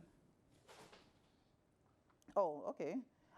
Someone is saying that you have a great presentation, quite a different and innovative approach, power, love, and justice, principal problems in our inner city community. The principal problem in our inner city communities is powerlessness, lack of connection, and experience of unjust treatment at home, school, and the society. And this person would love a copy of your presentation because it has been so helpful. Thank you. Thank you. Thank you. And I guess the presentation will be available, or the recording will be available from the organizers. But thank you. Yes, I'm deliberately using these big words, power, love, and justice, because I think they refer to something fundamental in our societies. And at least my experience is it's how do you work with all three? So it's not true that all you need is love. And I'm not the first one to say that. Yes. Okay. So I'm seeing here a question. It says, I notice things we do when we are not organized on the basis of an organized structure. So I see people who in institutions that set framework for organization, they coordinate wonderfully without organizing the way institutions lay it out.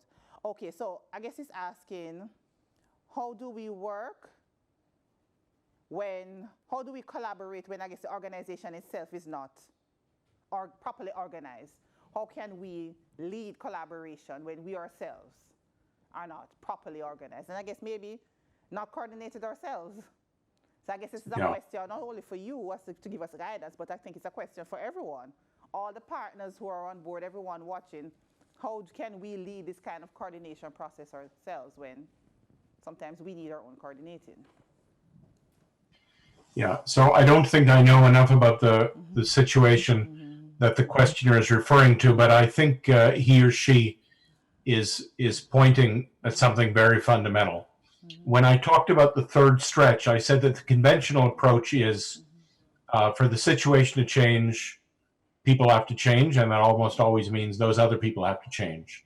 So in contexts, in horizontal contexts where I can't tell you what to do, it's literally true that the only thing that matters is what I myself am going to do next. And so I used to have a colleague when I worked in Latin America.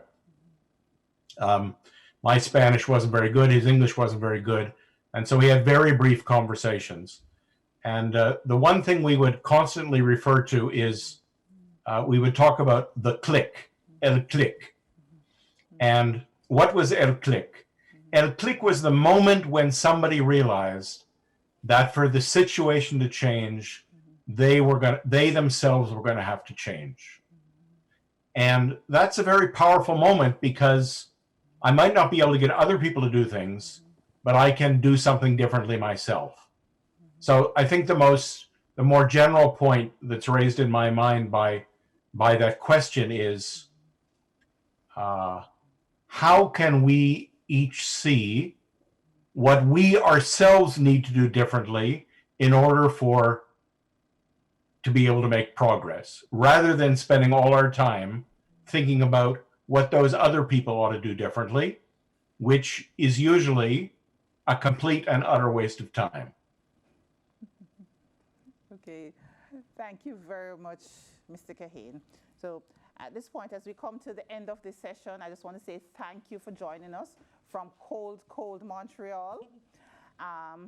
We are sending some love to you and some of the warm Jamaican sunshine. We wish we could send to you via Zoom, but unfortunately we can't, but we're thinking warm thoughts for you. Okay, thank you. Okay. Thank you very much. It's -10 now, so I appreciate it. Okay, thank you. And I would like to thank everyone who have stayed with us the entire day. We have gone through a lot. We have heard a lot of information. We started out this morning with greetings from our partners. And Jerry, you want to remind everyone of who our partners are again for this whole event? We've got the Planning Institute of Jamaica, the PIOJ, internationally the IDB, International Inter-American, Development Bank, IDB, JSIF, Jamaica Social Investment Fund, SDC, Social Development Commission, JDTAN, which is the Jamaica Diaspora Taskforce Action Network. I'm so accustomed just to saying JDTAN. Jamaica is a acronym place. And of course, the Community Renewal Program is the flagship, the hub within the PIOJ. So that's a separate and clearly constituted entity, which is very much present here today in all their manifestations. Exactly. We have started a discussion here on coordination, and it's a discussion that will not end here. I mean, you have gotten so much information today. I mean, we started with the psychology and all of that. So we set the theoretical framework, we moved into the methods, and then we moved into just the efficiencies of it. But don't worry, I think we have somebody who is ably ready to actually just give you a synopsis of what we went through today, and to thank everyone who stayed with us for the length and to help make this possible. And that person is Miss Charmaine Brim, and she is a technical specialist for socioeconomic development in the Community Renewal Program at the PIOJ. And this will be a good time just before she starts to plug in your evaluation for the session just ended. We're going to do an overall one afterwards, but now is a very good time to plug your responses. That's excellent, true, for session. Very good, poor, For session 3, yes. For session 3, please go ahead and plug those in now. In Zoom, in the direct chat, YouTube, Facebook, in the chat as well, and a WhatsApp for those who are watching on TV and don't have that direct plug-in. It's 876-806-4962, 876-806-4962. And now we're up to Ms. Brim. To Ms. Brim, yes. Okay, thank you. Our valued audience of development practitioners, stakeholders, partners involved in the social and community development process, good evening. I trust that you have enjoyed this year's Best Practice Symposium that was organized just for you. It is my honor and privilege to now give a vote of thanks to all those who helped to make this event possible. Psalm 133 verse 1 says, "Behold how good and how pleasant it is for brethren to dwell together in unity." And I think this scripture adequately speaks to the spirit of coordination, because that's what it's all about, working together in unity for the betterment of Jamaica. And I am pleased to say that indeed for a 5th year, we, you and us, have successfully staged another Best Practice Symposium for social and community development. This success could not have been achieved without a united force of people. We would not be here without the generosity of our partner agencies. So let me first and foremost say thank you to the Planning Institute of Jamaica, the Inter-American Development Bank, the Jamaica Social Investment Fund, the Social Development Commission, the Ministry of National Security, and of course the Jamaica Diaspora Network for organizing this event and giving us all the opportunity to participate. I wish to make a special thanks to JDTAN. We are truly grateful to you for organizing and getting our diaspora community involved and being able to participate at this year's event. Truly, there is no way we could chart a path towards a better Jamaica without your input, because you have always demonstrated your passion and commitment to building our beloved country, Jamaica. To our moderators, Miss Antoinette Richards and Mr. Jerry McDaniel, thank you so much for ably guiding us through this, our first virtual experience in hosting the Best Practice Symposium. Your professionalism and technical expertise was truly, truly excellently delivered. Pastor Alonzo White, thank you for setting the tone at the start of the event. We know how important it is to have the presence of the Lord in the midst of us to guide and to bless us. To the head of our organizations, the partnering agencies who brought greetings, Mr. Omar Frith, Mr. Omar Sweeney, Mr. Courtney Williams, Mrs. Therese Thurner-Jones. Thank you for your endorsement and continued commitment to this process of identification and application of best practices towards a greater Jamaica. To our guest speaker, the always engaging and eloquent Dr. Wayne Henry, your message certainly brought greater insight and understanding about how we can work together to build and achieve a greater Jamaica, and demonstrated that collective focus can bring about effective coordination and fulfillment of our country's vision, making Jamaica the place of choice to live, work, raise families, and do business. To our presenters, Dr. Ramki Soon, Mr. Martin Alessandro, Mr. Adam Kahan, His Worship the Mayor Winston Mirage, Mr. Baldwin Mackenzie, your wealth of knowledge and practical application will go a far way in helping us to value the process of getting to know and understand each other, thereby deepening our partnerships, as well as how important it is to work together towards the objectives, one objective, and utilizing the right tools in order to achieve the renewal we aspire to. To our panelists, Ms. Suho, Ms. Cawley, Mr. Clayton, thank you for your candor in sharing your experiences as managers of the coordination process in social and community development. To Dr. Beverly Gordon, our diaspora representative, it was truly wonderful to have had you participate in this year's event and to share with us exactly how the diaspora has been participating in the coordination process and how they will continue to do so as partners in the development process. To our community representatives in the community corners, thanks for bringing such excitement to the virtual space. We are truly proud of your successes and how you have worked within the coordination space to achieve the results you so aptly showcased. To our decorating team, despite COVID-19 and us not being able to meet face to face, you pulled out all the stops to ensure that we had a beautiful setting that pulled us into a space that transcended into the virtual and making the experience still personable. Of course, to the PBCJ team, wow, what can we say?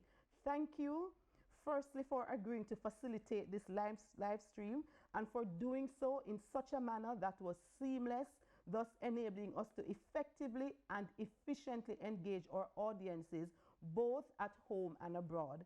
Your level of professionalism is truly commendable. Last but by no means least, to our planning committee who spent 1 year tirelessly discussing and planning. Well, you did it. You executed another wonderful staging of our symposium. And so for you, our partners, as we work together as individuals, groups, and organizations in undertaking our work, it is absolutely critical that we do so in an effective way if we are to transform individuals, communities, and our nation. And so as we leave this symposium today with the added knowledge, let us go and apply that knowledge to continue the coordination process, working together for a better Jamaica. I thank you and do have yourselves a wonderful rest of evening.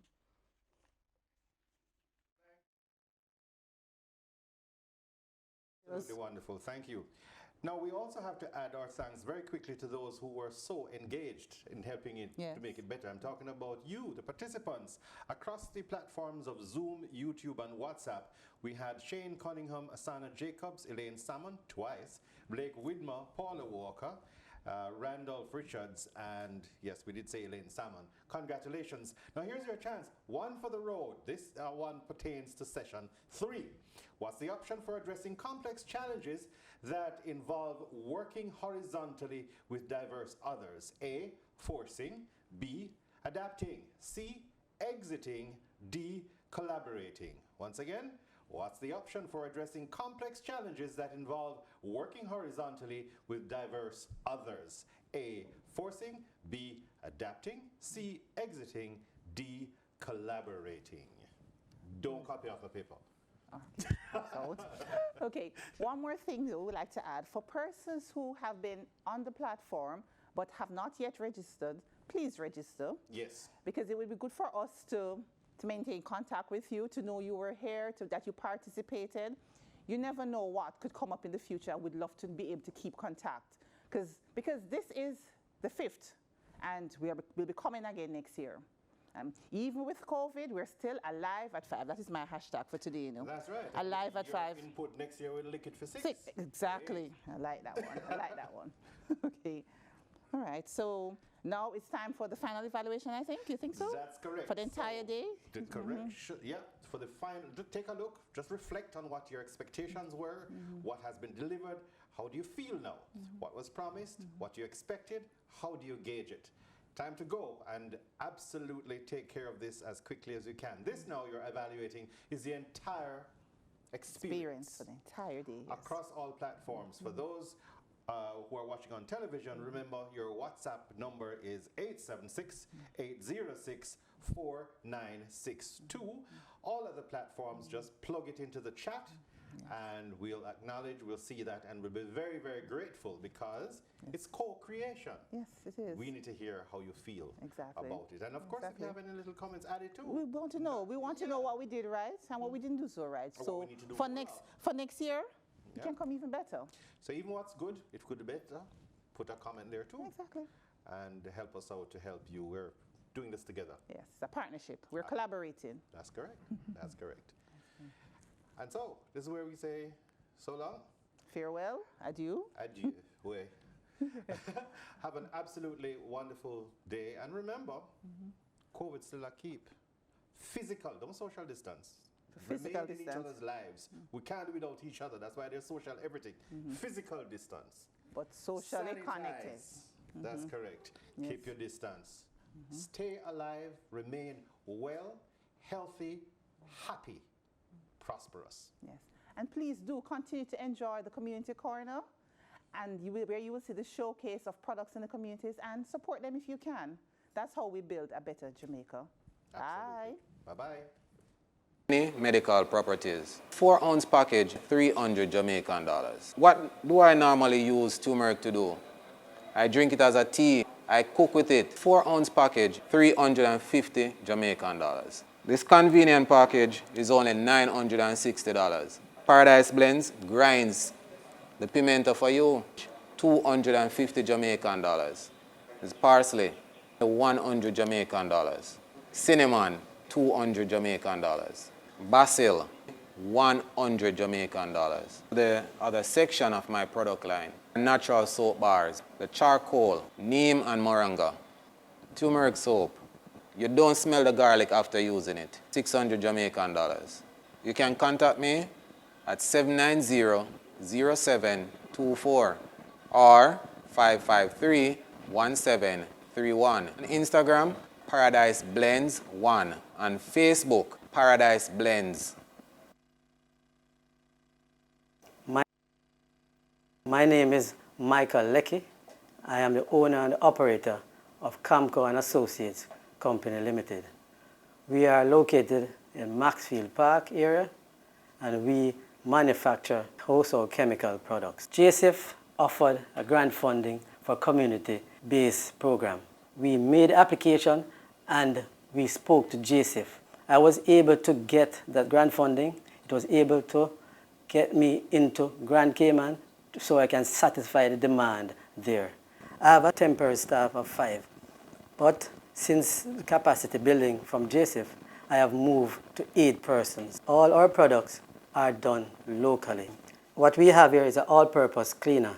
What it does is it refreshes the household and the commercial area, 200 Jamaican dollars. This is a dishwashing liquid, 400 Jamaican dollars. The fabric softener, 350 Jamaican dollars.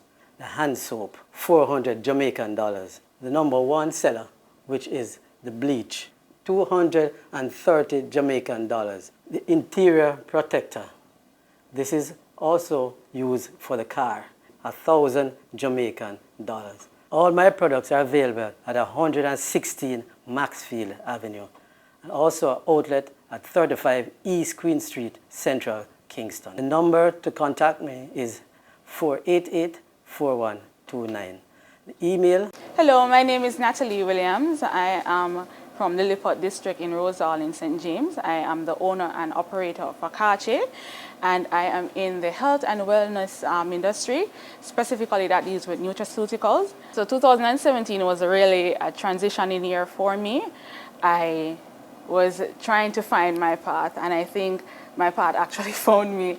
I was sent a correspondence from the Social Development Commission, who was having or conducting a workshop at the time, and it was about beauty. So we had a 2-day workshop, and out of that workshop was when I actually created my product line, Akache. This is one of my favorite parts of my product line. It looks beautiful, it smells even better. This is our body scrub. This is our crushed cranberry caress. And trust me, if you use this, you'll be amazed, you'll fall in love. It's for only 1,200 Jamaican dollars. To our product line, we have our hair and scalp treatment. In addition to that, it can be paired with our ear conditioning cream. And this treats a number of issues, whether you have alopecia, whether you have your hair is not growing, dandruff, psoriasis, whatever it is, we treat it only 1,200 Jamaican dollars. So this was one of my first products that I created in the Akache line. It's just for you. It's for only 1,200 Jamaican dollars.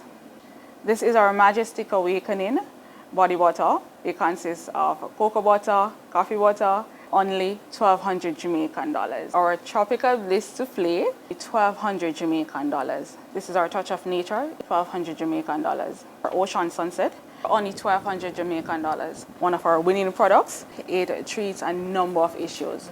So whether you have pain, whether you have congestion, whether you have muscle soreness, 1,500 Jamaican dollars. You can choose from any of our 5 soaps that we currently manufacture: turmeric and garlic, activated charcoal, aloe vera, cannabis and honey, and oatmeal and honey.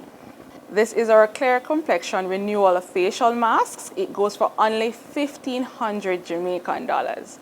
Contact us at 876-846-2359 or follow us on social media at Akache_8. We look forward to hearing from you. My name is Winston Barr. I'm the manager of a bar spice.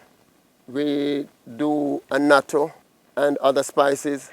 Currently we're in the annatto field in Maroon Town, St. James, in a little district called Woodland. We do annatto, turmeric, ginger, pimento. Annatto is that spice that for centuries people use. It is one of the best sources of vitamin E. And with this, there's no need for browning or ketchup or other food coloring that people use that are not naturally grown. One day I was passing Sam Sharp Square and I see SDC was having an event. I went straight to the office, showed them the product that we have, and they liked the product. I asked, "Oh, can you help us?" And they said, "Just register with us, and we see where we can go from there." It has been a good experience. They helped me in getting my packaging done right, introduced me to the company's Office of Jamaica where I can get my company registered. Recently with COVID and all of that, we received a grant from SDC. I am able to employ somebody in the community. Currently we're in the bar spice factory. This is how we process our annatto. We're in the process of grinding out these annatto into powder, the finished product. And these are all natural herbs that are grown on the farm. Dandelion, 90 grams, $1,000. Annatto, 55 grams, $600. Ginger, 50 grams, 700 Jamaican dollars. Rosemary also, $600. All prices that are quoted are in Jamaican dollars. We are Bar Spice. You can reach us at 540-2871, 350-9554, 573-1728. Can also be reached at barspice@gmail.com. You can follow us on Facebook. You can also follow us on Instagram. My name is Perlina Jamison. I'm from Beaufort District, Darlington PO in the parish of Westmoreland. I am the CEO and manufacturer of Siete Herbs hair and skincare products. Through the coordination of JBDC and SDC, I have received help to do the labeling, business plan, marketing, and production. My top-of-the-line product is the hair tonic.